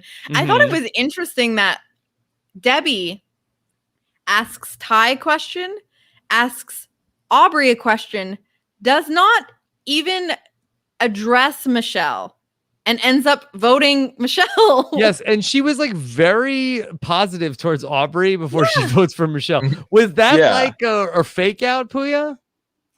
I mean, must have. It's either that or her mind changed mid-tribal. But it would be very much because, like, you know, what happened is Debbie got blindsided, right? So maybe Debbie was dishing up a blindside of her own by building it up and then not giving her the vote. Yeah, possible. But yeah, I'm not sure what happened there. She had to get I'm happy one we in got there. that. She said she didn't get the one she wanted, so she Ding, blindsided. ka-ching, them. ka-ching. yeah.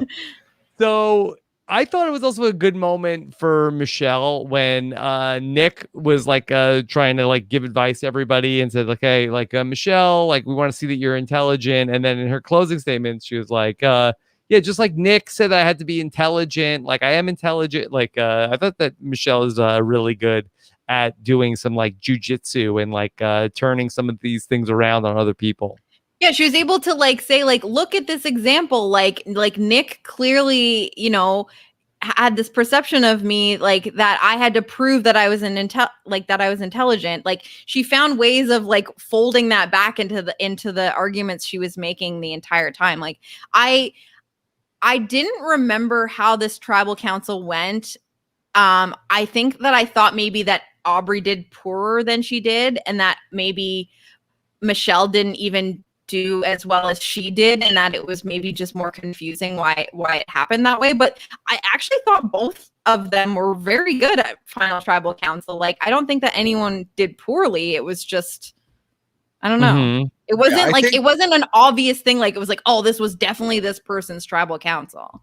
Yeah, my takeaway was that Ty did poorly, Aubrey did good or did well, and Michelle just did better than everyone expected, or most people expected. Because I Right. think the combination of bringing, like, clearly she was listening because she's referencing a bunch of stuff the jurors are saying, so that's good.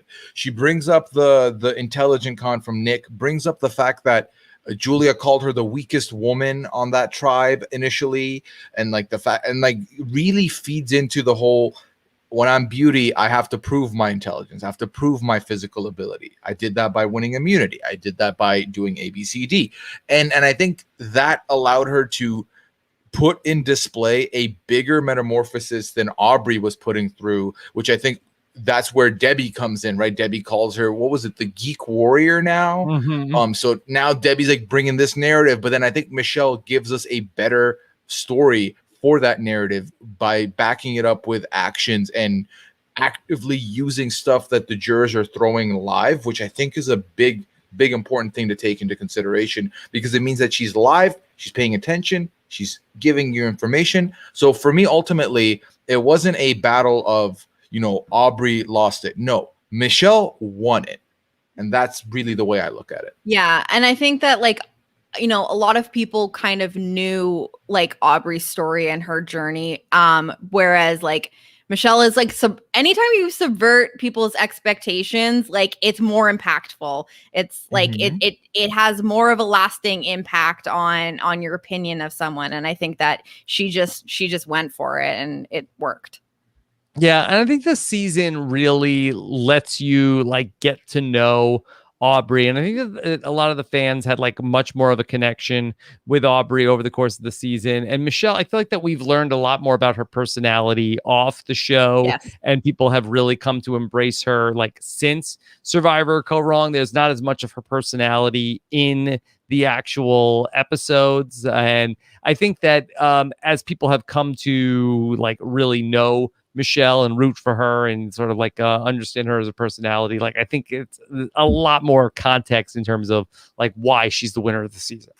The other thing that kind of drives me crazy about how this got perceived is that I think that some credit gets taken away from Michelle's win, in that because Scott and Jason were, such hot, like petty, highly emotional, kind of angsty people, that it's easy to label the jury as a bitter jury because of how they acted.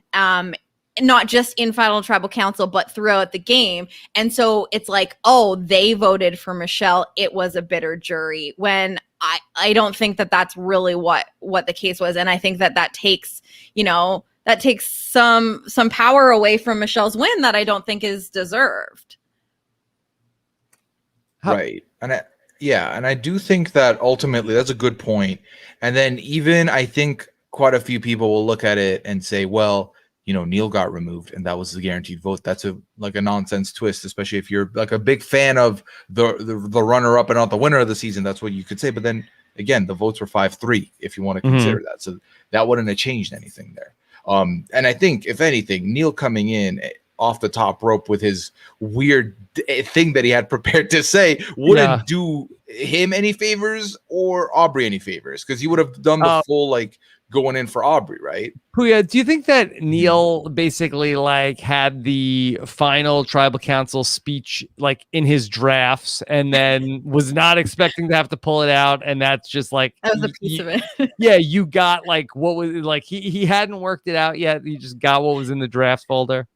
Yeah, no, I 100% think so, because I do think that we would have seen Neil come out and do the Eric for Aubrey, right? I feel like that's what he was going to come in and do. That's what he was prepared to come in and do. So I think that when he gets blindsided with he's leaving, he remembered what he thought to be that one line that would really sting on the way out. Yeah, which we've. That was the opening line of his stomp for sure. All right, let's talk about the reunion. Jenny, you called it one of the worst reunions of all time. I didn't say it was the worst. I just said it was a mess. One of them. And also, I love mess. So Okay. I'm not saying I didn't enjoy it. I just, it was a disaster. I think it was more non-eventful. The Sia thing, it was the big moment that happened, and we talked about the Survivor Price is Right. But otherwise, what did you think was so wacky? Okay, here's the thing: is I actually liked it because it was fun and positive. There was no in contrast to the other season that I rewatched for this series, Worlds Apart reunion was not a happy, fun time. There was no like, okay, let's talk about this person being shitty in the season. It was all very upbeat and complimentary to the players, which was great. But Jeff was on one. Jeff was on another planet. He was wacky. Like, he there was like this moment at the beginning where like he was like, oh, and there's some music that just came in that I really like he's like, what are you talking about? And then he's like, after the Sia thing, he's like narrating like, I don't know if I was supposed to turn to that camera right now. Yeah, like, we talked to Drew Carey after and that. like, To talk about the Survivor Price is Right. He's like, should I have done that right? I don't even know. Yeah, he was, but I don't blame it solely on the Sia thing because he was shot out of a cannon from the moment that finale started. Like, he was on one. And he was full of beans in some way. I don't think they needed to talk to Aubrey about like, hey Aubrey, you like Cochran, don't you? Look at the two different reunions he does that. I've watched the two different seasons that Aubrey's final reunion questioning is about like, so Aubrey, how about Cochran? He's just trying to help his buddy out. I saw you tweeted something about Cochran. Did you know he's in the audience? Yeah. Do you know he's here? Poor Cochran's on the audience, just like, why? He never looks comfortable when they pan camera to him. He doesn't want to be there. Like, stop putting him in these situations. He wants out. Yeah, I thought it was weird because like the Sia thing happens. You'd imagine they want to space out their two celebrity sightings with a commercial. So I was surprised when we immediately went to Drew Carey, who then plugs the Price is Right that they did. Well, Sia was not supposed to come out at that point. Yeah, it was planned, but not for then. Good God, that's Sia's music. Yeah. I love that there was at least 3 different moments where Ty, Sia, and Jeff Probst did the triangular hug at least 3 different times. And it felt like Jeff didn't know what to do with himself. He's like, oh, might as well hug again. Like, let's go. We're about to go to commercial. This is the way to end it. Yeah, ultimately, it felt very rushed, and Jeff kept citing this. So I don't remember how many minutes were left for them to do this, but it really felt like Michelle got not much. Aubrey got a little bit. Alicia just completely got neglected despite all the stuff that happened at the start of the season. I didn't feel fulfilled by the Q&A of the cast, but I usually don't, so it's fine. At least it was like upbeat. You know what I mean? Like, I don't know. It's like if you're gonna like ignore half the cast, at least like what you do talk about is positive. We did talk to Caleb. His hair.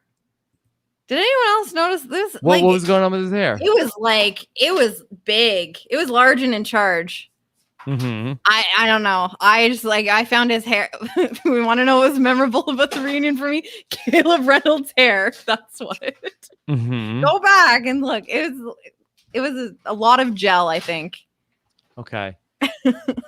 I don't think we should spend a lot of time on questions. We got to leave something for Colin Latchford and Victoria Chester for over the weekend on the feedback show.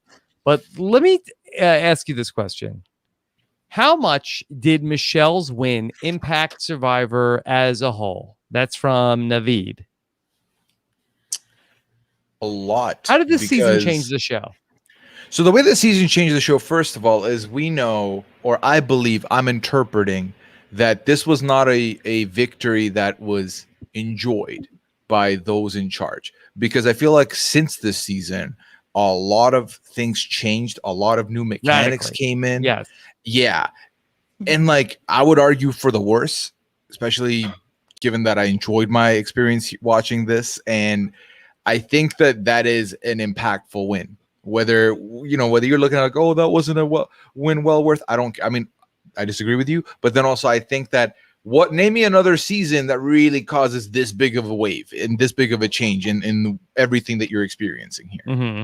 And I also just think that they changed things that they just didn't like, it was one of those things where it's like, all right, back to the drawing table, like scrap everything that happened in this season. Like, let's not touch it for a while. And it's like something went wrong here. And I don't want to, figure out what the problem was and how to fix it. And instead we're just like scrapping everything, when I really think that there's a lot from this season that was really great and doesn't deserve the like upheaval that took place after. Yeah, this was a very good season, and it just feels like though that after this happened, like I can understand that maybe that the issues with the infections was some, and with Beast Mode Cowboy, the heat exhaustion, like maybe there's like, okay, we need to make some corrections on like things from like a medical perspective, but overall the gameplay I thought was very good. That the contestants played hard, pretty strong cast. They end up really getting hosed at the end of the season with Joe's unfortunate medical evacuation, which kind of gives them a little bit of a snoozer of a finale. But I think that the chances of something like that happening again are quite low. Yeah, and like I don't know, were they upset that Idols didn't end up having an impact on the game in terms of being played? And I mean, I think that the way that they pivoted from the stuff that did go wrong, like went well. Like I don't know, I just I would say that this is a season where there is not like a alpha male guy who comes in and is like, there is no Joe Anglim in this season. There is no Mike Holloway in the season. And do they feel like, oh, well, this season obviously didn't work because, where was our guy? And no Aubrey, I think, ends up being sort of like the person who is painted as the protagonist, but she doesn't win. Yeah, I think when you look at this season and you're thinking this wasn't the winner we wanted, right? If they're looking at it and this wasn't the winner they wanted, because like the location thing changes after this, right? Fiji, Mamanuca Islands becomes the permanent home of Survivor. Yeah. Again, there's way more, like the legacy advantage comes out next. The idols, there's like shot clock idols now. There's like more advantages, more things that will make the game quicker, faster paced. And this wasn't a slow game by any stretch of the imagination. I think that if they were to solve the medevac problem by finding a location that would be better, that's fine. But I think when I look at some of the other stuff that happened, and then, obviously the final tribal format has changed, the final four has changed, like there's a lot that has changed. I don't think this is a season you're going to want to look and be like, oh, this is where it all went wrong, and this is where everything should have started. And as far as the alpha male hero guy not doing well on the season, I think they forgot to cast one on the season. Like, who was Nick Majorano was the alpha male protagonist for the season? I don't even feel like he fully fits that mold. Darnell? Like, low key, I think Caleb was supposed to be that. That's what they bring him back. Yeah. I think Caleb was meant to be that guy. I mean, Darnell goes out early. Darnell could have been in that spot.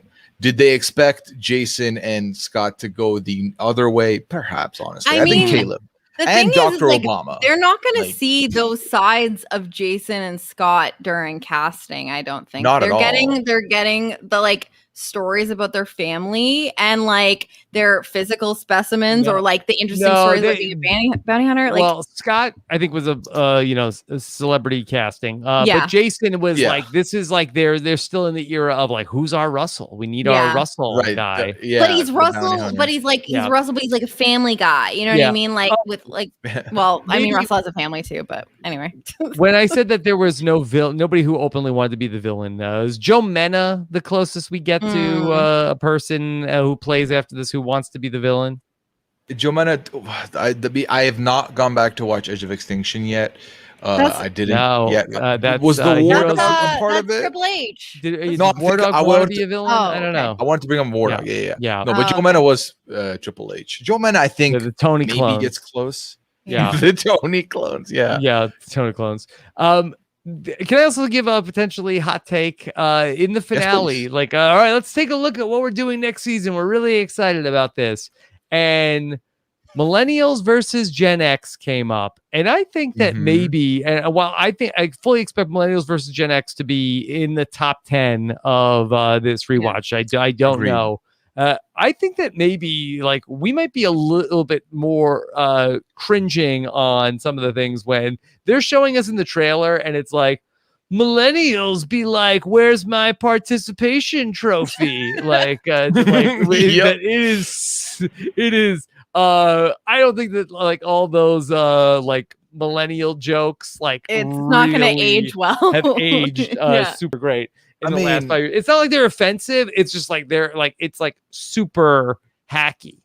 Yeah, I mean, listen, in the season itself, there's going to be a man. Spoiler alert for those who might watch it for the first time. Someone's going to talk about milk getting delivered by drones, which Yeah. is just not a thing. It's just like a lot of like I think all millennials are people that they just are on their phone all day. Like I Well, don't like that. The whole thing is just going to be okay boomer energy. So, but like for all of them, like not just the Gen Xers, like you're going to be Mhm. okay boomering the millennials as well. Because Millennials now don't even millennials know what hard aren't work cool. is. like Yeah. like we aren't the interesting, edgy, like cool kids anymore anyway. So the whole thing is just going to be big okay boomer energy. I will say that season was 4 years ago. So the Mhm. idea that in those 4 years, no one even talks about Gen X, is like Gen Z and the boomers are more of a conversation. It's Mhm. wild how language has evolved. That's where we've gotten. That being said, please, Survivor, no boomers versus Gen Z or any. Don't sequel this. Like there are other themes to. I work don't on. even think It's that not- older people understand that I want to live my life the way that I want to live it and do what I want to do. Like, okay, I didn't even think of it that way. Okay. All right.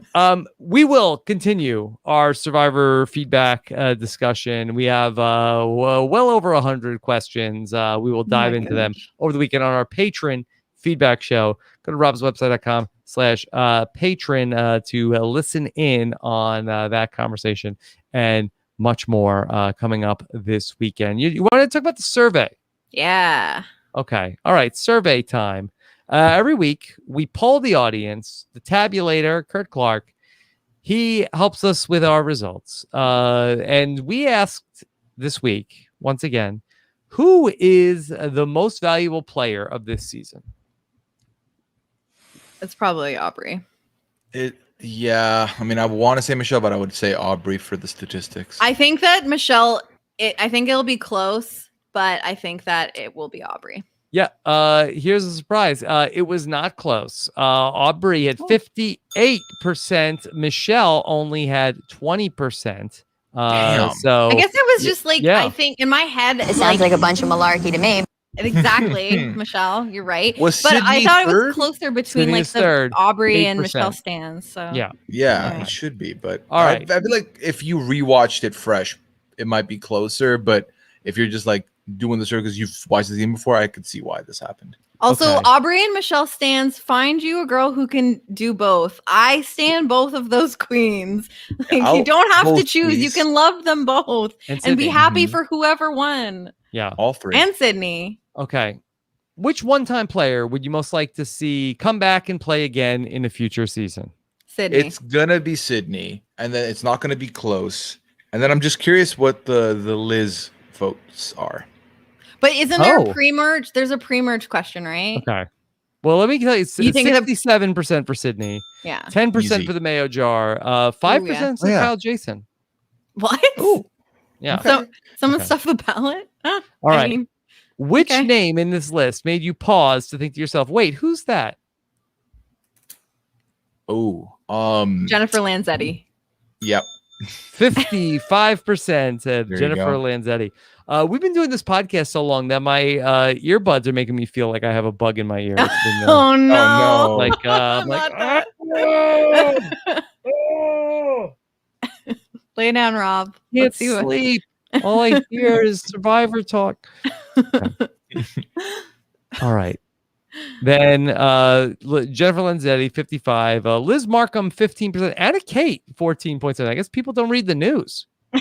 Yeah, those people are definitely not on Lucky. Twitter. Those people are- Yeah. Or at least not in the Roberto politics thread in the I guess Facebook. people don't read the patron New York group. Times around here. Yeah. All right. Who was the most underrated player of the season? This is the one that's tight. Underrated. I mean, Michelle, right? Yeah. Yeah. 18.6%. Sydney, I was gonna say- 18.0%. Yeah. Sydney's Julia up there. Sokolowski, 17.5%. Okay. Okay. I'm fine with Makes sense. that. Who got the Kelly Wentworth Award for Best Pre-Merge Boot? Ooh. Let me just quickly do a mental recap. It's not Mental Peter. Giant. Yeah, Mental Giant. It's got to be It's not Liz, Peter. right? Which is weird. It's gotta be. So I think it'll be Liz. I think Or maybe Alicia, like Alicia Stan's Rise. Like, I don't know. I feel like So there the was like a subset of Alicia Stan. There were a lot of Alicia Stans during the season. Yeah, I feel like that's Yes. a possibility. I think it's Liz. I'm gonna go with Liz. I think that people think that they did not see Liz's full potential And in on her a showing. return, And Liz could do so but also it could be Anna Caters that don't follow her other pursuits. I don't know. No, I don't know. Yeah. I think her fans do follow her other pursuits. True. Yeah. The other So fans. it's Alicia Holden. Yeah. well. 27%. Okay, all right. Darnell. Have you either of you seen Darnell in the last couple of years? No. No, why am I looking Super at him? swole. Oh, really? Ooh, Yeah. on it. He's What like, did you say earlier, On Insta? Jenny? the he's like a phrase you pretty used? like Yoked. skinny guy on the season, but yeah. He said, Darnell's I'll show ready you, to come Braun. Yeah. Yeah. Now he's really like, it was like like sort of like does he belong on the Braun tribe? But now, oh my god. Yeah. Now he's and gonna then run it. Fishbone Cowboy, 16%. Yeah. Out of the 40 seasons, how would you rank Michelle's game? Oh my One God. being the best winner of all time, and then 40 being the worst winner of all time. 40 being the worst, 1 being the best. What would the audience have said? Let's go with the cheeky 19. I'm gonna go 21. I'm gonna go 21. 21. Okay. Jenny, higher or lower than 21? It's not my personal feeling, You're trying to predict what the audience said. but I'm gonna go with 26. 26. All right. Puya is closer. It's 22.9. That puts Michelle as the 14th best winner for the seasons that we've watched, which I think is pretty good. A little less than halfway down. Puts her squarely in between Tina and Vesepia. So sort of that's where the audience has come down as sort of the under the radar female winner. Okay. Tina, Michelle, Vesepia. Just above Mike Holloway and Danny Boatwright and Amber Burkage. All right. I'm okay with that. All right. Where do you think the season placed? Too low, too high, or just right?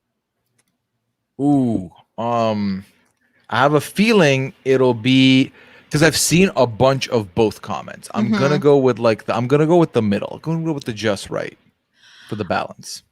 I also think it's just right. I personally feel like it's a little low, but I'm gonna say just right is what the poll says. Okay. 42% of people said just right.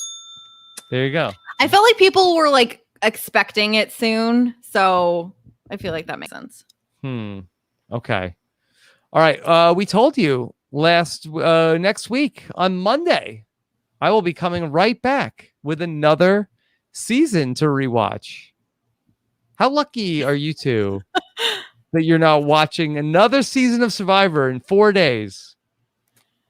So Pretty what's your lucky. plan for that? Like, how do you pack that? Well, let me in? tell you the truth that I watched this one in one day, basically. Yeah. Yeah. It's No, doable. I mean, It's when, a even lot, when but- I'm on my like, and I did this was like, I had to text Jenny and Puya that like, hey, can I get 15 more minutes? I'm really cutting it close here with my rewatch. Well, I said to Sam asked me how I was doing last night, and I said, "Oh," he's like, how you feeling about tomorrow?" And I was like, "Well, I'm not finished watching, so not prepared." And he's like, "Well, where are you at?" And I was like, "Oh, I just have to watch the finale and the reunion." He's like, "Oh, you're well ahead of the other two." Yeah. So Yeah. even like, but in my best days, I basically start on Sunday to get ready for Wednesday. So I just have to, if I'm going to like keep like a normal schedule, like I just need to start the next season tomorrow. Yeah. Yeah. Liana asked me last night. I gotta watch at least through John Rocker tomorrow. You That's can a do good that. marker. That's Yeah. a good marker. It's on low key. Like I mean, I think that San Juan is rated too low, and I would have loved to do this. I would love to. I would love to be your companion on this, Rob. But there's no world where I can do this again in 4 days. So you are a lot to better watch. man than me. Yeah. Do you want what do you do the challenges at? Like 1 point you Depends if it's like reward or immunity or it's like a notable challenge. If I know if like something important is going to happen or not. Yeah. So we'll mix it up. But anyway, I'll get back into that. I believe about in my you. process. You've still got have to, it. Yeah, we'll be fine. We'll be fine. We wouldn't have taken this on if we didn't think we could do it. Okay. Yeah. I know people always want to get into my rewatchability rankings. Oh yes. I put Palau at number 1 last week. I think I have Guatemala at number 2. I must have really loved Guatemala when I watched it. I would say I would have this second. I think that I enjoyed Palau last week a little bit more. I know people think that it's a boring pagonging Palau. This one, suffers from, you do have the bummer at the merge where, there's nobody goes home. You do have the real bummer where Joe Del Campo ends up getting taken out at the final 5 for a medevac. So I think that hurts it. So overall, on a rewatch, I think there's a lot here in Survivor Kaoh Rong, but I'll have it at second after Survivor Palau. Yeah, I'll I take think that's a testament to a season that had 3 medevacs and a pretty quiet finale. Getting second is a big endorsement on how good it was. Okay. Because I think that what we did get, like the moments that weren't medevacs and non-votes and all of that stuff, like were pretty entertaining. Like, I don't know, there was still lots to chew on, like 3 feet of beef. So there was 3 feet of beef, certainly. Yeah. To get into. Not much purple activity. Everyone, had some visibility. Yeah. Everyone had some kind of story arc, some kind of narrative. So it ended up being very good for character development as well, which I feel like some seasons you'll lose people in the mix in the show. I was saying, I thought the narration of the season was like really good. Like I felt like it was a complete, I don't know, maybe it just the rewatch really, brought that forward for me, but I really did. Yeah, I just felt like it was a story. It was. Yes. Yeah. Okay. Anything else Survivor Kaoh Rong? Your 5-word summary. Oh, I'm still not going to do 5 words. What could go wrong? Nothing. Watch. Wow. There you go. I'm not going to. More than 5 words. Yeah, nailed This is it. beautiful. Nailed Yeah. it. So. Yeah, I don't know. My takeaway is just that the rewatch made me respect this. I liked the season going in, and I think that it does really well on a rewatch. Like, even if you were already kind of high on it, I think it rewatches well. I think that you're less disappointed by things when going in what are going to happen. Like, when the medevacs are, certain things. And I think you pick up on a lot of the little confessional gems that you wouldn't maybe have noticed the first time around. Like, there's lots of little clues here and there, and Liz Markham puts a spell on Joe. Like, there's little clues all through the there are some really fun foreshadowing moments in the season. Okay. So if no one if you didn't rewatch it in preparation for this podcast, put it on your list to rewatch at some point in the future, because I think that your opinion on it will go up. Maybe Okay. not. But All right. live your life. Not a ringing endorsement there, Jenny. I think, well, I'm just like tempering. I don't know. I don't want to tell people how to live their life, but these I people think just listen to a 4-hour and 40-minute recap of the season. They like it. they don't. Some of them are hate listening to this. I guarantee. Nothing. No. Nobody Listen, hates the ultimately season that much. Yeah, nothing can go wrong if you watch it again. It can only go better. Okay. Oh no. Yes. Okay. Thanks, Jenny, what are you up these days? What am I up to these days? My job itself is very busy, so I'm not doing a lot of like really fun like podcasting stuff. That sounds good. That sounds good? Yeah. My job being busy? Yeah. I don't know. I mean things are like really slowing down on my job. I might get laid off. Like that sounds like worse. I guess that. I don't know. I need a vacation, Rob. And I'm taking one. So it's not a big deal. But I did do a podcast last night, myself and Phil T. Yes. We were on the post-show recaps theater with the great Josh Wigler and Emily Fox talking about the movie 13 Going on 30, which we sort of talked about the movie.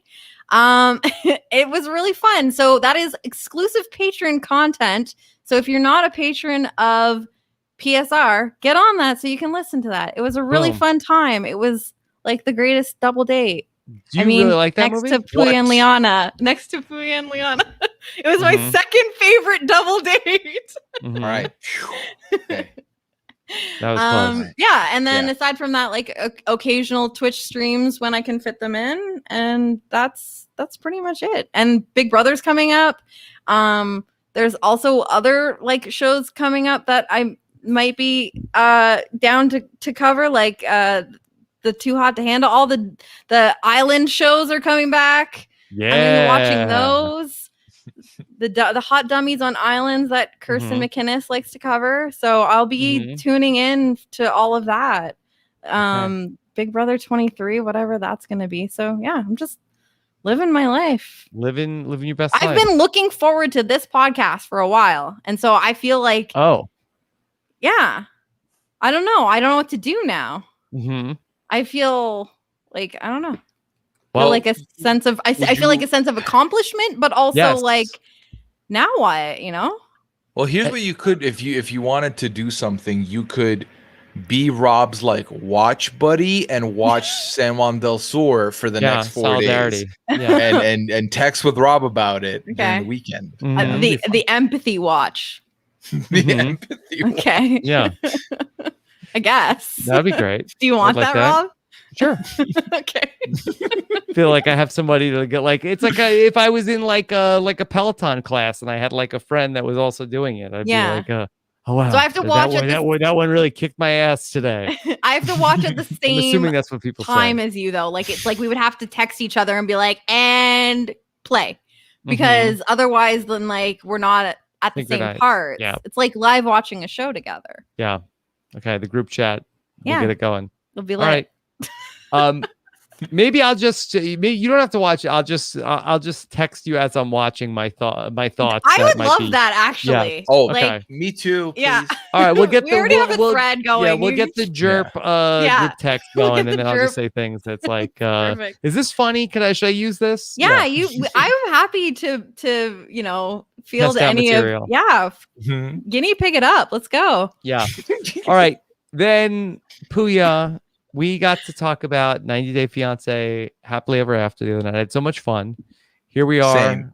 Yeah, here we are back again. What else is going on? Let's see. So I did a podcast yesterday. I did the latest episode of NGOG, New Girl, Old Guy, with Ali and Akiva, and it was a delight as always. Yeah. So that was good times. I know you also did something with them, but I'm sure you'll talk about it when it's your turn. I'm doing a edition of the Wiggle Bloom podcast with Mike and Josh this week. Yeah. Where we're going to be tier listing, and we're tier listing living in different fictional universes, like to give you an example, like the Pokemon universe, the Power Ranger universe, the Harry Potter universe, that kind of variety. So that's the fun exercise I'm going to be doing tomorrow.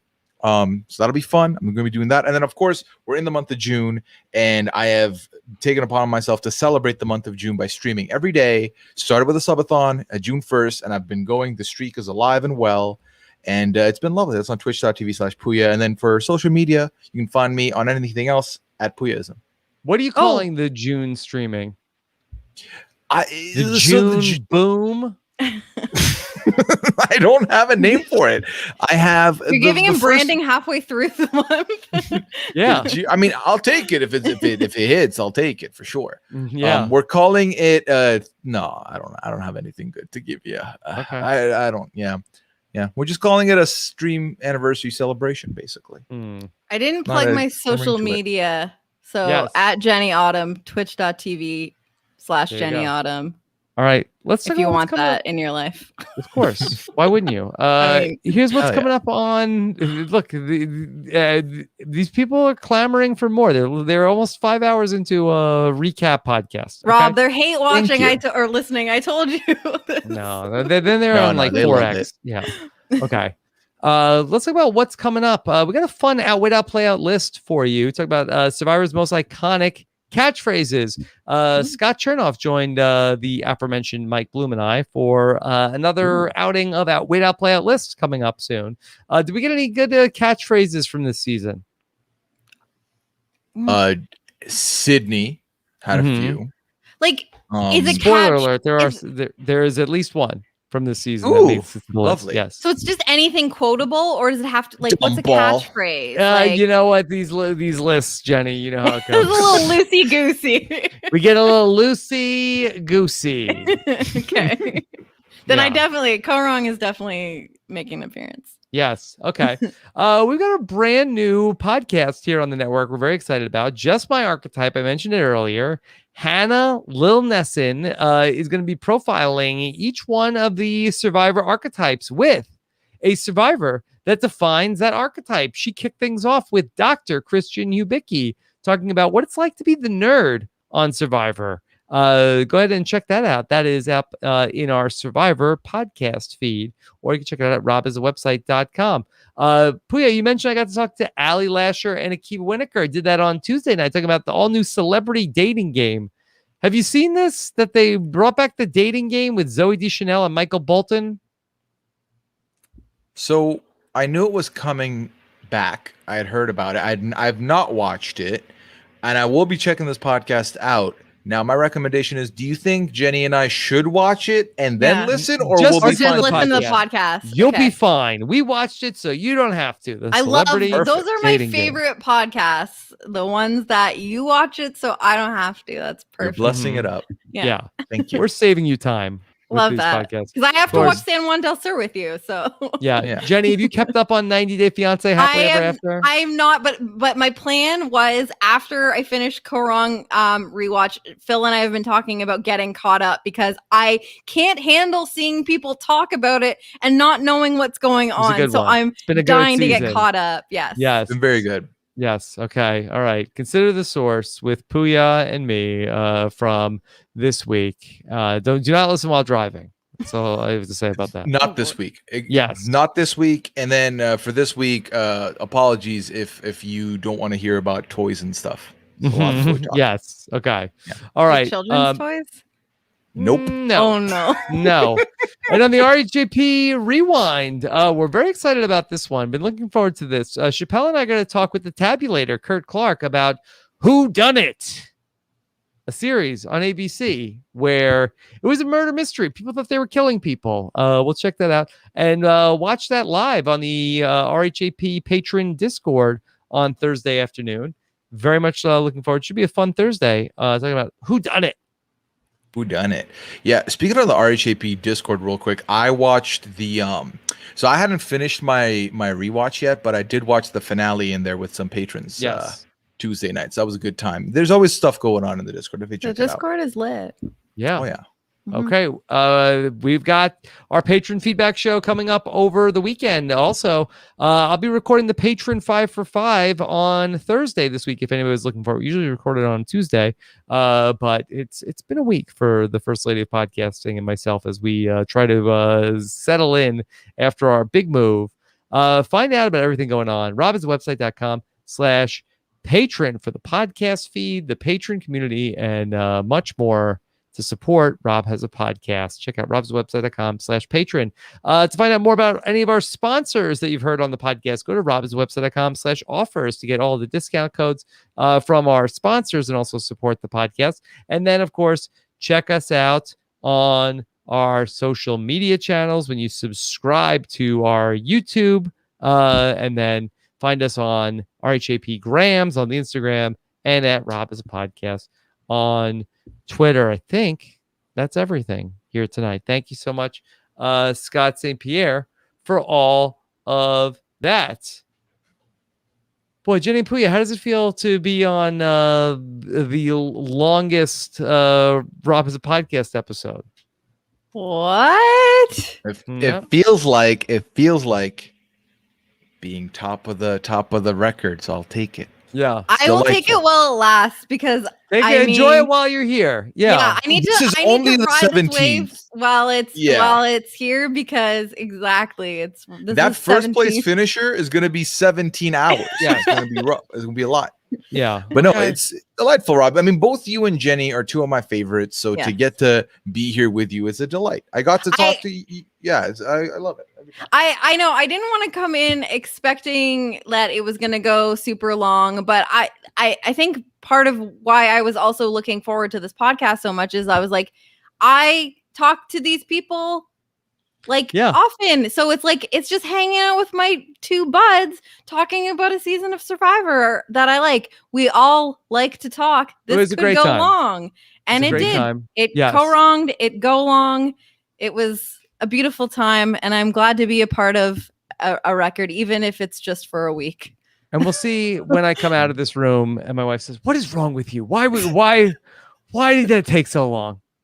It's like, hey, got a lot of things to talk about. You say it as jerp, you know? Yeah, that's right. That's how that's what happens. Okay. All right. Thank you so much, everybody who listen or watch. We really appreciate it. Hope you enjoyed it too. Take care, everybody. Have a good one. Bye.